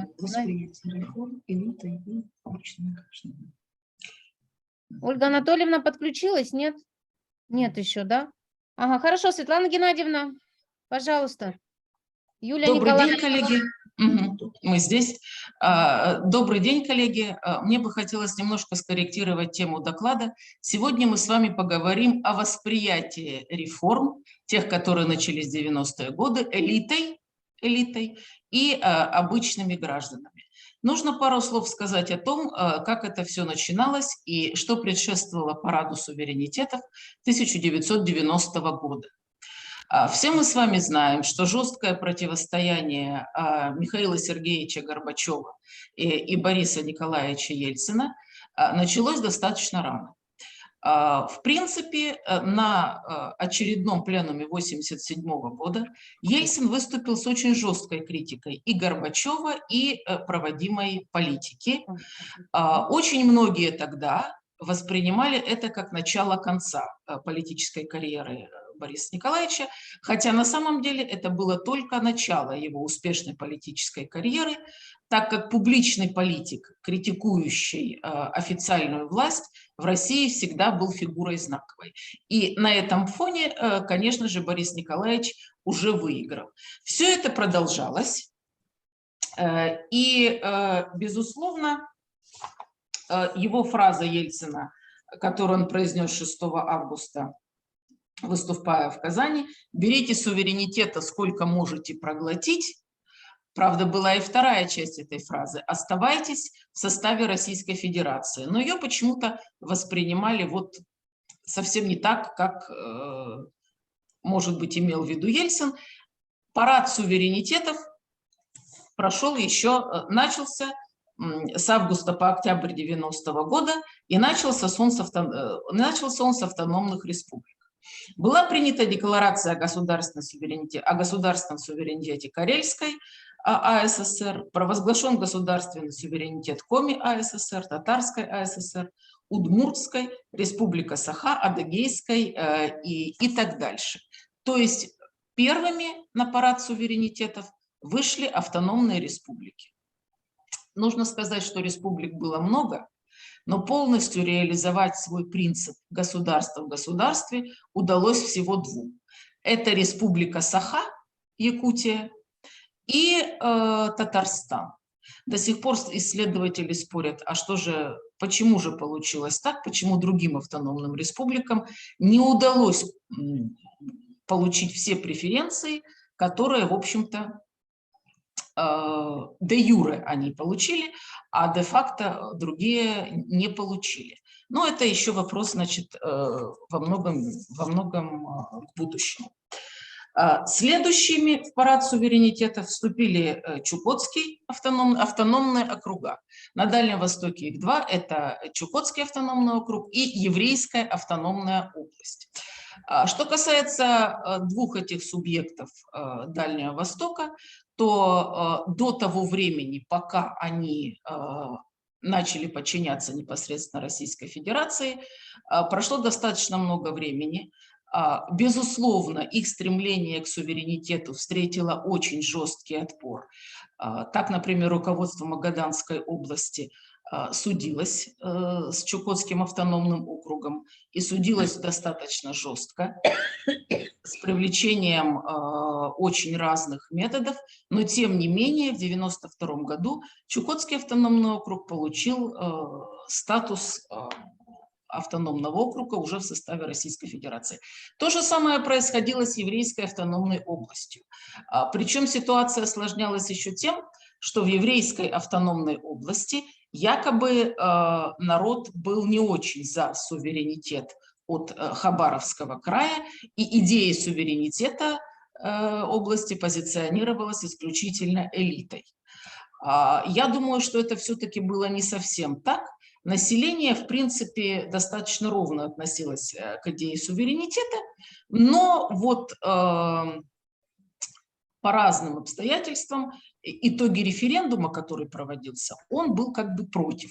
То есть формально население выступило против, хотя почему-то никто не акцентирует внимание на том, а сколько же конкретно человек, да, какое количество населения от общего количества пришло на этот референдум. Но так или иначе, Еврейская автономная область тоже получила свой суверенитет. И когда все определились с границами и с полномочиями, встал вопрос уже непосредственно перед элитой. Да? Каким образом можно адаптироваться к меняющимся условиям, каким образом можно выстроить диалог с центром. И вот здесь нужно сразу сказать, что диалог с центром, конечно же, выстраивали первые лица этих республик, автономных округов, краев и областей. И здесь можно выделить несколько, скажем так, позиций. Да? Начнем опять же с Республики Саха. Республике Саха, опять же, достаточно серьезно повезло с ее первым губернатором, с Николаевым Михаилом Ефимовичем. Именно он подписал соглашение с Ельциным, которое больше потом фактически не пересматривалось, несмотря на то, что времена были разные в 90-е годы. По этому соглашению 11,5% золота, которое добывалось в Якутии, 20% ювелирных алмазов и 100% алмазов технических, это все, значит, оставалось в Республике Саха. То есть в Российскую Федерацию ничего этого не поступало. Это одна стратегия, да? То есть республика сразу договорилась с центром и с руководством. Другую стратегию демонстрирует, значит, глава Приморского края Евгений Иванович Ноздратенко. Причем Евгений Иванович Ноздратенко, как говорится, был всегда единым во многих лицах. И его стратегия договоренности с Ельциным и его поддержки всегда соседствовала с другой стратегией. Это, например, для населения Приморского края Евгений Иванович Ноздратенко всегда усиленно проводил, например, идею Дальневосточной республики. Формально договорившись с Ельциным, на публичных своих выступлениях он всегда подчеркивал, что вот Дальний Восток – это, конечно, хорошо и замечательно, но вот Дальний Восток и Приморский край не получают многого от центра, и для того, чтобы что-то от центра получить, нужно стать Дальневосточной республикой. Ведь у нас же есть такие республики, и так далее, и так далее. То есть все-таки отличалась его позиция, которую он озвучивал Ельцину и которую он озвучивал своему электорату. Были и другие его выступления, например, он очень часто выступал по поводу того, что он не отдаст ни пяди дальневосточной земли китайцам, хотя это, в общем-то, зависело совершенно не от него, и так дальше.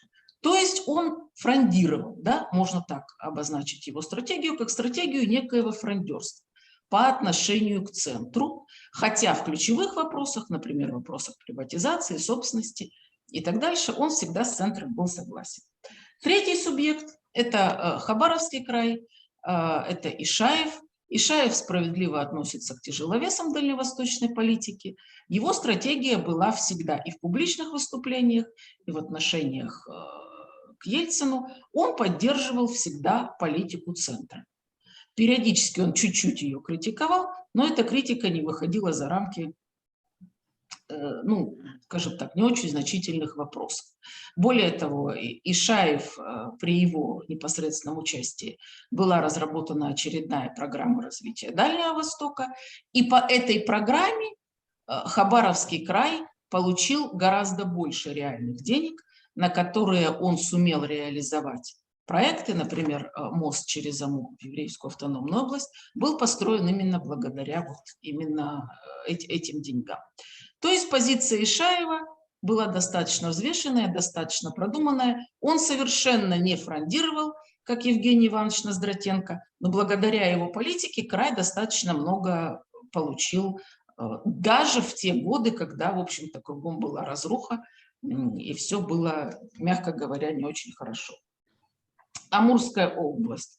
Альберт Аркадьевич Кривченко. Амурская область традиционно всегда относилась к тем регионам, где сильны были коммунисты, да?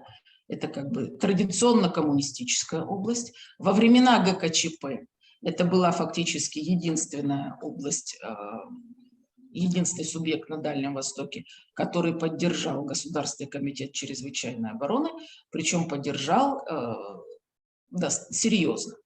И власть, конечно же, никогда не забывала об этом, и поэтому Кривченко, он был максимально лояльным к центру, и его договоренности в отношении того, что область, То, что там внутри происходит, это внутри происходит, но именно вот выход на какие-то внешние ресурсы область всегда поддерживала. Область всегда поддерживала Ельцина в лице губернатора. То есть Кривченко был всегда максимально лояльный к Ельцину, к его политике и ко всему остальному. Сахалинская область, Валентин Петрович Федоров. Тоже можно сказать, что и об Амурской области, хотя на самом деле в Сахалинской области действовал проект и Сахалин-1, и Сахалин-2, ресурсы области, в принципе, распределялись не в ней. И поэтому позиция губернатора была достаточно взвешена. Раз ресурсы распределяются не на Сахалине, и мы, в общем-то, делаем то, что нам говорит центр, то я вас поддерживаю, но я хочу с этой поддержки тоже что-то иметь. И благодаря проектам Сахалин-1 и Сахалин-2, ну, нефтяным я имею в виду проектам, которые реализовывались уже в то время, хотя начинались они еще во время советское, Сахалин достаточно много получил. Достаточно много денег, достаточно много ресурсов. Ну и, в общем, не самая худшая жизнь была на Сахалине в 90-е годы, потому что, например, Приморье таких средств не получало. Чукотский автономный округ – это Назаров Александр Викторович. С Назаровым ситуация уникальная. Если у Ноздратенко не получилось, да, ну, это не ему было решать, пройдет демаркация границ или нет, а вот у Назарова реально получилось отстоять территории, на которые по договору Бейкера-Шеварднадзе претендовала США. Причем Эдуард Амбросич Шеварднадзе всегда утверждал, что он лично этот договор не подписывал. Ну, говорить можно все, что угодно, а вот США прекрасно в 90-е годы хотели его ратифицировать. Хотя российскими, в общем-то, российской властью этот договор ратифицирован не был. Но США уже рассматривали свою территорию как свою. Назаров сделал очень простую вещь. Он заселил на остров Врангеля коренные малочисленные народы и их оленей, и сказал, что я ничего не знаю, это акватория и остров Врангеля принадлежали России и будут России принадлежать до конца времен. И в этом отношении он, конечно, выступил достаточно жестко, и он был противником центра. Его много критиковали за то, что в Чукотском автономном округе сложилась вообще патовая ситуация, люди уезжали, российское население очень сильно уменьшилось. Его критиковали за то, что с представительными органами власти он очень долго не мог найти общий язык, и только в 1997 году был подписан устав Чукотского автономного округа. Но, тем не менее, может быть, на внутреннюю ситуацию он не сильно повлиял, но это зависит как бы от возможности. Не будем забывать, что Чукотка – это крайний север, но что касается отстаивания интересов России на этой территории, то он вполне с этим справился. Ну, буквально еще минуту. Корякский автономный округ, Сергей Геннадьевич Леушкин и еврейская автономная область Волков Николай Михайлович. Сравнивать, конечно, этих людей нельзя, но тоже они как бы достаточно были лояльны к центру. То есть никаких особенно ярких, никакого особенно яркого противостояния с центром здесь эти главы не демонстрируют. И, в принципе, это и понятно, так как еврейская автономная область получила от центра автономию и получила, в общем-то, все то, что хотела, хотя на самом деле ей эта автономия не очень-то помогла. То есть все надеялись, что сейчас деньги потекут в область, что будет лучшее финансирование и так дальше, но на фоне общего кризиса ничего этого сделать не получилось. Но, тем не менее, элита получила все, что хотела, и активно поддерживала центр. Подобная ситуация сложилась в Корякском автономном округе. Леушкин тоже особенно против центра и против его политики в принципе не выступал. И, ну, в общем, вот так. Так элита Дальнего Востока демонстрировала свою, значит, вот, приспособляемость к тем условиям, которые менялись постоянно. Юлия Николаевна, пожалуйста. Моя часть доклада, она касается не элиты, а наоборот, обычных граждан и их реакции на трансформации, быстрые реформы 90-х годов. И сразу скажу, что сам мой доклад, он порожден работой с разными типами источников, и мы сейчас уже привычно называем 90-е годы эпохой слома, кризиса. Это такая их оценка, она с самого верха идет, даже там от президента Путина, то есть 90-е зафиксированы как лихие, ну и отношение к ним в основном негативное. И поэтому меня, например, очень удивило, что когда я стала работать с источниками, которые относятся непосредственно к 90-м годам, причем это источники личного происхождения, в основном письма, дневники, то на тот момент там преобладает совершенно другая группа оценок. И, то есть, безусловно, отмечаются инновации и как бы опасность и даже некоторая физическая нечистота этих инноваций. Например, после того, как открыли приграничные территории на Сахалине, Камчатке, Владивостоке, вот эта новая открытость и новые рыночные профессии, они прям напрямую оценивались как грязные и опасные. Приведу цитату. До перестройки город Владивосток был закрыт от других стран и даже от других городов России. В отличие от других городов, он был спокоен и чист. Перестройку город открыли для посещения как граждан страны, так и иностранцев. Люди стали выезжать в город в надежде на заработок, он стал грязным. И другая цитата. Перестройка перенесла безработицу, бардак, хамство, торгашей, развал всего. И тем не менее, если речь идет, как бы об оценках в моменте, вот, например, в письмах, раз за разом писатель, то есть автор письма пишет, то есть приводит такие формулы, типа «ты обо мне не беспокойся, все нормально со всех сторон», типа «у меня-то тут все хорошо, а вот как ты там живешь среди варья». Вот, это когда мама пишет из маленького города на Сахалине дочери в большой город Владивосток. И можно утверждать, что именно в момент самих 90-х годов преобладали не эмоциональные оценки, а перформативные установки. Например, вот один человек пишет, сейчас время лихое, 93-й год обещают еще хуже. Надежда только на самих себя, на разум и труд. У нас на работе и в быту одна нервозность, надоело все это. Нужно что-то предпринять и руководствоваться при этом только своими интересами. Еще интересная есть формула из того же источника, из письма. Билеты на самолет все дорожают, но мы будем летать назло рыжему брысью. Кто такой рыжий брысь, не совсем понятно, но я думаю, что это Борис Ельцин и рыжий Чубайс. А в целом это такой образ чего-то, что должно улететь. Вот, то есть здесь наряду то есть вместо того, чтобы предаваться там печали и разным эмоциональным всплескам, человек сам себе, и ближайшему окружению дает установку на то, что мы должны все это преодолеть, надеяться некого кроме нас, то есть это такое вот перформативное отношение к действительности.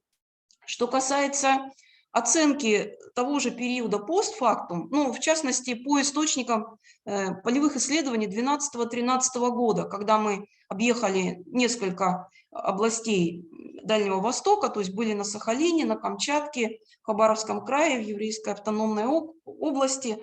Вот. И впоследствии еще тут, в Владивостоке, добирали, пользуясь своим служебным положением, как преподаватель, я студентам давала такое задание, чтобы они напрягли родителей, родственников и ответили там на несколько вопросов. То есть это полуструктурированное интервью в письменной форме. Собрали мы примерно 80 таких сочинений со всего Дальнего Востока, и некоторые даже напрягли родственников в центральной части России. То есть для сравнения можно, их было сравнить.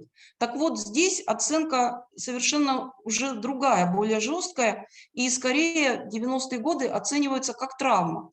Особенно это хорошо было видно по интервью, потому что там можно было проследить две таких типичных психологических реакции на травму. Одна из них – это мутизм, то есть это вообще запрет речи. То есть когда люди не хотят говорить про 90-е, они либо сразу начинают материться, либо, в общем, просто резко обрывают, либо такого рода ну, заявление, что типа я об этом времени вспоминать не хочу, либо если человек соглашается потом уже, ну, дать интервью, он говорит, что, а ведь я сама, ну, то есть она рассказывает что-то и говорит, а ведь я сама 30 лет про это не вспоминала. Некоторые начинают плакать, ну, то есть видно, что эта информация была где-то зажата внутри, спрятана, и, ну, она не проговаривалась, не прорабатывалась и где-то там вот лежит. И второе, свидетельство того, что это тоже, ну, вот именно травматические воспоминания, это, ну, это своего рода вытеснение. Я знаю, что в психологии иногда этот тип дискурса или хранения называют криптой. То есть когда некая часть воспоминаний, она полностью изолирована, она никак в реальной жизни не используется, и маркируется она с помощью разных приемов, таких как, например, использование оговорок, эвфемизмов, оксюморонов и иронии, экзотизации. И, например, ну, так, вот это речь того типа, как у нас разговаривал Виктор Черномырдин. То есть никогда такого не было, и вот опять. А у меня вот есть такая цитата: «Перестройка нового ничего не принесла, а только хуже стало. Хорошо ухудшилась жизнь». То есть хорошо ухудшилась, ну, там, отрицательный рост, в общем, это вот такой пример оксиморона, эвфемизмов, вот, и примеров тут можно провести много, я этого делать не буду, вот, но, в общем, это говорит как бы о непреодоленной травме, да, то есть, что для многих эти 90-е годы, они как бы так вот где-то на полке лежат, и люди о них говорят либо какими-то официальными штампами, либо тоже неофициальными. Очень часто используется ирония, когда человек с веселым смехом говорит: а вот типа видел я, как там труп валялся, с утра я ехал на работу, он валялся, и вечером я ехал, он припорошенный там снежком валялся. Но согласитесь, что ничего веселого тут нет, и то, что человек об этом вспоминает с такой веселой, ну, улыбкой, смехом, это как раз говорит о том, что эта ситуация, она как-то заизолирована. Она воспринимается как некое кино про бурные 90-е, как некий экзотический опыт и так далее. Как говорится, выжил, и слава богу. И, безусловно, есть формы дискурса, воспоминаний, интервью, которые свидетельствуют о том, что травма проработана и преодолена. Это, ну, высказывание такого рода, типа что нового принесла в мою жизнь перестройка. Перестройка тут везде заменяет 90-е. То есть люди не заморачиваются насчет этих развлечений, этих периодов.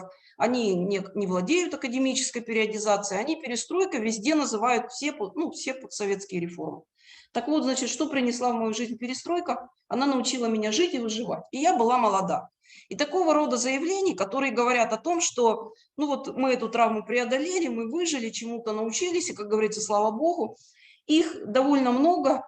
И получается, что в период кризиса люди скорее, ну, они воспринимали его не как то, о чем нужно переживать и думать, а именно то, что нужно преодолеть с помощью действий, то есть, ну, перформативным образом. Впоследствии же они этот же самый опыт скорее переживают как травматический и зачастую даже физически унизительный опыт. Многие вспоминают голод, холод, какие-то очень некомфортные работы. Вот. И вспоминать, в сущности, они его не хотят. И очень немногие скажут о нем, можем повторить. Благодарю за внимание. Спасибо, Светлана Геннадьевна, Юлия Николаевна. Вернули нас в 90-е годы. Если есть вопросы? Хорошо. Мы немножко прокомментируем, наверное. Да, давай начнем. Да, мы хотели бы прокомментировать. Интересное действительно у вас выступление, возврат в 90-е годы. 90-е, конкретно не 90-е, да, вот 90-е годы. В Республике Саха-Якутия, как вы отметили, действительно была суверенизация. Но здесь хочу сказать, если вы говорите выступление, что все-таки в республике, ну, с вашей стороны, да, взглядом, со стороны, что все-таки завоевания, они были достигнуты в рамках государственности, да, мы смогли реализовать вот эту конституционную, скажем, формулировку республики в скобках государства, да, тем не менее по прошествии, наверное, 10 лет, можно, да, вот сказать, после 90-х, да, сегодня некоторые наши из числа политической элиты, да, уже могут говорить, что не хватило нам, возможно, каких-то политических, правовых ресурсов, ну, со стороны, наверное, скорее всего, допущения федерального центра для реализации вот того полного суверенитета, который, ну, может быть, у элиты, допустим, воспринимался на данный момент сейчас, да.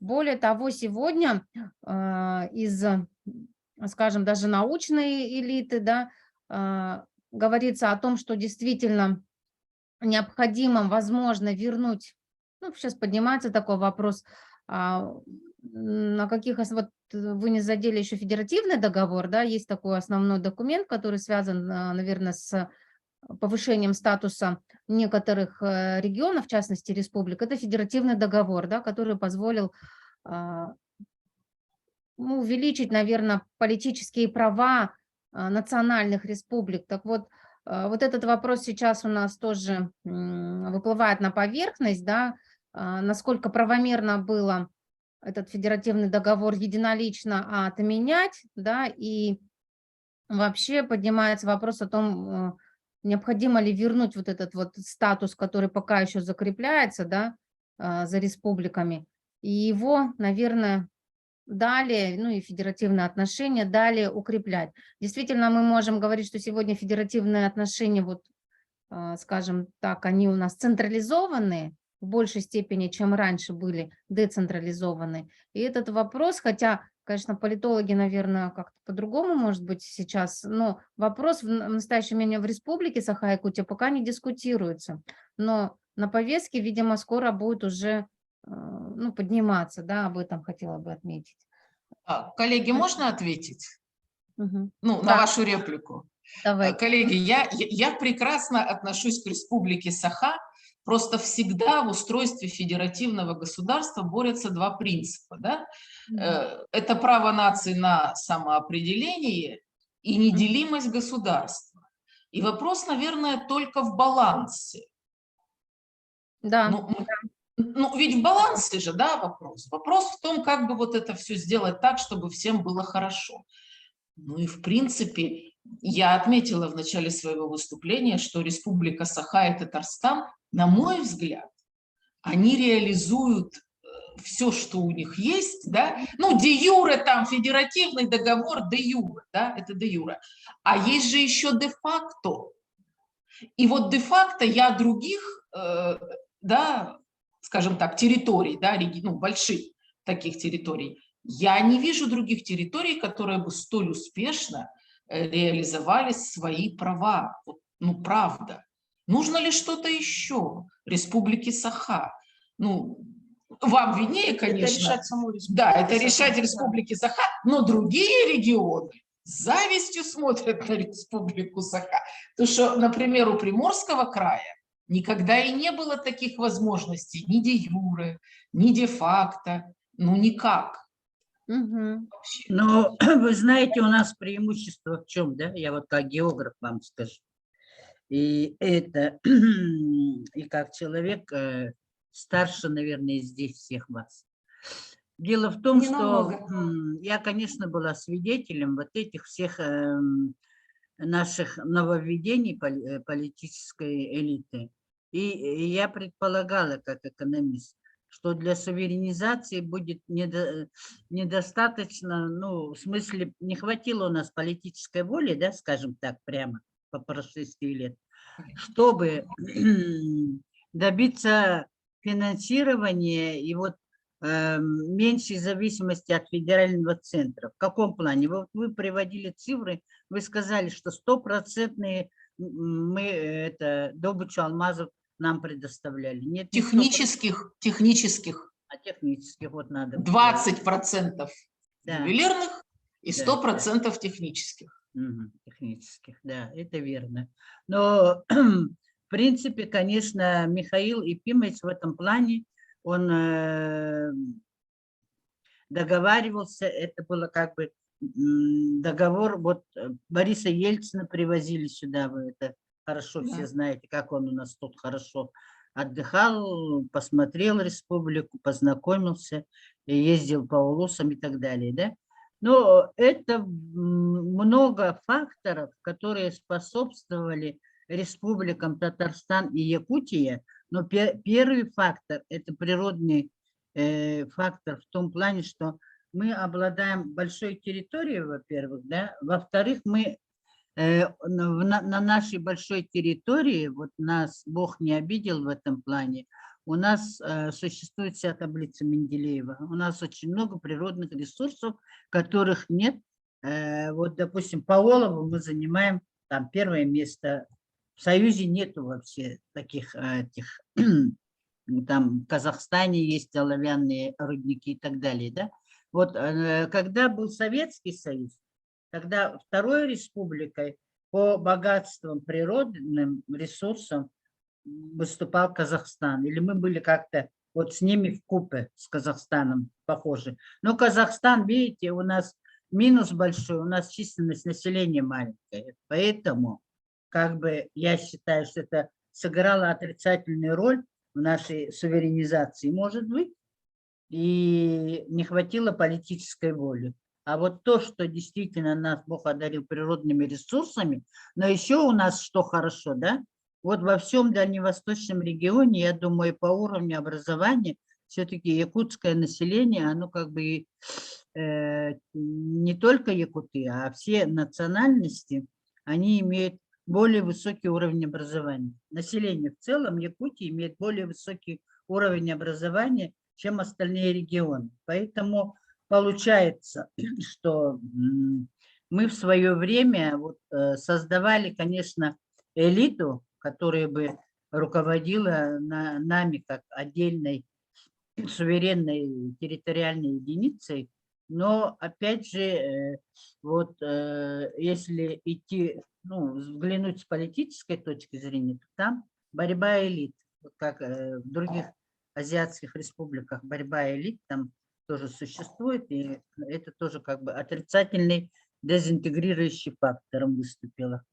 Вот такую ремарочку я бы хотела сказать. А потом, Светлана Геннадьевна, чуть маленькое замечание. Вы никогда не скажите, что Михаил Николаев – это губернатор. Он у нас первый президент, чем он очень гордится. Ну, безусловно, да. Я его не назвала губернатором, я назвала его руководителем. Вот, нет, да, сказали. Я назвала его руководителем. Понятно, что он президент. Раз государство в государстве, значит свой президент. У нас очень к таким этим должностям очень ревностно относятся. Я просто вам это... Я понимаю. Ну, вот вы сказали, например, насчет уровня образования. Я, например, у меня нет таких данных, что в Республике Саха выше уровень образования, чем, например, в более высокий уровень образования. Вы посмотрите статистику. Нет. Я говорю в данном случае де-факто. Статистика, понимаете, может быть любой. Ну и даже статистика на самом деле говорит нам, что, например, по количеству людей с высшим образованием, да, на долю населения. У нас все ровно на самом деле. Ну это если сравнивать Приморский край, там Амурская область гораздо отстает, Камчатка отстает. Впереди Камчатка у нас немножко отстает, север отстает, да. А Приморский край, Хабаровский край не отстает. Конечно, Приморский край. Выход море имеете. Очень тоже неплохо живете. И у вас мы неплохо живем, но мы немножко вам по-хорошему завидуем, что вы государство в государстве, а мы в рамках Российской Федерации. Ну, понятно. Спасибо, что завидуете. Спасибо, Светлана Геннадьевна. Юлия Николаевна, кстати, к информации, 13 ноября мы отпраздновали 85 лет Михаилу Ефимовичу. Вот, да. Давайте дальше пройдем по программе. Сейчас предоставляю слово нашим тоже уважаемым коллегам. Это первый доклад будет Филиппова Виктории Викторовны, кандидата исторических наук, старшего научного сотрудника отдела истории арктических исследований Института гуманитарных исследований и проблем малочисленных народов Севера, Сибирского отделения РАН, Якутск. Пожалуйста, Виктория Викторовна, вашу тему представьте. Здравствуйте, меня слышно? Слышно и видно. У нас, по крайней мере, все нормально. Очень хорошо. Ага. Добрый вечер, коллеги. Ну, мой доклад посвящен удаленным территориям севера со слабой развитой транспортной сетью и огромными расстояниями. И в своем докладе я покажу, раскрою, можно так сказать, да, как взаимодействует население, которое проживает в приграничных районах, ну, на примере Якутии и Таймыра. Территория исследования включает поселение Попегаи и Сандаска, это бывшие, находящиеся на территории бывшего Катанского района, Таймырского, Долгано-Ненецкого муниципального района Красноярского края, и села, значит, Урюнкая, Саскалах, Аннабарского улуса. У нас реализует выборы, также был еще обусловлен тем, что это период с 22 по 29 год, район, как самостоятельная административная единица, входила в состав Якутской АССР. И, соответственно, регион также известен тем, что именно в Катанском, Наварском регионе проживает Долганы, как видно на карте, да, соответственно, оно на карте отмечено зелеными пунсонами. И, значит, Саскала у нас является местом компактного проживания эвенков.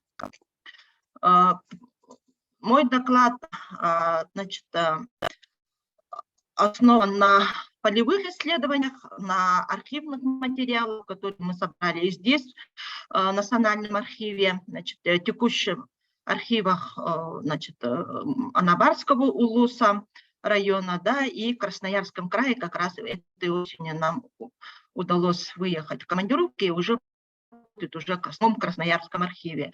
И архив еще, значит, Таймырского района, мы были в прошлом году.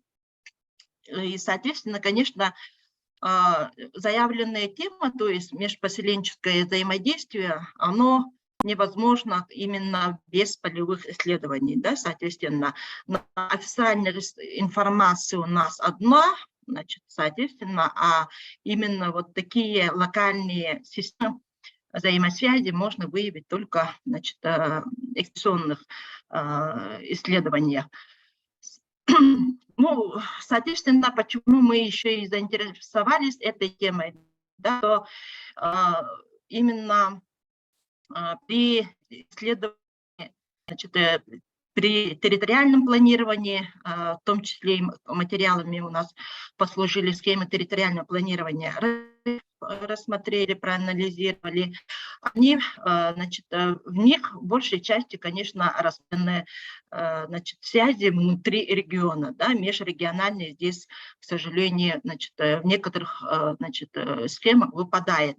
Соответственно, конечно, вот именно выявление вот таких связей, она позволит постепенно перейти от вертикального сценария, когда принимаемые решения мало учитывают местные особенности, да, горизонтальному, то есть более приближенному, учитывающими локальные особенности мест проживания коренных малочисленных народов Севера. Значит, вот как раз выявление связи, пространственное отображение, значит, основным таким примером, да, послужил атлас российского пограничья, то есть, ну, конечно, здесь в большей части имеется в виду, речь идет о, значит, связи, да, значит, регионов России с зарубежными, и здесь как раз выявлены 8 типов взаимодействия связей, значит, они показаны на экране, естественно, как раз на основе вот тех материалов, которые мы собрали в течение 3 лет. Значит, 2 раза мы были в Аннабаре, и, ну, тоже, значит, в прошлом году Попегаи, в этом году Сандаска. Как раз наш путь был виден на предыдущем, значит, слайде, да, соответственно, как раз во время интервью со старожилами, значит, во время на основе вот схем территориального планирования как раз выявляются вот именно эти связи. Ну, немножко здесь оно у нас изменены. Значит, всего выявлено на территорию значит, нашего исследования 6 типов взаимосвязей.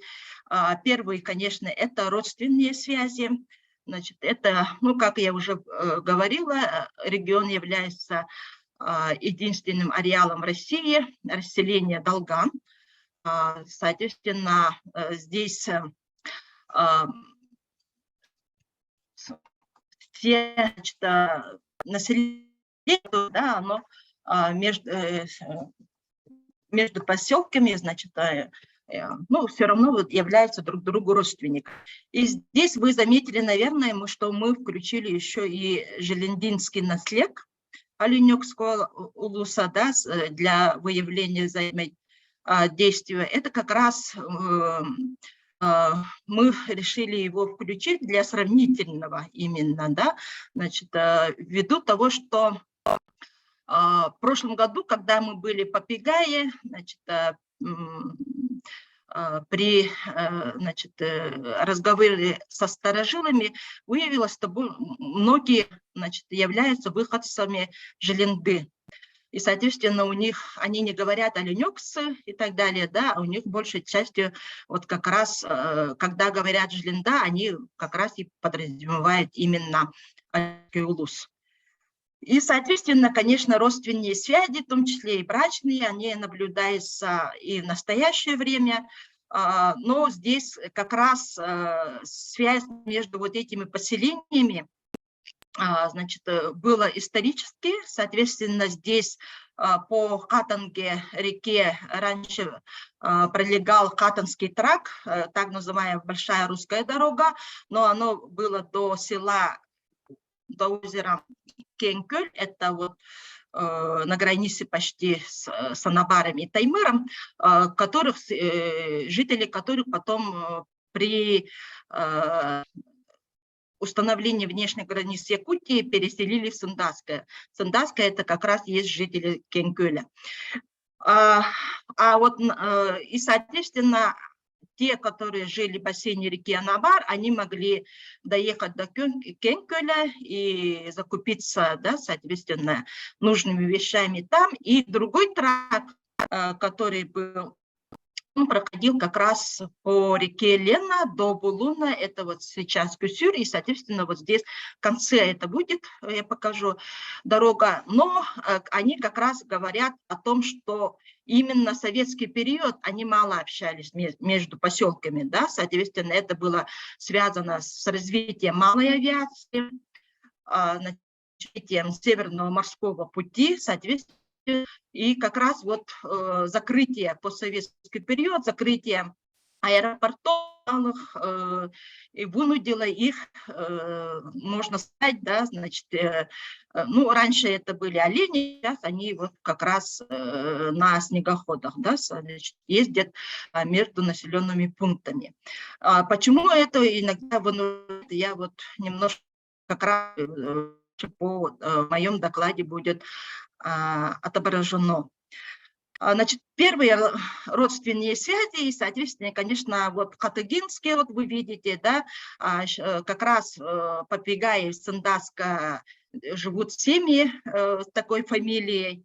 Значит, в принципе, они и как раз вот после как раз постсоветского периода сейчас как раз наблюдаются межпоселенческие, значит, браки, да, то есть, соответственно, вот во время, значит, ездят друг к другу, навещать друг друга, и, соответственно, как раз вот оно показано у нас, какие имеются, да, то есть здесь выявлено, что Сандасский и Румкая большей частью, да, значит, наблюдается и Папигай, и Желенда.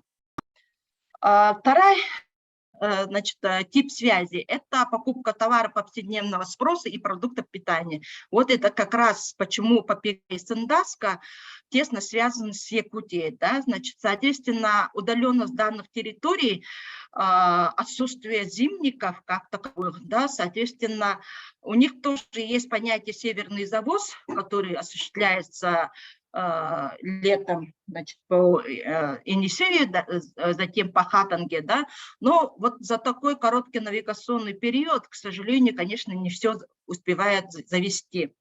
Что касается зимника, в принципе, у них за зиму из Хатанги осуществляется всего лишь по одному рейсу.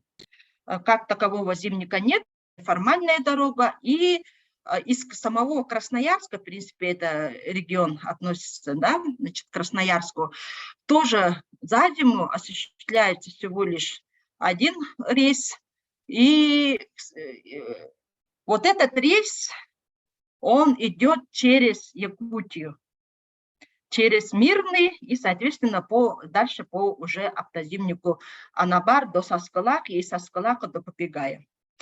И, соответственно, попегайцы, можно сказать, да, значит, и сандасы, и хатанцы, у которых нет дорог, они вот благодаря именно Якутии по той части, то именно здесь как раз предприниматели, дальнобойщики на свой страх и риск доезжают до поселка, да, именно только до Попегая. Дальше уже большие грузы не могут идти, это тут только до Попегая.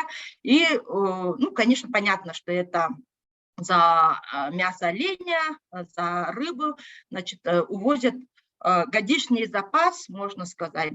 Они живут как раз с зимы на зиму. Годичный запас муки, риса, ну, необходимых продуктов. А то, что касается мяса и рыбы, это вот они добывают сами. И отсутствуют официальные магазины. Там только неофициальные. Сандаска, например, занимается одна женщина, активистка такая, да, но она говорит, например, что в этом году она в прошлом, ну, да, она заказывала продукты для своего магазина в Нижнем Бестяхе Саскалакскому предпринимателю, чтобы он одну машину привез, да, и вот этот заказ этой машины на 10 тысяч дешевле рейс Красноярска через Хатангу. Соответственно, конечно, продукты они осуществляют именно благодаря автозимнику, значит, Анабар. Третий тип взаимодействия между поселками – это досуг. Ну, культурный, самый распространенный. Соответственно, объединяющим, конечно, является представление долганской культуры, да, эвенкийской культуры. И как раз вот здесь нам в этом году очень повезло, мы посетили 2 слета оленевода, и в селе Сандаска мы попали в день приезда, и специально мы как раз планировали, значит, посетить день оленевода в селе Урюмкая, и на обратном пути мы как раз вот эти мероприятия рассмотрели, посмотрели, проанализировали. Соответственно, как идет обмен, значит, здесь, конечно, Желенды были представители в этом году Урюмкая, и, значит, обмен идет не только вот этим, как раз девушка танцует на сцене, соответственно, там уже идет музыкальное сопровождение якутской песни как раз Александра Бурнашова, по-моему. Ой, Анатолия Бурнашова. Анатолия Бурнашова. Про коня, да, соответственно. И вот, в принципе, как таковых у них вот музыку они берут якутскую, заказывают якутские, знакомые присылают, соответственно, вот сопровождение идет в этом ключе. Следующий, 4-й тип, значит, тип взаимодействия, который здесь, 4-й обозначен у нас красным, и 5-й это, значит, продажа, обмен оленями и рыбой, да, а красный это трудовая деятельность. И как раз вот эти типы взаимодействия, они связаны традиционном хозяйствовании. Здесь сейчас Яна Михайловна более подробно об этом расскажет в своем докладе. А здесь имеется в виду, что Оленеводство, значит, на Таймыре представлено частным только оленями, да, значит, там нет. Соответственно, на Таймыре по статистике идет рост поголовья, но это у немцев и Ингонасан. Соответственно, речь не идет о долганах. О долганах, наоборот, идет потеря оленей, очень много. Соответственно, здесь, например, уменьшение поголовья оленей было связано с тем, что уже старшее поколение только осталось. Это связано с тем, что молодежи в этих поселках почти что нет. Имеется только 4 класса, начальная школа только, да, соответственно, после 4 класса молодежь уже все не возвращается. И большей частью, конечно, они пасутся возле поселков, недалеко. И единственное вот стадо, которые находятся в районе Каратумус, на границе с Якутией, да, ну, с анабарским и рюмкаинским наследием, вот они, наоборот, у анабарских не хватает пастбищ сейчас, оленьих пастбищ, соответственно, вот они трудоустроились оленеводами МУП Спиридонова, соответственно, пасут анабарских оленей на своих пастбищах. Что касается обмена постоянно оленями, да, здесь, конечно, попегайцы и раньше обменивались тут оленями, да, для того, чтобы повысить качество показателей, да.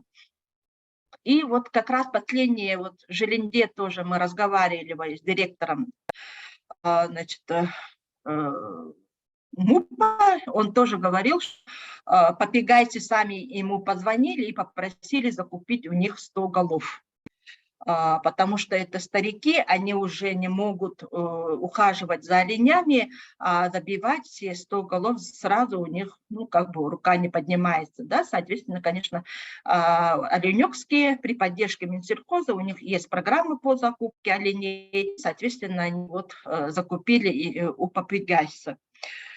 И последний, значит, тип взаимодействия – это покупка топлива. Мы выделили его отдельно ввиду того, что вот какова ситуация, да, с завозом из-за удаленности территории. И, соответственно, вот как раз мы 2 раза попали в такие ситуации, когда мы в прошлом году, попегая были, они успели по реке довести необходимое топливо. Глава там сидела бедная, да, значит, и говорила, я не знаю, что обеспечить бензином, топливом население. Соответственно, вот они как раз потом уже в ноябре, когда река встала, они попегайцы уже поехали в Урюмкая за бензином.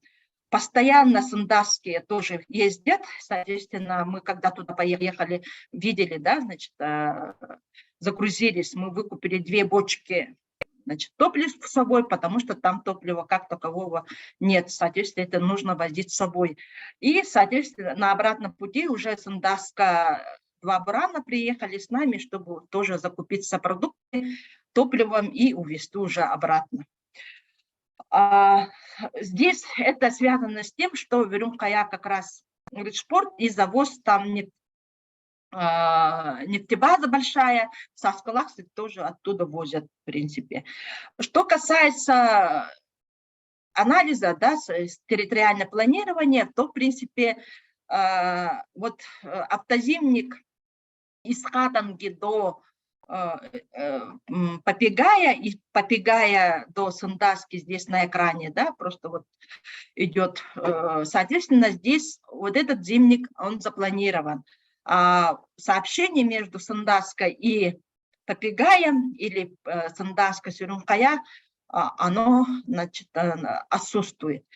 И как подытоживая, можно сказать, что вот на карте разновременных мы видим, что все-таки вот тот автозимник, который включен в территориальное планирование, он все-таки почти что идет по исторической дороге, и, соответственно, именно при планировании нужно учитывать как раз вот такие имеющиеся, да, взаимодействия между значит, населенными пунктами и уже учитывать примеры при значит, составлении таких схем территориального планирования или социально-экономического развития. Спасибо за внимание.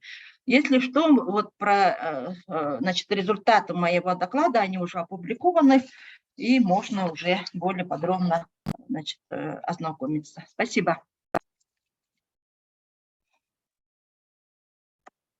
Виктория Викторовна, спасибо за интересный доклад очень. Есть вопросы к Виктории Викторовне? Вопрос не к Виктории Викторовне, а к представителям регионов.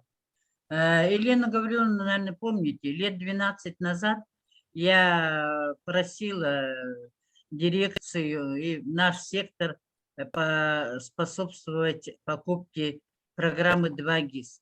Вот Виктории Викторовны доклады всегда отличаются от наших тем, что она использует карты, картографирование. Она работает для несведущих, вот говорю, для своих коллег из других регионов.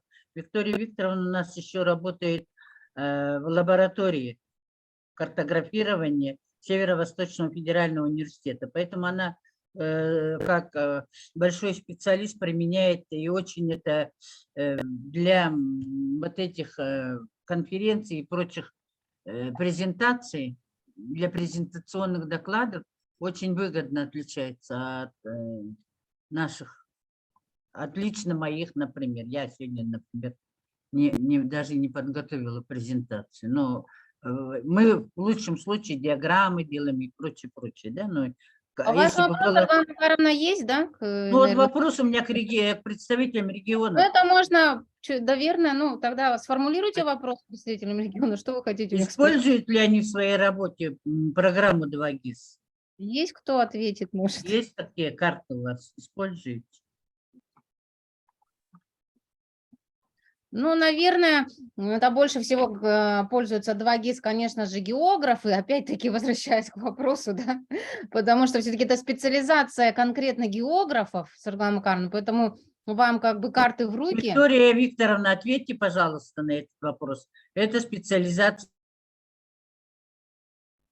Нет, сейчас, в принципе, информационные системы везде используют, и программы бесплатные, можно скачать Quantum GIS, QGIS. Спасибо, Виктория Викторовна. Спасибо большое.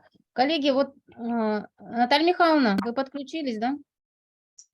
Да, коллеги, подключились. Наталья Михайловна, у меня вот вопрос. Я, правда, Яну Михайловну объявила уже Санникову. У вас как бы время терпит? Да, есть, послушаю с удовольствием, конечно, побуду. Спасибо большое. Спасибо. Яна Михайловна, пожалуйста.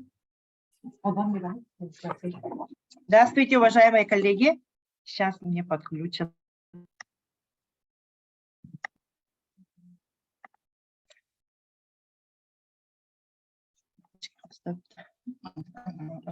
Видно, да? Видно, слышно. Спасибо.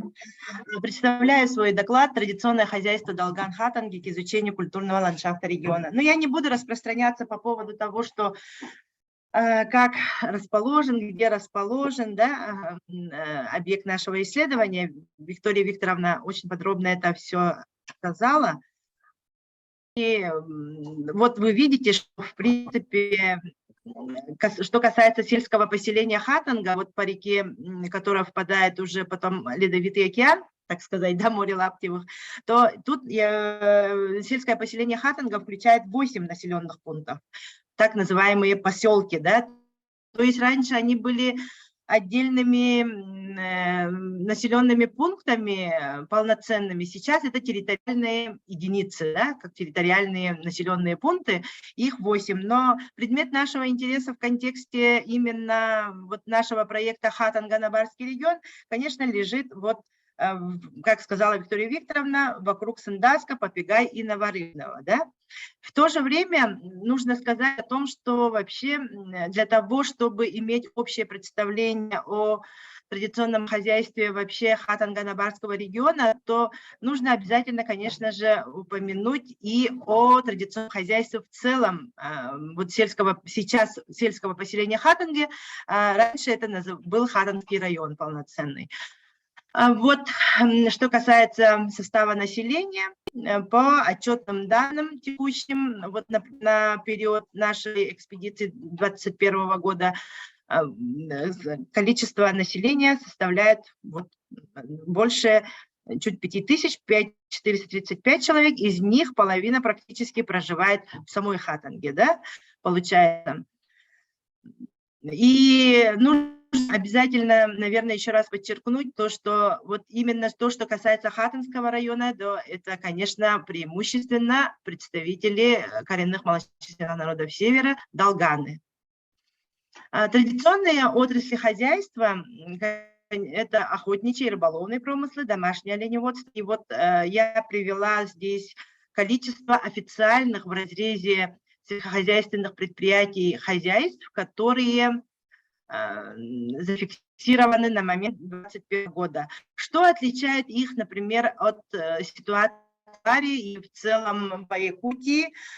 То, конечно, по всей России мы категории хозяйств делим на сельхозорганизации, на КФК и ИП в сельском хозяйстве, личные подсобные хозяйства. Но вот что я заметила в их отчетных документах, да, то они, вот, например, эти 45 хозяйств, которые представлены здесь, казалось бы, по отдельным категориям, они их представляют вообще в разрезе хозпредприятий преимущественно. Почему? Потому что, если мы посмотрим, ну, об этом я немножко скажу позже, да, потому что я уже перешла на охотничий промысел, потому что вообще в основном частные хозяйства очень развиты. То есть там как таковой поддержки, такой адресной поддержки сельхоз, их в качестве сельхозпроизводителей, если они не организованы в какие-либо предприятия, то оно практически не ведется. Что касается охотничьего промысла, то нужно сказать о том, что вообще вот вы видите динамику того, что было выделено лицензии и сколько приобретено, это зависит от того, сколько добыто диких северных оленей. Самый большой промысел для всех коренных малочисленных народов Севера, вообще даже для Якутии, да, но для Таймыра и для Хатанги в частности тоже. И тут нужно сказать о том, что с каждым годом вообще усложняется добыча, так как, во-первых, это изменение путей миграции, во-вторых, вот 2021 год отмечают охотники, это очень большой падеж молодняка дикого северного оленя.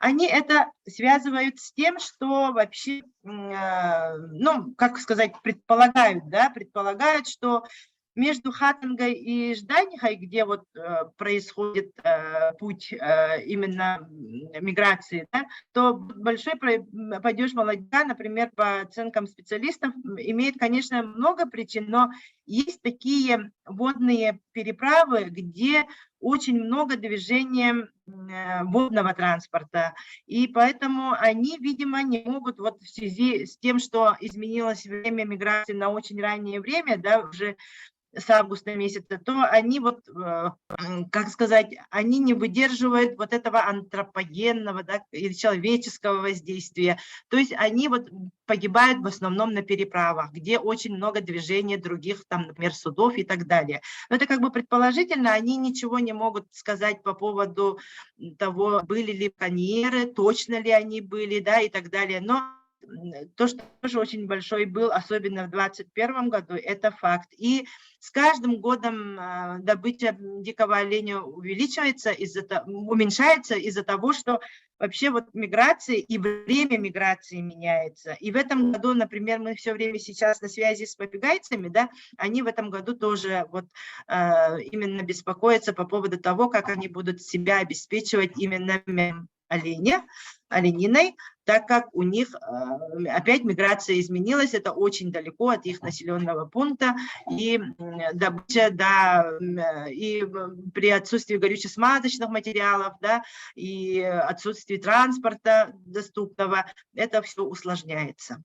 А что касается оленеводства, то вот вы видите динамику в целом по Хатанге, да, тоже вот, ну, при сохранности в принципе неплохой, да, кроме 66-го, вот 2019 года 66%, в принципе, казалось бы, сохранность угодов неплохая. Но вот, как уже Виктория Викторовна упомянула, частное оленеводство. И в принципе, каждое хозяйство, каждый владелец оленей поступает как нужно с его точки зрения вот в хозяйственном плане. Кто-то не может в силу возраста воспитывать, уже разводить, да, оленей. Кто-то, например, вот был случай такой, да, например, глава хозяйства сильно заболел. У него было всего там 300 голов, и он был вынужден продать 100 голов Якутии, потому что ему нужно было ехать лечиться. Другого пути приобрести какие-либо материальные средства для того, чтобы выехать на большую операцию, у него не было. Поэтому вот в этом плане, конечно, очень они уязвимы. Что касается... все. Вот и поэтому причинами, да, вот на взгляд именно муниципальных органов власти, да, вот ежегодное уменьшение вот связано вот с этими причинами, да. То есть, как вы видите, причины, в принципе, всем нам уже известные, но можно сказать о том, что так как у них нет, скажем так, централизованной такой помощи, программы, да, для тех, кто не организован в какие-либо хозяйственные формирования официальные, то, конечно, вот это все упирается вот в эти причины, которые указаны. И вообще Хатанга, она является достаточно трудодоступной для Красноярского края, поэтому... Ну, принцип остаточности, конечно, есть, очень налицо, потому что, вот еще раз подчеркну, несмотря на то, что, казалось бы, по Таймыру поголовье растет, но это совсем не за счет долганских оленеводов, к сожалению. И они это чувствуют, и они это понимают. И сейчас я покажу, как они фиксируют вообще свое хозяйственное положение, да, как они стараются из этого выйти. Но немножко скажу про рыболовство. Да, я тут не стала приводить, потому что данных очень мало, и они касаются только того, что, например, было вот в 2021 году 544,8 тонны ценных пород сиговых, да, рыбы заготовлено, и должно было быть заготовлено, а было выполнено только 88%, 482 тонны. Но здесь все зависит от года, и в принципе пока на мере Попугая могу сказать, что в принципе ситуация с обеспеченностью рыбой, не сказать, что плохая, да, в принципе, ну, более-менее нормальная ситуация, но оно может быть, эти ресурсы могут быть не бесконечными в том плане, что особо никаких тоже программ не используется, и они живут только из-за того, ну, живут более-менее вот в плане питания, да, продукции, собственно, только вот за счет рыбы, так-то, да, ну и оленины, естественно. Поэтому там вопрос, как ресурсы будут сбережены, так они и будут. То есть они все зависимы от природных условий. Вот, ну, уже мы приступаем конкретно к традиционным хозяйственным занятиям попугайцев. Тоже представлены они этими тремя направлениями, естественно, но я остановлюсь более подробно на том, как ведется учет оленеводства. В территориальной как бы администрации поселка Попугай зафиксированы вот 5 охотников, 26 рыбаков, 22 оленевода, да, и отдельный список составляют пенсионеры, и тут как бы их 21 человек, из оленевода и оленевод-рыбак, остальные все включены как рыбаки. И ежегодно составляется список жителей, ведущих традиционный кочевой образ жизни, и он составляется для того, что вот никто нигде не трудостроен, да, поэтому, если сказать вот утрированно, то они получают пособие как бы присущее вот безработным. примерно вот такого уровня, если ты трудоспособного возраста. Они сами, вот жители, они эту систему сами до конца как бы не очень хорошо представляют, потому что они приходят в администрацию, их вносят вот в этот список, они показывают, где их промысловая точка, вот как, ну, какой вот их возраст рождения, и по этому списку они могут претендовать. Я фрагмент этого списка привела, но вот на все 53 человека вот он сделан. И каждый раз вот вы видите красным, например, да, он, например, пока трудоустроился, потом он обратно вернулся. Вот это вот все фиксируется. Деньги совершенно мизерные, где-то 1006, наверное, да? Примерно 6, около 7, может быть, там, да. Пенсионеры почему отдельно? Они ничего не получают, но нужно же вести все-таки учет тех, кто ведет, продолжает вести этот кочевой образ жизни, да, для того, чтобы как-то зафиксировать, что они полностью зависимы также от природных ресурсов и от своих традиционных хозяйственных занятий. Информация о промысловых точках постоянно ведет.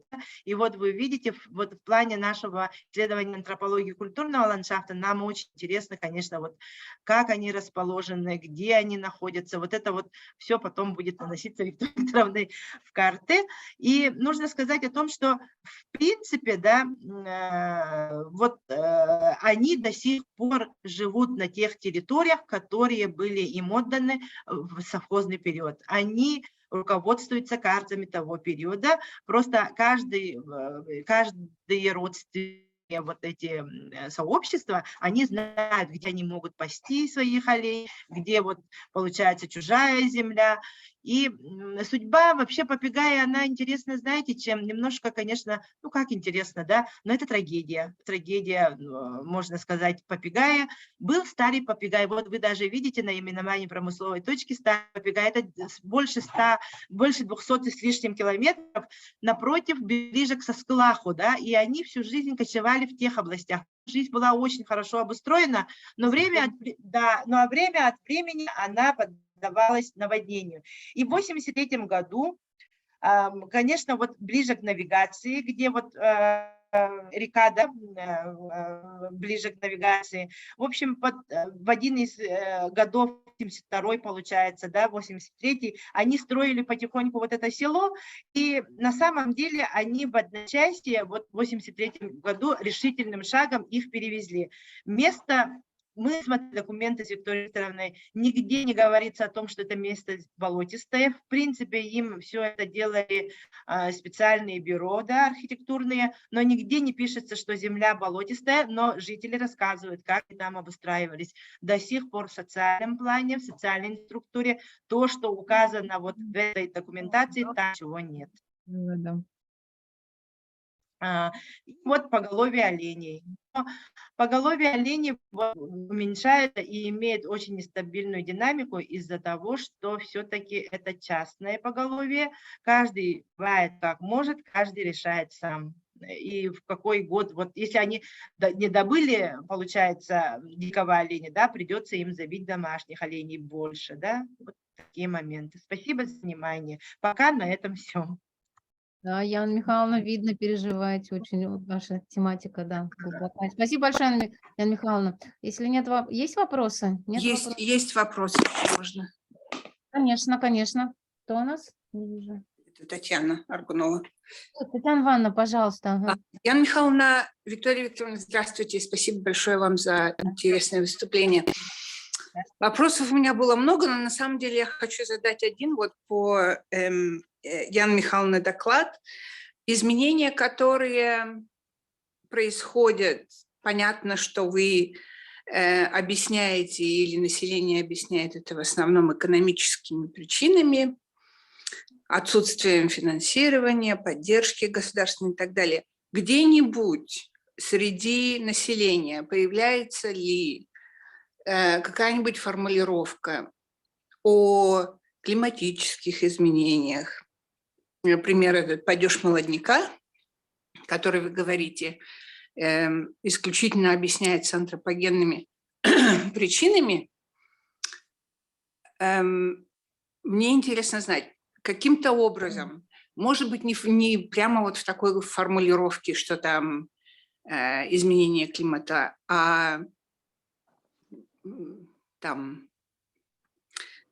ну, например, да, вы какие-то... Вот, с вашего разрешения немножко скажет сперва Виктория Викторовна по этому поводу, да, а потом я добавлю, если что. Хорошо. Ну, да, например, когда мы провели исследование, обязательно спрашиваем, потому что это одна из тем, которые мы...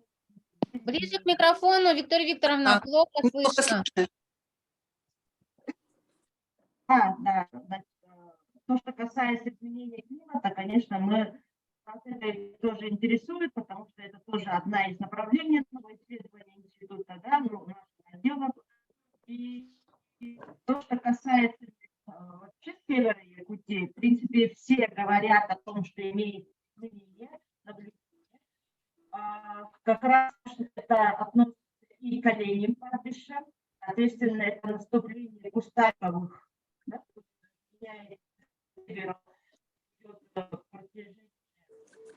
севера, то есть Арктида, именно произрастание, например, как одно из, да, значит, кустарник уменьшает, следующий, вот как раз в этом году Сандатска, они убили первого соболя. Ну, соболя ни разу в жизни не было. Соответственно, как раз наступление границы лета на север, тоже, значит, соответственно, это меняется границы. Возможно, вот миграция оленей, о чем говорит я, может, тоже связано. Есть, да. Значит, эрозия почв, это повсеместно, как раз Антарктика стоит тоже на полуострове, да, на побережье залива, соответственно, эрозия берегов тоже наблюдается. Здесь их наблюдается. Ну, тоже добавлю. Вообще, вот что касается, например, Якутии, мы когда спрашиваем жителей, даже вот тоже что касается Наварского региона, да, мы очень ощущаем в их ответах, что изменение климата идет, да, вообще как бы сильное, тем более для наварских оленеводов у них уже нехватка пастбищ, это давно, уже с 1987 года где-то стоит, но сейчас это все увеличивается. Они не могут задерживаться больше 2 дней на одном месте и так далее. И они это, конечно, связывают вот с постепенным изменением климата. Что касается вот попугая, да, я только была в попугае, вот в Сандатской я, к сожалению, не была.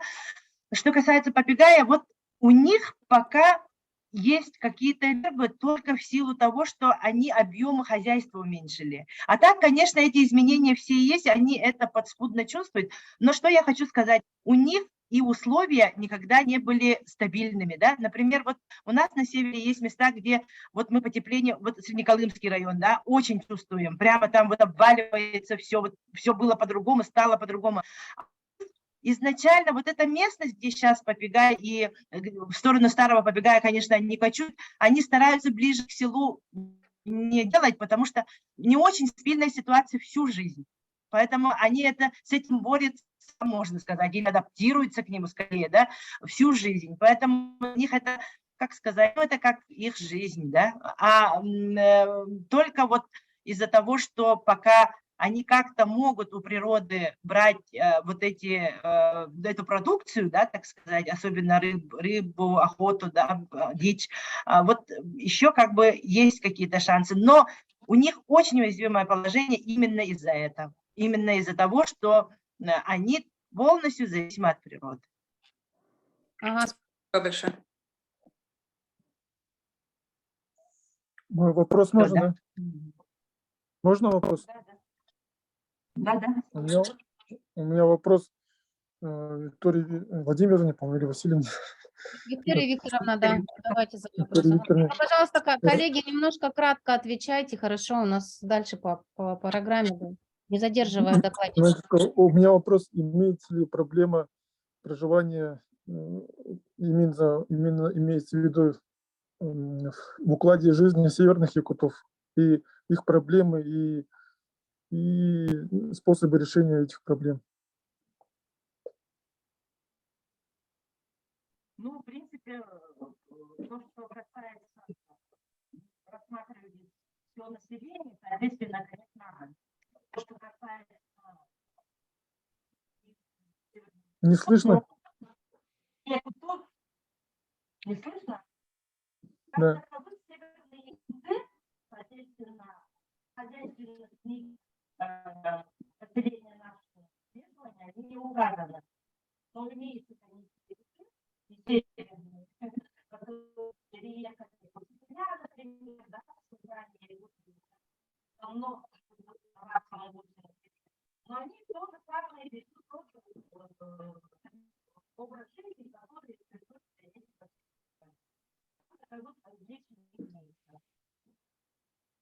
Что-то плохо слышно. не знаю, ну, больше. Ну, вот.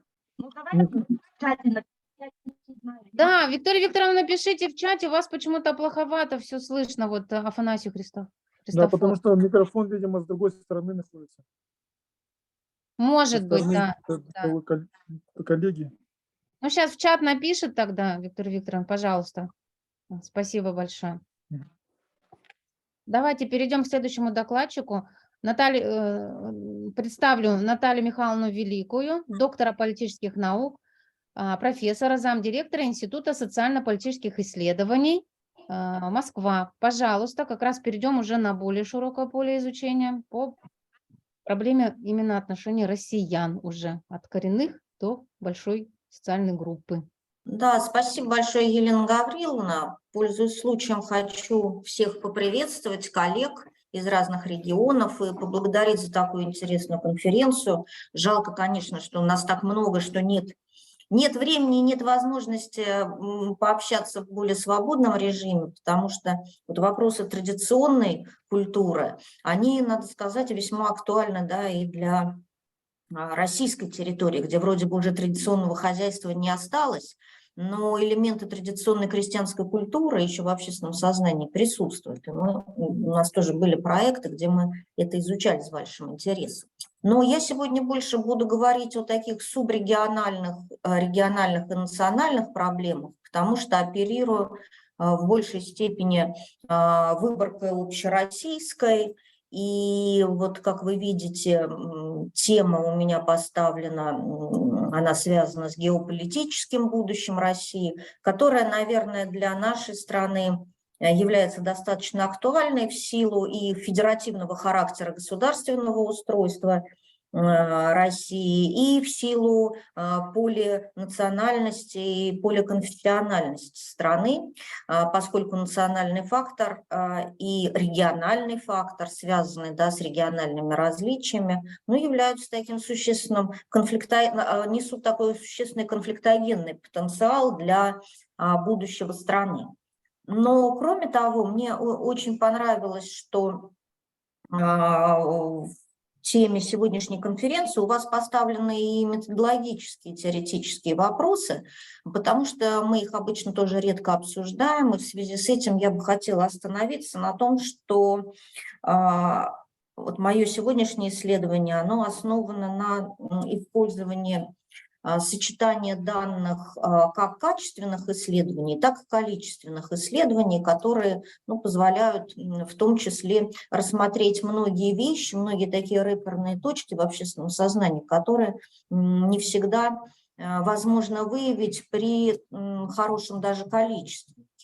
В частности, вот в эмпирическую базу работы вошли данные нашего мониторинга, который проводит институт с 1992 года. И вообще это такой уникальный проект, потому что вы знаете, что в кризисные периоды, да, особенно в период военных каких-то операций, скажем так, мягко, общественное сознание не всегда адекватно реагирует на возникающие вопросы, да, и более того, социологи сомневаются в достоверности тех данных, которые могут вот в такие болезненные периоды социологи получать.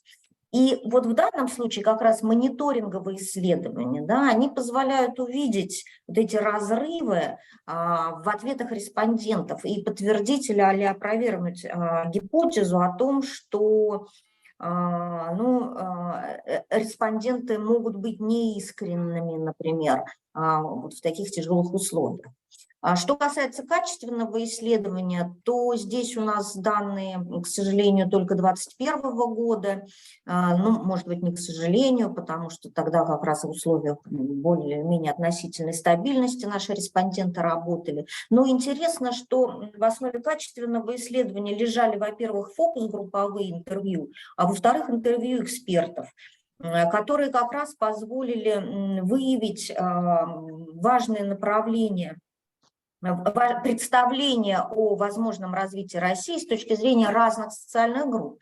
И мы проводили фокус-группы с молодежью, с пенсионерами, с представителями бюджетной сферы, господи, с молодежью, кого-то забыла, и да, с работниками, да, наемными работниками. Ну, индикаторы количественных у нас традиционные, я не буду подробно останавливаться, просто глазами пробегите, пожалуйста, потому что времени мало. О чем идет речь, что я буду сегодня в докладе показывать, да, это прежде всего представление о идеальном государстве, уровень доверия и удовлетворенность жизнью. Но не все сегодня войдет, потому что узкая тема, да. И по фокус-групповым интервью, вот что у нас было, тоже вкратце, это по методике. Ну и основными индикаторами качественного исследования были вот следующие вещи. Это вероятность кризиса, основные меры, которые видятся актуальными представителями различных социальных групп. Но вот говорим мы прежде всего о будущем, да, и в качестве теоретической основы мы опирались на теорию о образе будущего Фреда Поллока и теорию о гибридной постпамяти Марианны Хирш, которая говорила о том, что вот постпамять формируется, как правило, в результате такого травматического опыта предыдущих поколений, опыта, который при передаче, при воспроизводстве наполнен такими существенными эмоциональными переживаниями. И на основе этого таким образом формируется вот гибридная постпамять, которая не всегда адекватно отражает реальный ход исторического процесса, а принимает такой мифологизированный характер. И по большому счету вот сегодняшние реминисценции и аллюзии на такое советское прошлое, они как раз нам показывают вот, ну, результат такой коллективной социальной правды, когда в советском прошлом, как правило, да, видится очень много хорошего, но вот как раз негативные вещи начинают отторгаться. Хотя был период в нашей истории, да, когда вот в том же общественном сознании мы, например, фиксировали значительное количество негатива. Но вот на сегодняшний день вот этот механизм постправды, он включается в воспроизводство этих вещей, и мы сегодня видим, ну, такую достаточно специфическую картину как образа прошлого, так и образа будущего, который, как мы понимаем, всегда на прошлом и настоящем завязан. Но если говорить о представлениях, так сказать, по общероссийской выборке о том, какое будущее наши люди ждут, то мы видим, что они не слишком, скажем так, оптимистичны. И от трети до четверти наших сограждан полагает, что практически по всем общественным сферам ситуация может ухудшаться.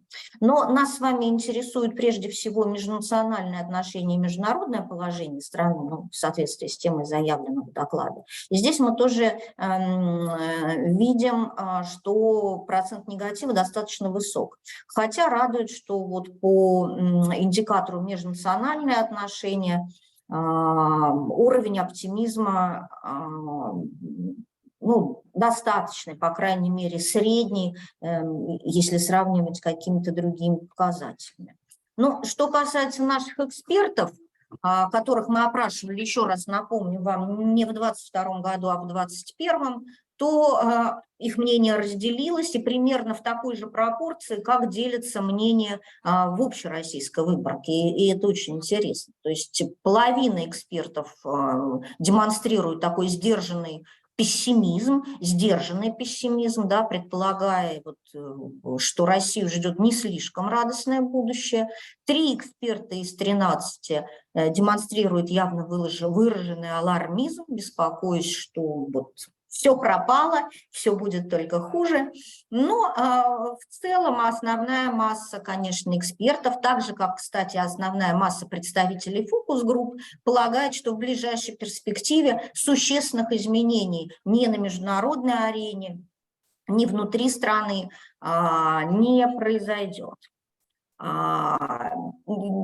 Если говорить об объективных тоже показателях, которые зафиксированы в общественном мнении, то не только наши исследования, не только наш мониторинг, но и мониторинг, который проводит Федерация, Агентство по делам национальности, тоже проводит ежегодно мониторинг, показывает, что благоприятный тренд, по крайней мере, в сфере национальных отношений, он достаточно явно выражен с 2016 года.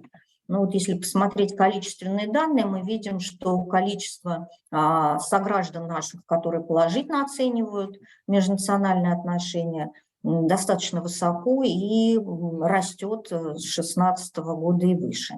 Если посмотреть наши данные, у нас немножко иначе формулируются вопросы на этот счет. Мы спрашиваем наших респондентов о том, какова значимость противоречий.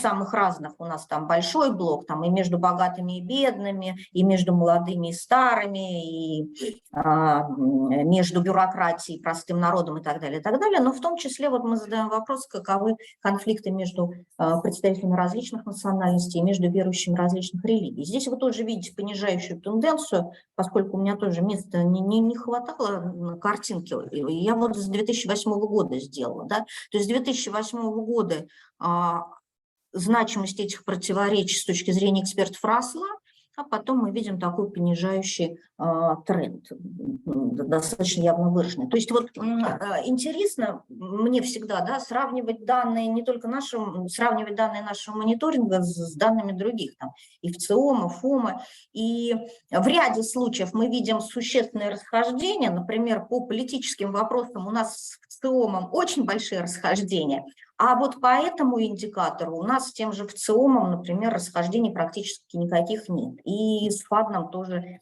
расхождений нет. То есть, в общем, этим данным можно достаточно активно доверять. Но добавим, что самый высокий, как ни странно, но не критичный, опять-таки, уровень негативного отношения к другим этническим группам зафиксирован в Центральном федеральном округе. Хотя в целом повышающий, понижающий тренд, он сохраняется. Но не буду тоже подробно интерпретировать данные экспертного опроса. Можете просто посмотреть на те цитаты, которые я здесь привожу, что демонстрирует нам. Интересно, что конфликтный потенциал межнациональных отношений, он меняется от возраста, условно говоря, и от места проживания. Как я уже сказала, в федеральном округе этот конфликтный потенциал достаточно выше, оценивается и экспертами, и членами фокус-групп. И существенный раскол у нас между пенсионерами, предпенсионерами и молодежью.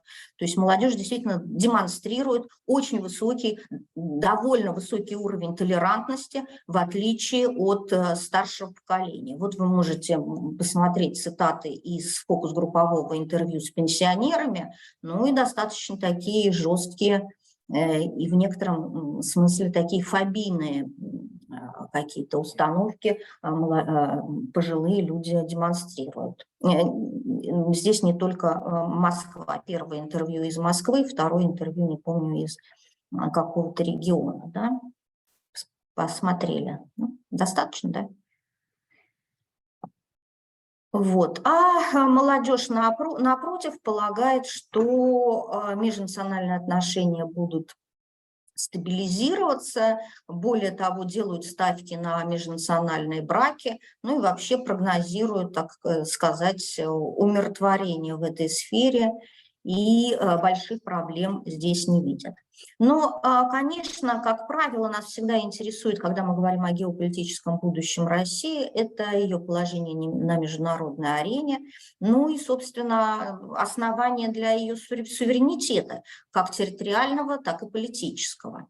И вот если вы тоже посмотрите, уже здесь данные с 1992 года приведены, мы видим, как сокращается количество людей, которые полагают, что Россия обречена на дальнейший распад.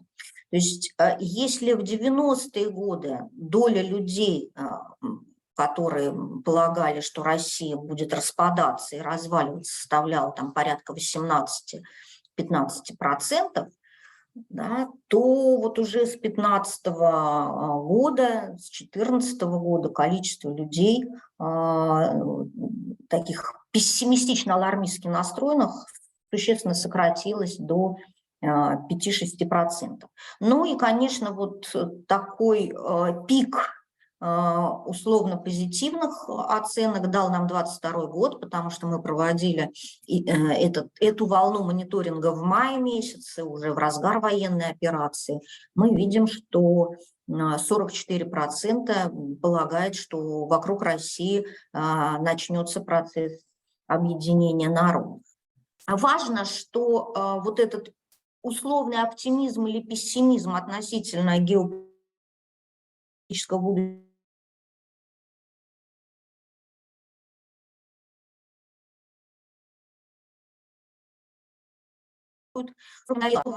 они демонстрируют очень высокий уровень доверия и президенту, и правительству, и даже демонстрируют чуть более высокий уровень доверия Государственной Думе и политическим партиям.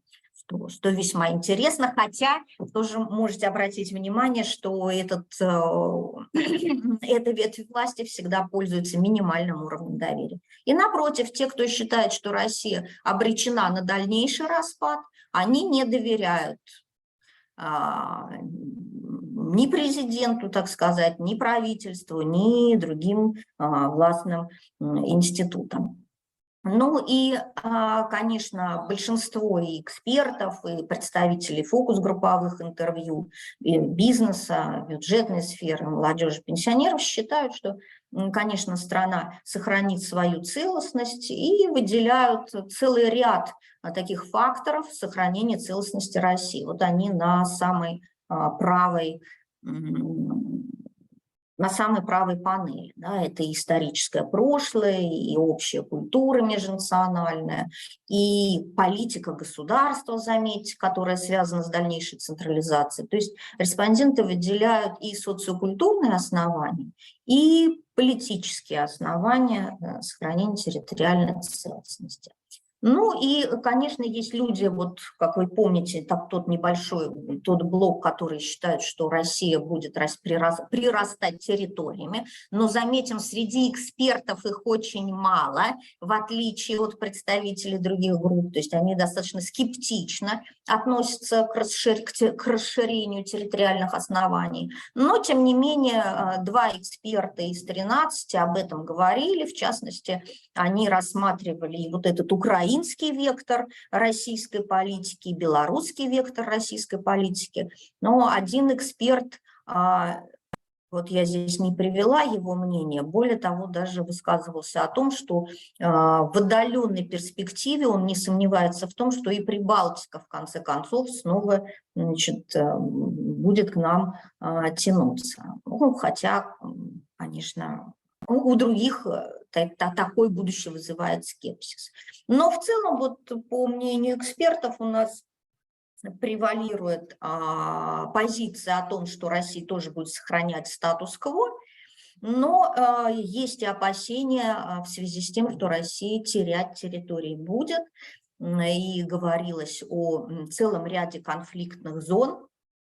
И это не только Кавказ, но вот посмотрите, эксперты в качестве таких зон называли и другие регионы, где и межнациональные отношения могут обостряться, и вот какие-то проблемы могут возникать. Вот Якутия тоже вошла, но она звучала только в одном интервью, Понятно, что вот Татарстан, Башкортостан звучал в 3-4 интервью как такая конфликтная зона, ну, естественно, Кавказ и Северный Кавказ, и особенно Чечня. Но связывали эти проблемы, конечно, прежде всего и с политикой национальных элит, и упоминали вот этот вариант внешнего такого вмешательства, внешнего давления, который тоже связан с разыгрыванием прежде всего национальной карты.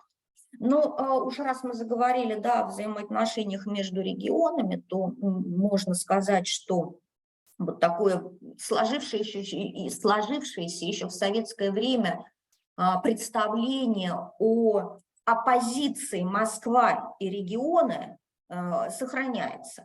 И мы видим, что большинство тоже наших респондентов считают, что главное для центральной власти в Москве – это решать свои проблемы прежде всего за счет регионов.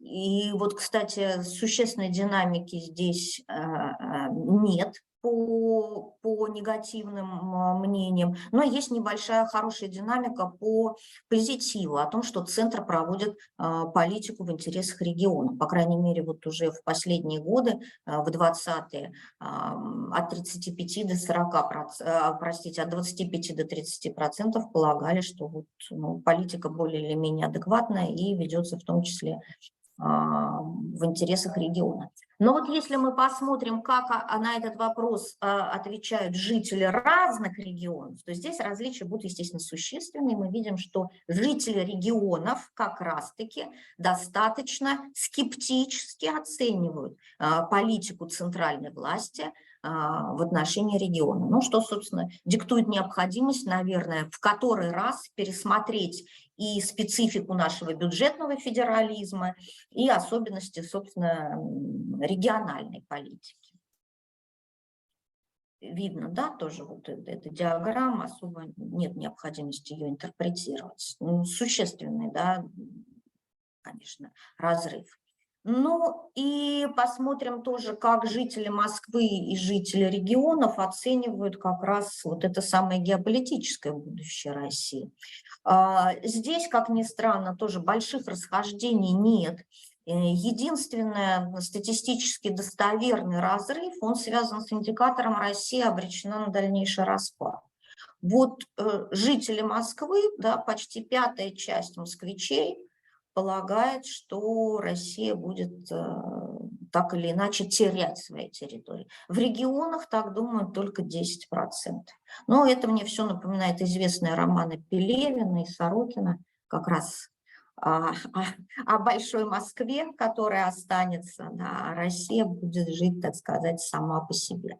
Ну и, конечно, эксперты очень предметно и очень подробно говорили вот о необходимости и дебюрократизировать систему принятия государственных решений, ну и опять-таки перестраивать сложившуюся систему бюджетного федерализма, которая не позволяет сегодня с полной долей эффективности, с одной стороны, выравнивать условия социально-экономического и культурного развития для разных территорий, а с другой стороны, не позволяет регионам самостоятельно принимать решения, да, о основных и необходимых тоже трендах развития. То есть эксперты это видят очень хорошо. Ну и последний блок, который связан, собственно, с международной политикой России, с тем, каким образом Россия должна взаимодействовать с другими государствами. Вот тоже мы здесь видим, что количество негативных представлений о политике других стран существенным образом превалирует над позитивными. То есть вот всего там 5-6% полагает, что развитым странам выгодно иметь хорошего партнера в лице России, выгодно экономическое благополучие России, и доля этих граждан снижается. Ну, мы, конечно, это связываем главным образом и с особенностями политического дискурса, но можно предположить, что и политический дискурс, так сказать, реагирует на общественные настроения. Причем большинство экспертов тоже убеждены в том, что Запад заинтересован скорее в распаде нашей страны. Ну вот треть экспертов, наоборот, полагает, что Запад заинтересован в сохранении российских позиций, поскольку России будет отводиться роль сдерживания экспансии Китая. Так, сейчас я пролистаю, не буду подробно об этом говорить. Вот тоже интересные данные, которые показывают, как респонденты оценивают внутренние и внешние угрозы. Да, то есть что для России более актуально и что требует первоочередного решения, так сказать, внешний контур политики или наши внутренние проблемы. И вот мы, к сожалению, видим, что основные России для России исходят из-за рубежа, по мнению респондентов. Так полагает 60% наших граждан. И вот тоже по поводу угроз мнений экспертов.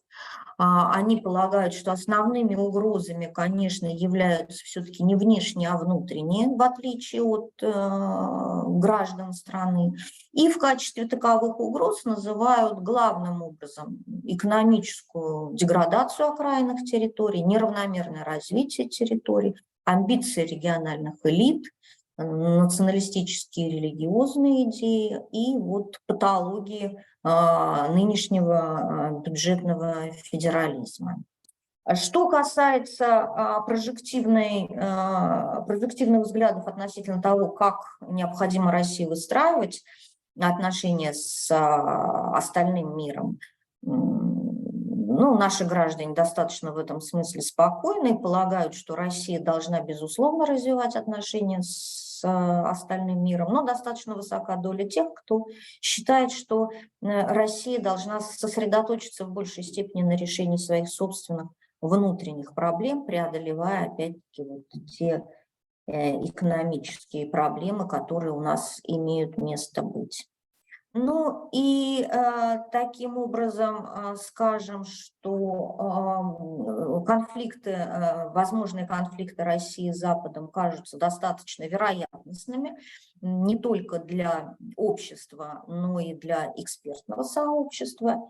И основными факторами, которые будут определять будущее России, ее политику и, опять-таки, конфликтный потенциал, который придется преодолевать определенной нынешней или будущей власти, будут связаны вот с решением следующих проблем.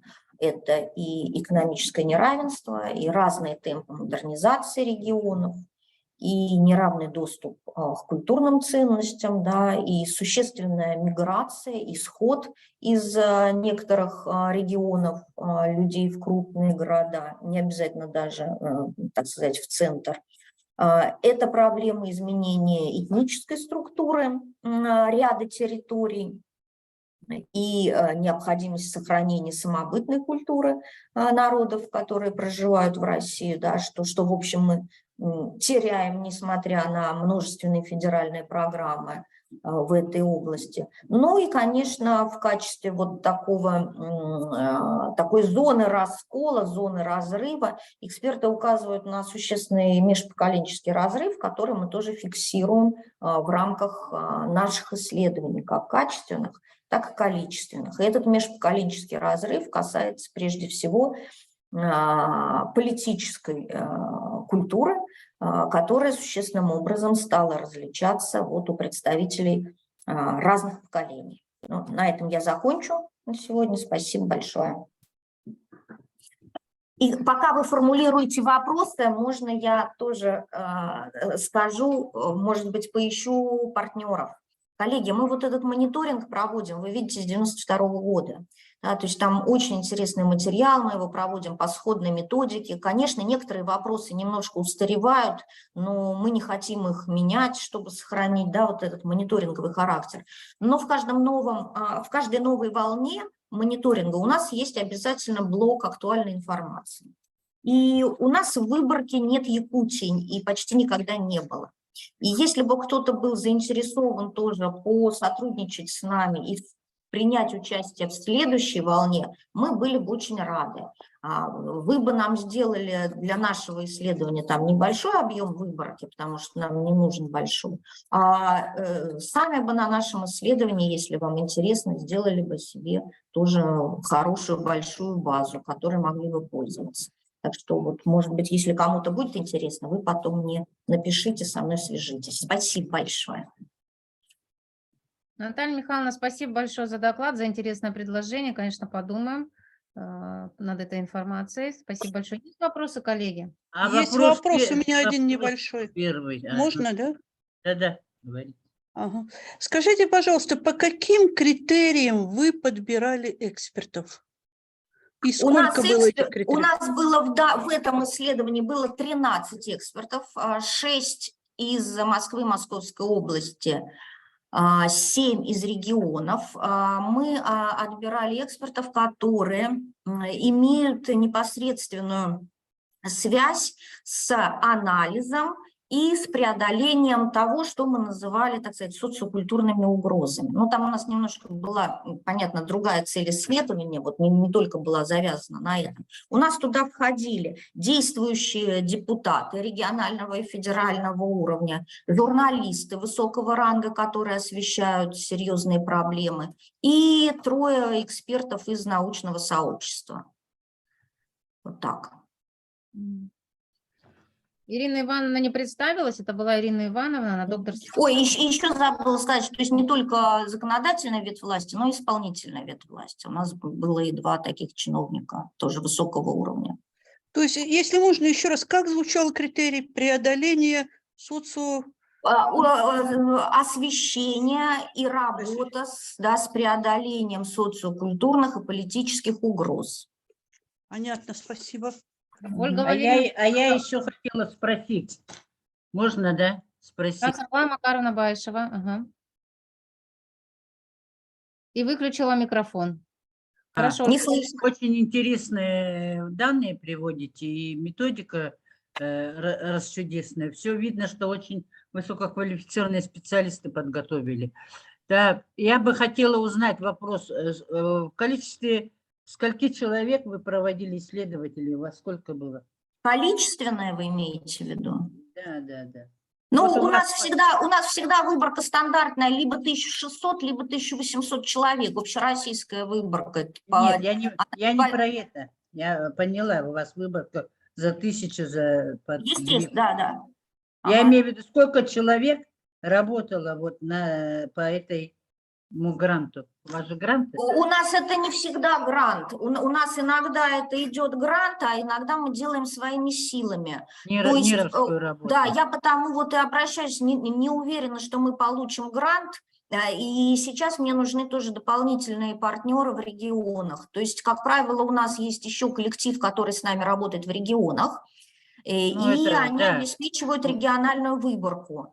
Вот, условно говоря, по региональной выборке мы обычно берем 7-8 регионов, только репрезентируем ее как бы для всей. И тогда из каждого региона у нас бывает там по 70-80 человек. Вот просим так сделать наших коллег. Но они обычно делают, например, себе больше, чтобы иметь выборку уже такую пошире, внутрирегиональную, они ее корректируют и опрашивают на самом деле больше. И тоже ей пользуются, потому что у нас очень хороший опросник, он очень большой. То есть я здесь показала только несколько вопросов.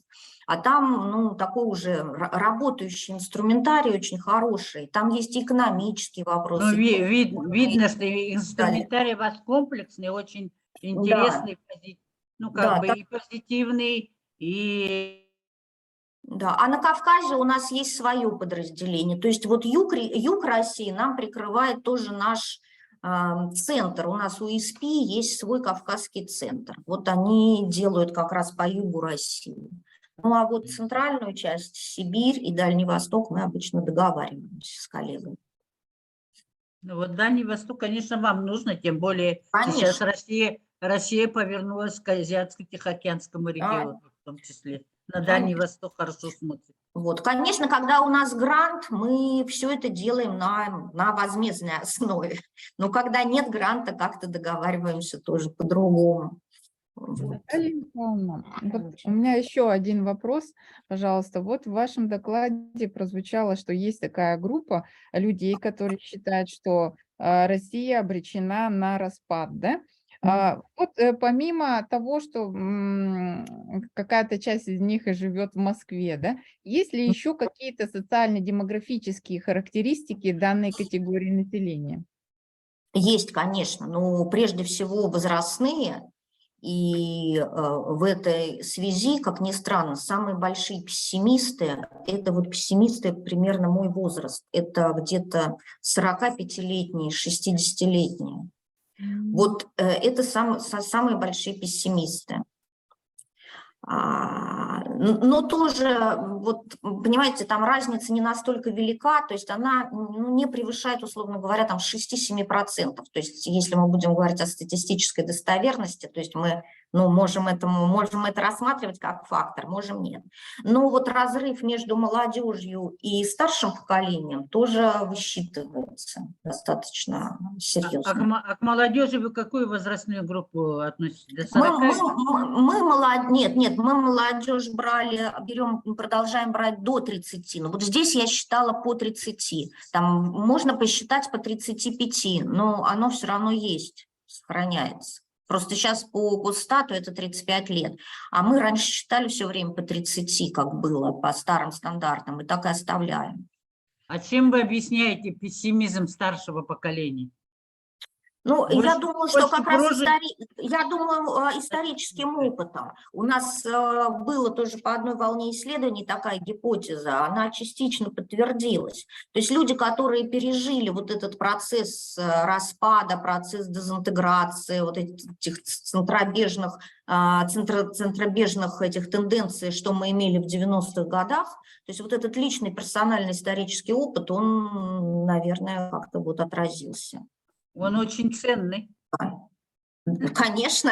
Это не пессимизм, я бы сказала, это реализм в некотором смысле. Потому что, да, люди помнят, чем руководствовались разные центры силы, как это проходило. И самое печальное, что люди видели, как быстро с людей слетает весь налет цивилизации.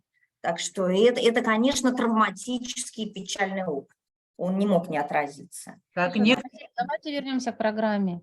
Наталья Михайловна, нет, можно быстро очень один вопрос? Мне очень понравился слайд, на котором написано «Молодежь радует». Это прекрасный такой слайд, я его даже себе записала, всего 2 слова. Скажите, пожалуйста, вот сейчас в последнего времени исследования сохраняется эта фраза, что молодежь радует?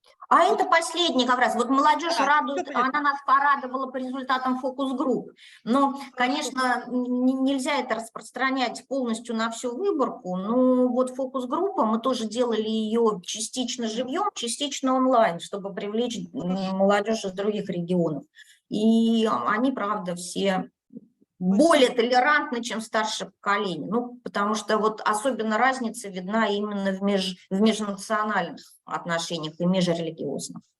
То есть для молодежи этот фактор не остается главным. Хотя, опять-таки, вот у меня сейчас другое идет исследование, уже только по студенческой молодежи.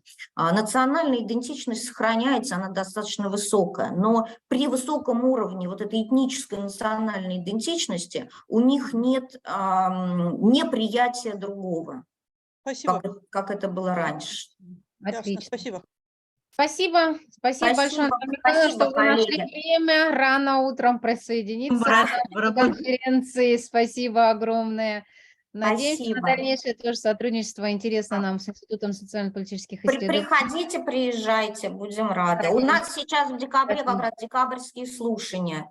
Там уже закончен прием, но на самом деле не закончен. Если захотите, мы вас включим с удовольствием. Хорошо, будем иметь в виду. Хорошо. Потому что региональная тематика тоже нам нужна, нам, конечно, ее не хватает. Постараемся, Наталья Михайловна, все. Ловим на слово, что включите. Хорошо. И сейчас До перейдем свидания. тоже к коллеге с Москвы. До свидания, Татьяна Михайловна. Коллеги тоже с Москвы предоставляют слово. Тоже давно она сидит на нашей конференции, уже присоединилась. Вот Щеголькова Юлия Юрьевна, пожалуйста, приготовьтесь. Елена Да. Юрьевна, извиняюсь, да. А далее хочу, по программе, это по программе мы идем, далее хочу предоставить, приготовиться Сардане Ильиничне, и далее по программе Ирина Сергеевна подготовить. Пожалуйста, Елена Юрьевна Щеголькова, научный сотрудник Института социологии, тоже дружественного нам института Российской академии наук, Москва. Вернемся опять к межнациональным отношениям, насколько понимаю. Да, здравствуйте, коллеги. Очень приятно присутствовать на вашей конференции. Спасибо за возможность такую. Хочу представить вашему вниманию доклад, продолжая общероссийскую тему, начатую Натальей Михайловной. Мой доклад звучит так: межнациональные отношения и социальное самочувствие населения в условиях пандемии COVID-19. Мы живем в такое быстро меняющееся время, что не успеваем реагировать на все социальные изменения, но их надо прожить, надо исследовать, они интересны и актуальны. Я возвращу вас к событиям двухлетней давности. И мой доклад подготовлен на результатах исследований, которые были осуществлены в условиях реакции общества на коронавирусную инфекцию, вызванные соответствующие социальные ограничения. Как известно, межнациональные отношения – это величина далеко не постоянная и не статичная, представляет собой переменную, которая подвержена влиянию различных социальных факторов, обстоятельств. И поэтому в исследованиях межнациональных отношений важны не только срезы текущей ситуации, но и динамичные исследования, сравнительные процедуры, замеры в разных средах и совокупностях. И оценка состояния межнациональных отношений в той или иной среде отражает влияние различных факторов, таких как уровень социально-экономического развития, сред, их локальные социально-культурные особенности, которые определяют стандарты взаимодействия представителей разных национальностей. И к числу важнейших факторов нельзя не отнести социальное самочувствие,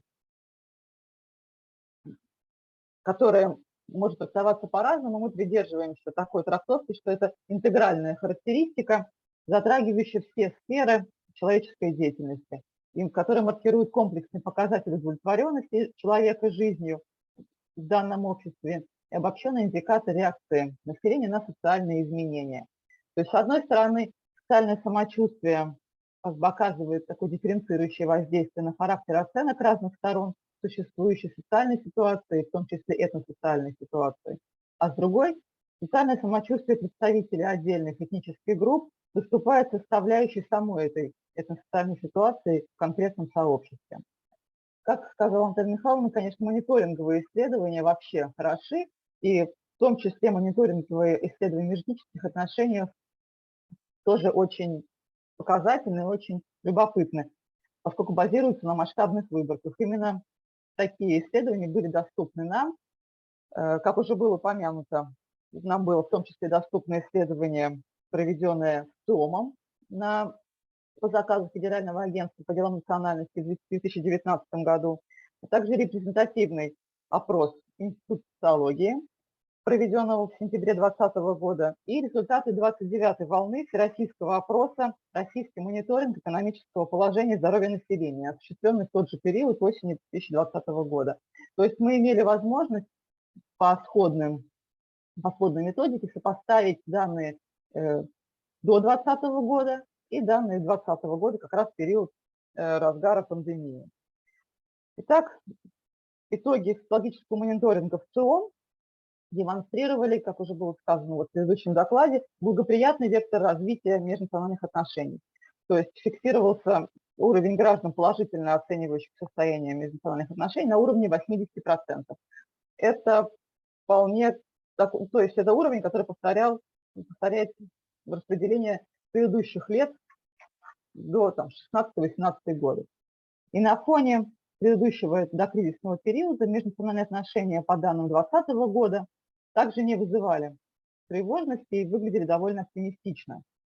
Оценки состояния межнациональных отношений на локальном и федеральном уровне были сопоставимы с аналогичными оценками до коронавирусного периода. 80% граждан оценивали их как спокойные, и не более 6% по всему массиву говорили о напряженности. То есть, несмотря на трудности пандемии, какие-то экономические сложности в связи с этим, межэтнические отношения в местах проживания, то есть не в стране в целом, а в конкретных населенных пунктах, оценивались гражданами выше. 38% считали, что ситуацию в своем городе, селе можно характеризовать как доброжелательную. То есть ситуация в селах выглядела более благоприятно, чем в городах, где выше социальная конкурентность, возможно, приток культурных мигрантов. Но при общей благоприятной картине нельзя все же не отметить, что где-то 54% респондентов выбирало позицию, что на момент опроса ситуация в сфере межэтнических отношений все-таки имеет скрытый потенциал напряженности. То есть все спокойно, но скрытая напряженность отмечалась. Конечно, еще раз скажу, что опрос проводился на фоне пандемии коронавируса, что, возможно, не могло не повлиять на эти общие оценки. Кроме того, пандемия, она переключила несколько внимания людей на другие проблемы, вопросы медицины, здравоохранения, выживания вообще в целом. И было интересно посмотреть, как на оценку отношений оказывает влияние общее социальное самочувствие людей. Мы использовали вопросы, связанные с удовлетворенностью жизнью в целом, с удовлетворенностью материальным положением. И достаточно очевидно прослеживается связь оценок респондентов межнациональных отношений в стране в целом и на местах, и оценок общей ситуации в России.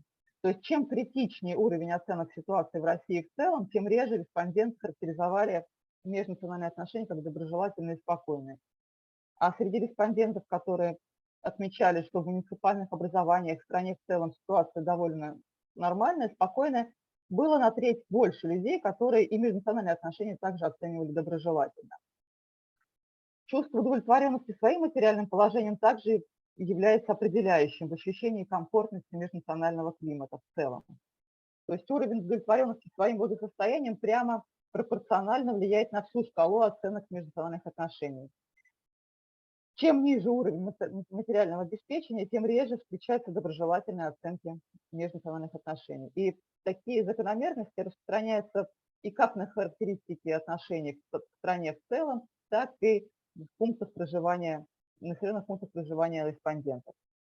В качестве еще одного индикатора состояния межнациональных отношений были рассмотрены ответы на вопрос об отсутствии чувства неприязни представителям других национальностей.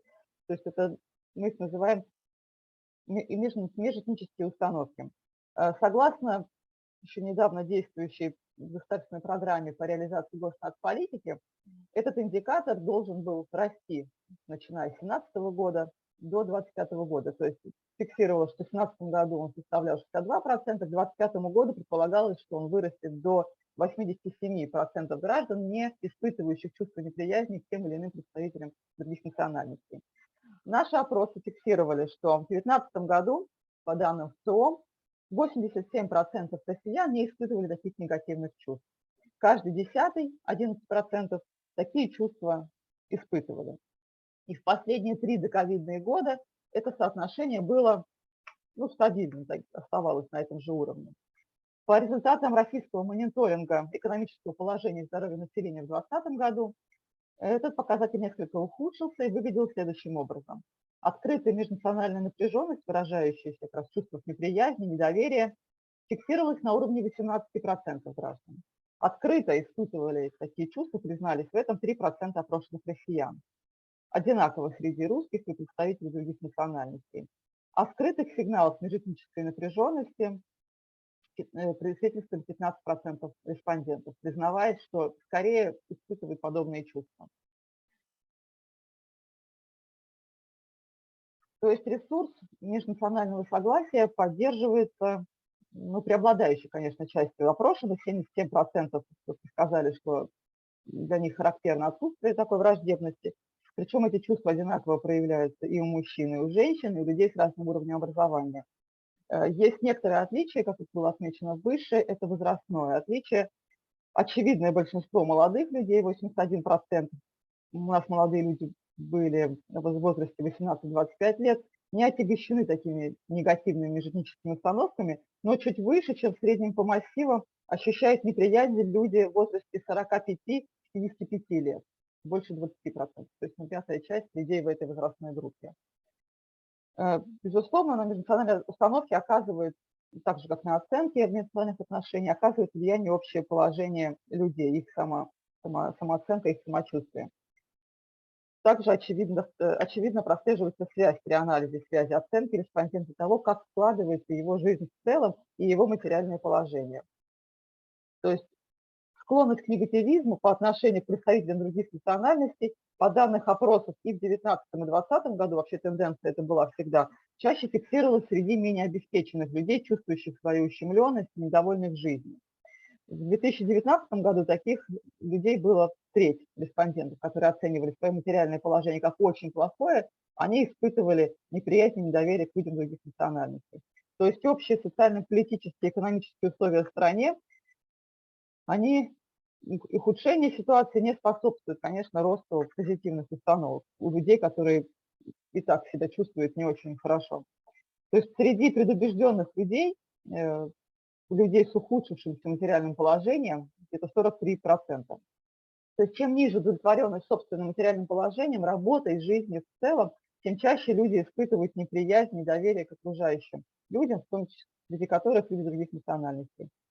То есть очевидно закономерно, что можно предполагать, что с повышением уровня удовлетворенности материальным положением с большой вероятностью можем наблюдать снижение роста этих негативных установок. Таким образом, нами были рассмотрены такие социальные факторы, которые определяют основания и направления возможных напряжений в этнически разнообразном обществе.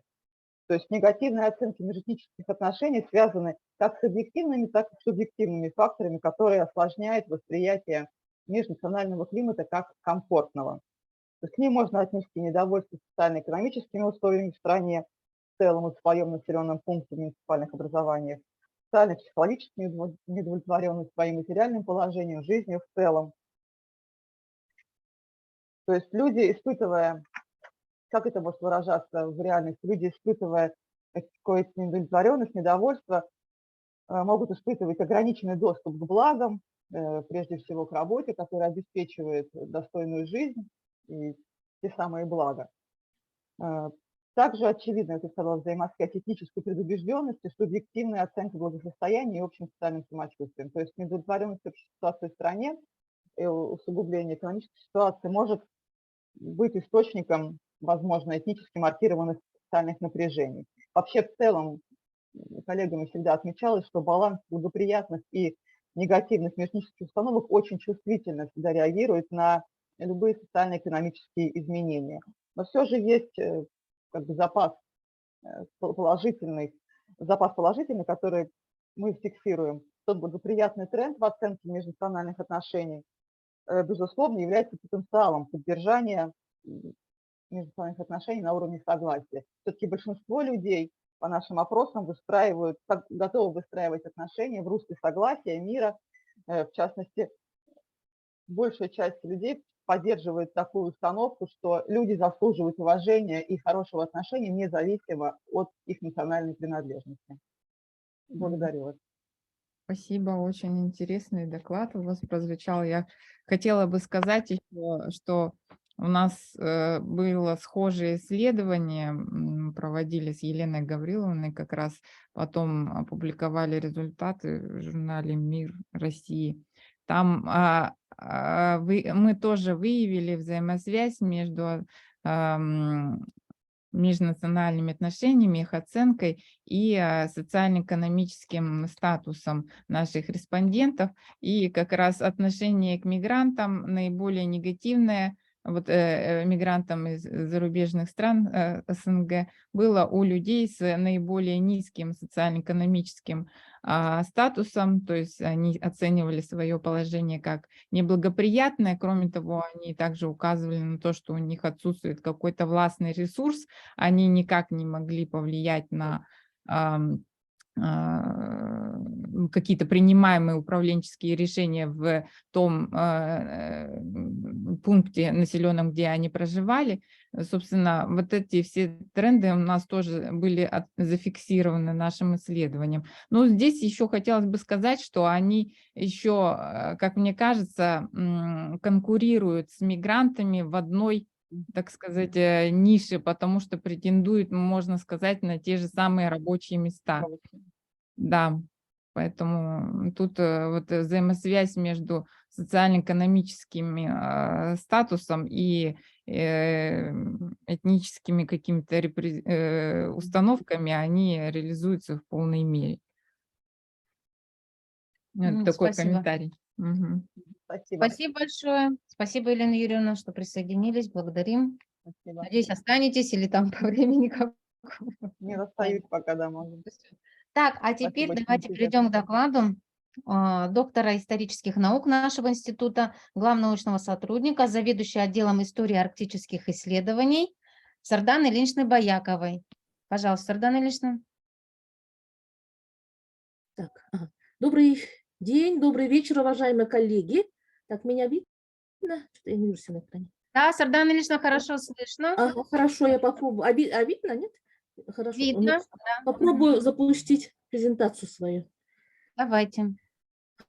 Так, значит, а как мне на полноценный экран выйти, а? Там, подскажите, коллеги.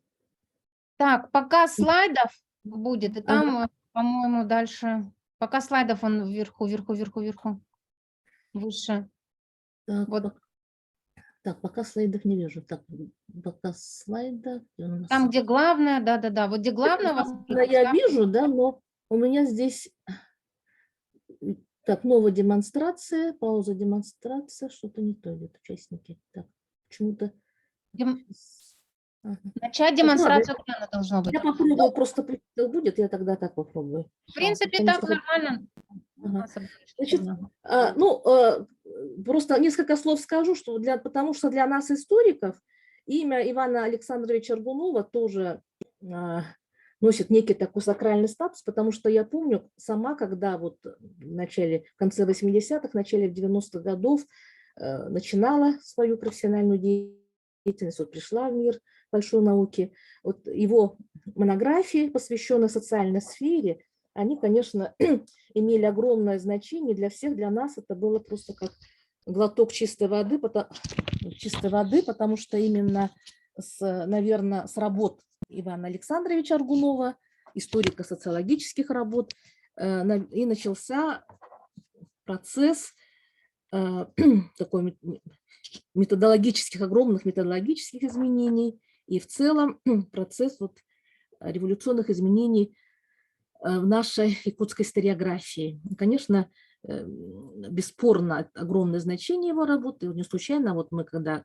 уже писали нашу историю Якутии, в историографическом обзоре мы достаточно большое место уделили работам Ивана Александровича Аргунова, его вкладу в развитие работ по социальной истории и аграрной истории нашей республики и народов Республики Саха-Якутия. Поэтому, конечно, я просто сочла своим долгом обязательно принять участие в конференции, посвященной столетию нашего выдающегося ученого, человека, который, не побоюсь этого слова, конечно, был пионером многих исследований, в том числе исторических, и для нас, для всех, вчера я тоже участвовала в открытии конференции, в работе конференции, прослушала доклады.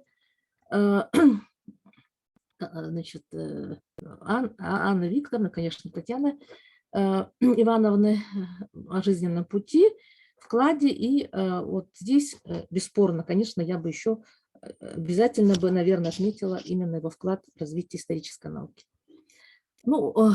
Так, наверное, уже перейду к своему докладу. Совместно подготовили мы с моим коллегой Борисом Витальевичем Ивановым, доцентом юридического факультета Северо-Восточного федерального университета.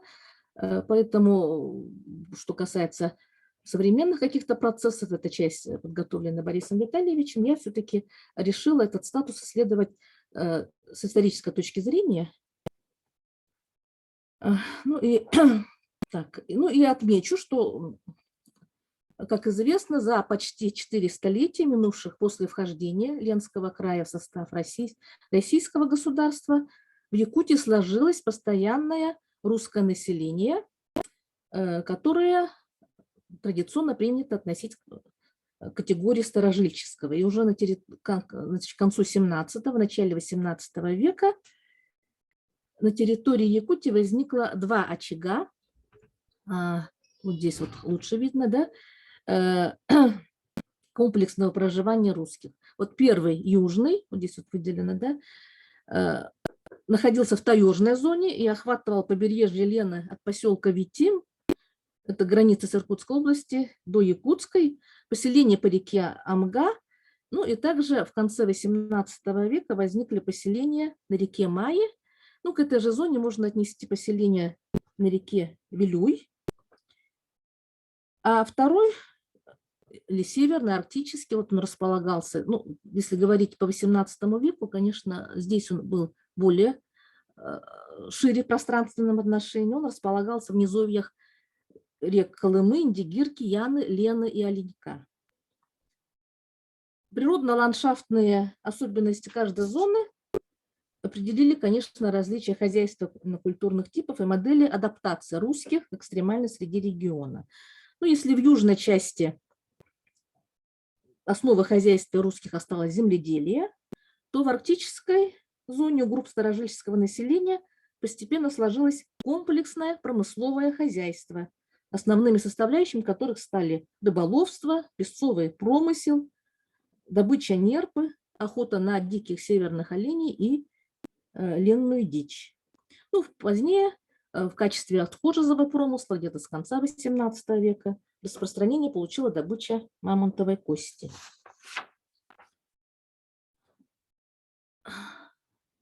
Так, приленские крестьяне. Ну, адаптация русских старожилов в условиях новой экосистемы и на языковой среды прошла не просто за счет восприятия традиционных форм хозяйствования местных жителей, но и приспособления этих знаний и умений к стандартам русской материальной культуры XVII-XVIII веков. Ну, как отмечает Саргалана Егоровна Никитина, в условиях географической изоляции, вызванной транспортной недоступностью, дальностью расстояний, происходили постоянные контакты с местными юкагирскими, чукотскими племенами. При этом заключаемые брачные союзы приводили к растворению полезиатского компонента в русском населении. Ну и поэтому уже в середине XVIII века сформировалось смешанное потомство. Особая общность, в жизни которой, ну, тоже цитирую Никитину, равнозначными доминантами стали русский язык, православие, русский фольклор и свойственный аборигенам края материально-хозяйственный быт рыболовов, охотников. Но в отличие от, значит, южных вот своих, значит, сородичей, арктические старожилы имели значительно большее заимствование от коренных малочисленных народов севера. Ну, например, обычай немат известный, ну, обязательно равное разделение добычи между всеми членами общины. Ну, известно также зафиксированное в источниках попытки русскоустницев, например, стать шаманами и так далее. Ну и таким образом у русских старожилов севера Якутии сформировалась сложная синкретическая картина мира, где православные традиции были тесно переплетены с языческими представлениями коренных народов Арктики. Но правовой статус русских старожилов в Заполярье долгое время оставался неопределенным. Специально вот исследовавший формирование, расселение, занятия этой группы населения Якутии Сидор Григорьевич Сафронов выявил их происхождение от промышленных и служилых людей, ну, в основе своей прибывавших на север временно. Это также подтвердила вот позднее, уже в наше время, в своих исследованиях Екатерина Алексеевна Строгова. Причем не только исторические исследования, также они подтверждены археологическими данными. Ну, поэтому немногие переселенцы, промысловики, временно, еще раз повторюсь, пребывавшие, они были переведены в разряд тяглых людей, посадских и крестьян. Но в основном они были приписаны городам, возникшим на месте Исачных зимовий и острогов: Жиганску, Зашиверску, Среднеколымску. Ну и кроме того было образовано 2 крестьянских общества – Устьянское и Нижнеколымское. При этом население низовья Индигирки было разделено на 2 сословия. Жители 27 из 29 поселений были отнесены к зашиверским мещанам, а жители 2 селений Косово и Колесово к Устьянскому крестьянскому обществу. Что касается населения низовьев Колыма, оно носило смешанный характер. Здесь были и среднеколымские мещане, и крестьяне, и казаки. В конце XVIII века в ходе ревизии 1795 года была предпринята первая попытка упорядочения и приведения в соответствие со сословной принадлежностью системы расселения русских жителей арктического побережья. Поэтому в 1797 году Жиганский земский суд предписал переселиться в Жиганск, приписанным к нему, но жившим в устье Оленька промышленникам в количестве 70 человек, объявив, что в округах при жительствах своих остаются одни крестьяне, а мещане все должны жительствовать при городах. Но, однако, жители Оленька не захотели переселяться за 1000 верст в Жиганск и обратились к властям с просьбой о перечислении их крестьянам, с тем, чтобы они могли остаться при жилищах своих по-прежнему. Вопрос был решен положительно, и в самом конце XVIII века на севере Якутии появилось еще одно крестьянское общество – Усть-Оленёкское. После упразднения в 1805 году Зашиверска все население низовья в Жиндигирке, включая все те же крестьянские селения, было приписано городу Верхоянску. Этот правовой статус русских арктических старожилов был подтвержден в ходе реформ Михаила Михайловича Спиранского, закрепивших за ними общие с русскими крестьянами Сибири податные и прочие фискальные сборы. Ну, как известно, в 1822 году Устав об управлении народцев впервые определил экономические и правовые аспекты жизнедеятельности коренных народов Сибири и законодательно оформил за бродячими народцами охотничьи и рыболовные угодья, а также возможность беспрепятственного перехода из округа в округ для ведения промысла. Ну, видимо, очевидно, с этого времени между русскими старожилами и аборигенным населением возникли земельные споры за право владения местами промысла. Так, например, в 1831 году началась тяжба, длившаяся не одно десятилетие, между индигирскими якутами. Так, у меня там презентация, да? И русскоустинцами за право обладания богатыми и рыболовными участками в низовьях Индигирки.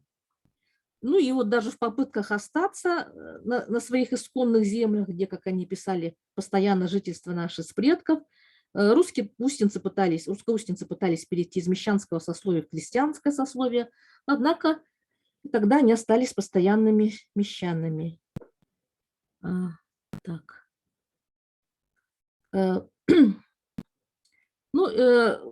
Следует отметить, что уже тогда вот постоянная угроза переселения русскоустинцев, верхоянцев, например, с одной стороны, с другой стороны, хозяйственно-культурная деятельность с коренными народами,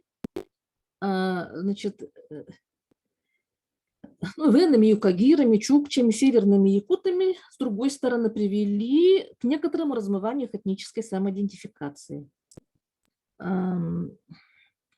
Известный исследователь Северо-Востока Азии, ну и чиновник по роду своей основной деятельности, Герард Людвигович Майдель, посетил Русско-Устье в 1866 году во время одной из своих служебных командировок. Вот он привел очень интересный факт, характеризующий самоидентификацию русскоустинцев. Ну вот, как раз на слайде цитирую. Вообще люди вполне довольны своим положением, но только они не хотят оставаться мещанами, а желают быть сравнены с плательщиками ясака, на которых совершенно походят образом жизни. И даже вот по их просьбе Майдель представил соответствующее прошение якутскому губернатору Лохвицкому, в котором русскоустинцы обратились с просьбой перевести их в разряд бродячих или кочевых инородцев. Но, однако, вскоре, вот буквально через 2 года, руководство области сменилось, ну, а затем и сам Майдель выехал за пределы Якутской области, ну, вследствие вопроса перевода русскоустинцев в разряд бродячих инородцев так и остался нерешенным. Первичного такого отказа было в том, чтобы там стал вопрос, связанный с какими-то фискальными целями, и на этом моменте как-то все зависло. Ну вот постепенно с увеличением численности населения побережья Северного Ледовитого океана, в основном за счет мигрантов из центральных районов Якутии, русские все больше ассимилировались с местными народами. Полностью объякутились где-то к концу XIX века оленёкские и устьянские крестьяне. По данным Алексея Гавриловича Чикачева, объякутившиеся потомки этих групп русских старожилов при проведении приполярной переписи 26-27 годов называли себя якутами. Ну, а в ряде случаев на вопрос о национальности отвечали христиан. Родным языком все они указали якутский язык. Поэтому к началу XX века устойчивое русское самосознание и этнокультурную самобытность сохранили лишь жители низовьев Индигирки и Колымы. Вот просто тут выделены даже точечно Русскоустье и Похотск. Даже нельзя сказать, что ареал, а именно поселки. Вот как раз их этническая самоидентификация оказалась очень устойчивой, и она не потеряла свое значение даже в условиях последовавшего форсированного внешнего воздействия, связанного с индустриальным освоением Заполярья. Признавая себя русскими, тем не менее, они продолжали осознавать свою особенность, отличие от основного населения метрополии и этнокультурную общность с коренным населением края. Поэтому вот в 30-50-е годы, когда паспорта стали выдавать, в графе «национальность» многие из них имели отметку «местно-русский» или «местно-русская». Ну, в настоящее время эти группы достаточно малочисленны. Всего лишь в Русском Устье сейчас проживает, по данным последней переписи, 148 человек. Причем, ну, по подсчетам исследователей, коренные местные русские составляют примерно 85% из них. В селе Похотск проживает 254 человека, ну, тоже коренным похотчанам можно отнести где-то около 80% населения. Ну, как известно, в 90-е годы, в конце 80-х, 90-е годы произошел у нас в республике, так же, как и везде в России, наверное, всплеск такого этнического самосознания. Ну и это стало, конечно, катализатором дальнейших консолидационных процессов среди русского, а также в том числе старожильческого населения Якутии. Следствием этого стало оформление самостоятельных, независимых от других общественных организаций русскоязычного населения края, объединения. Ну, Якутский казачий полк, вот на слайде представлен, потомки государевых ямщиков, Союз русских старожилов Республики Саха-Якутия, Русско-Устьинцы и так далее. Ну, вот по представлению лидеров этих организаций, один из вот наш коллега бывший, ну, покойный, скажем так, Алексей Гаврилович Чикачев,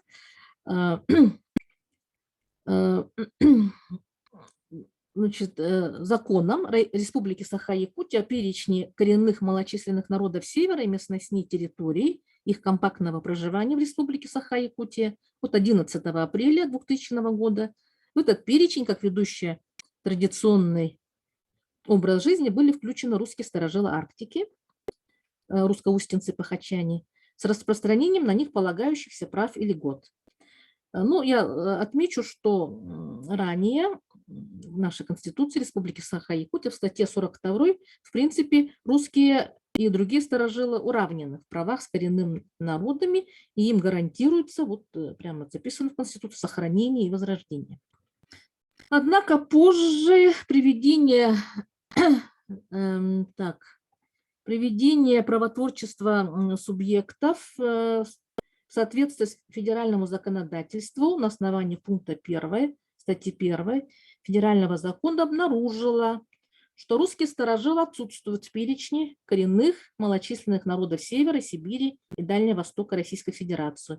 И к русским арктическим старожилам не могут быть адресованы нормы законодательства о малочисленных народах, представляющие им определенные права и обязанности. И несмотря на то, что, значит, вот на время рассмотрения этого в Конституционном суде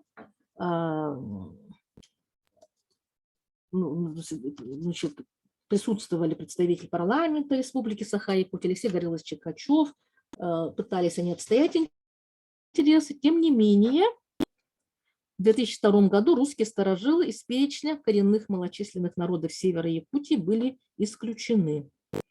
Однако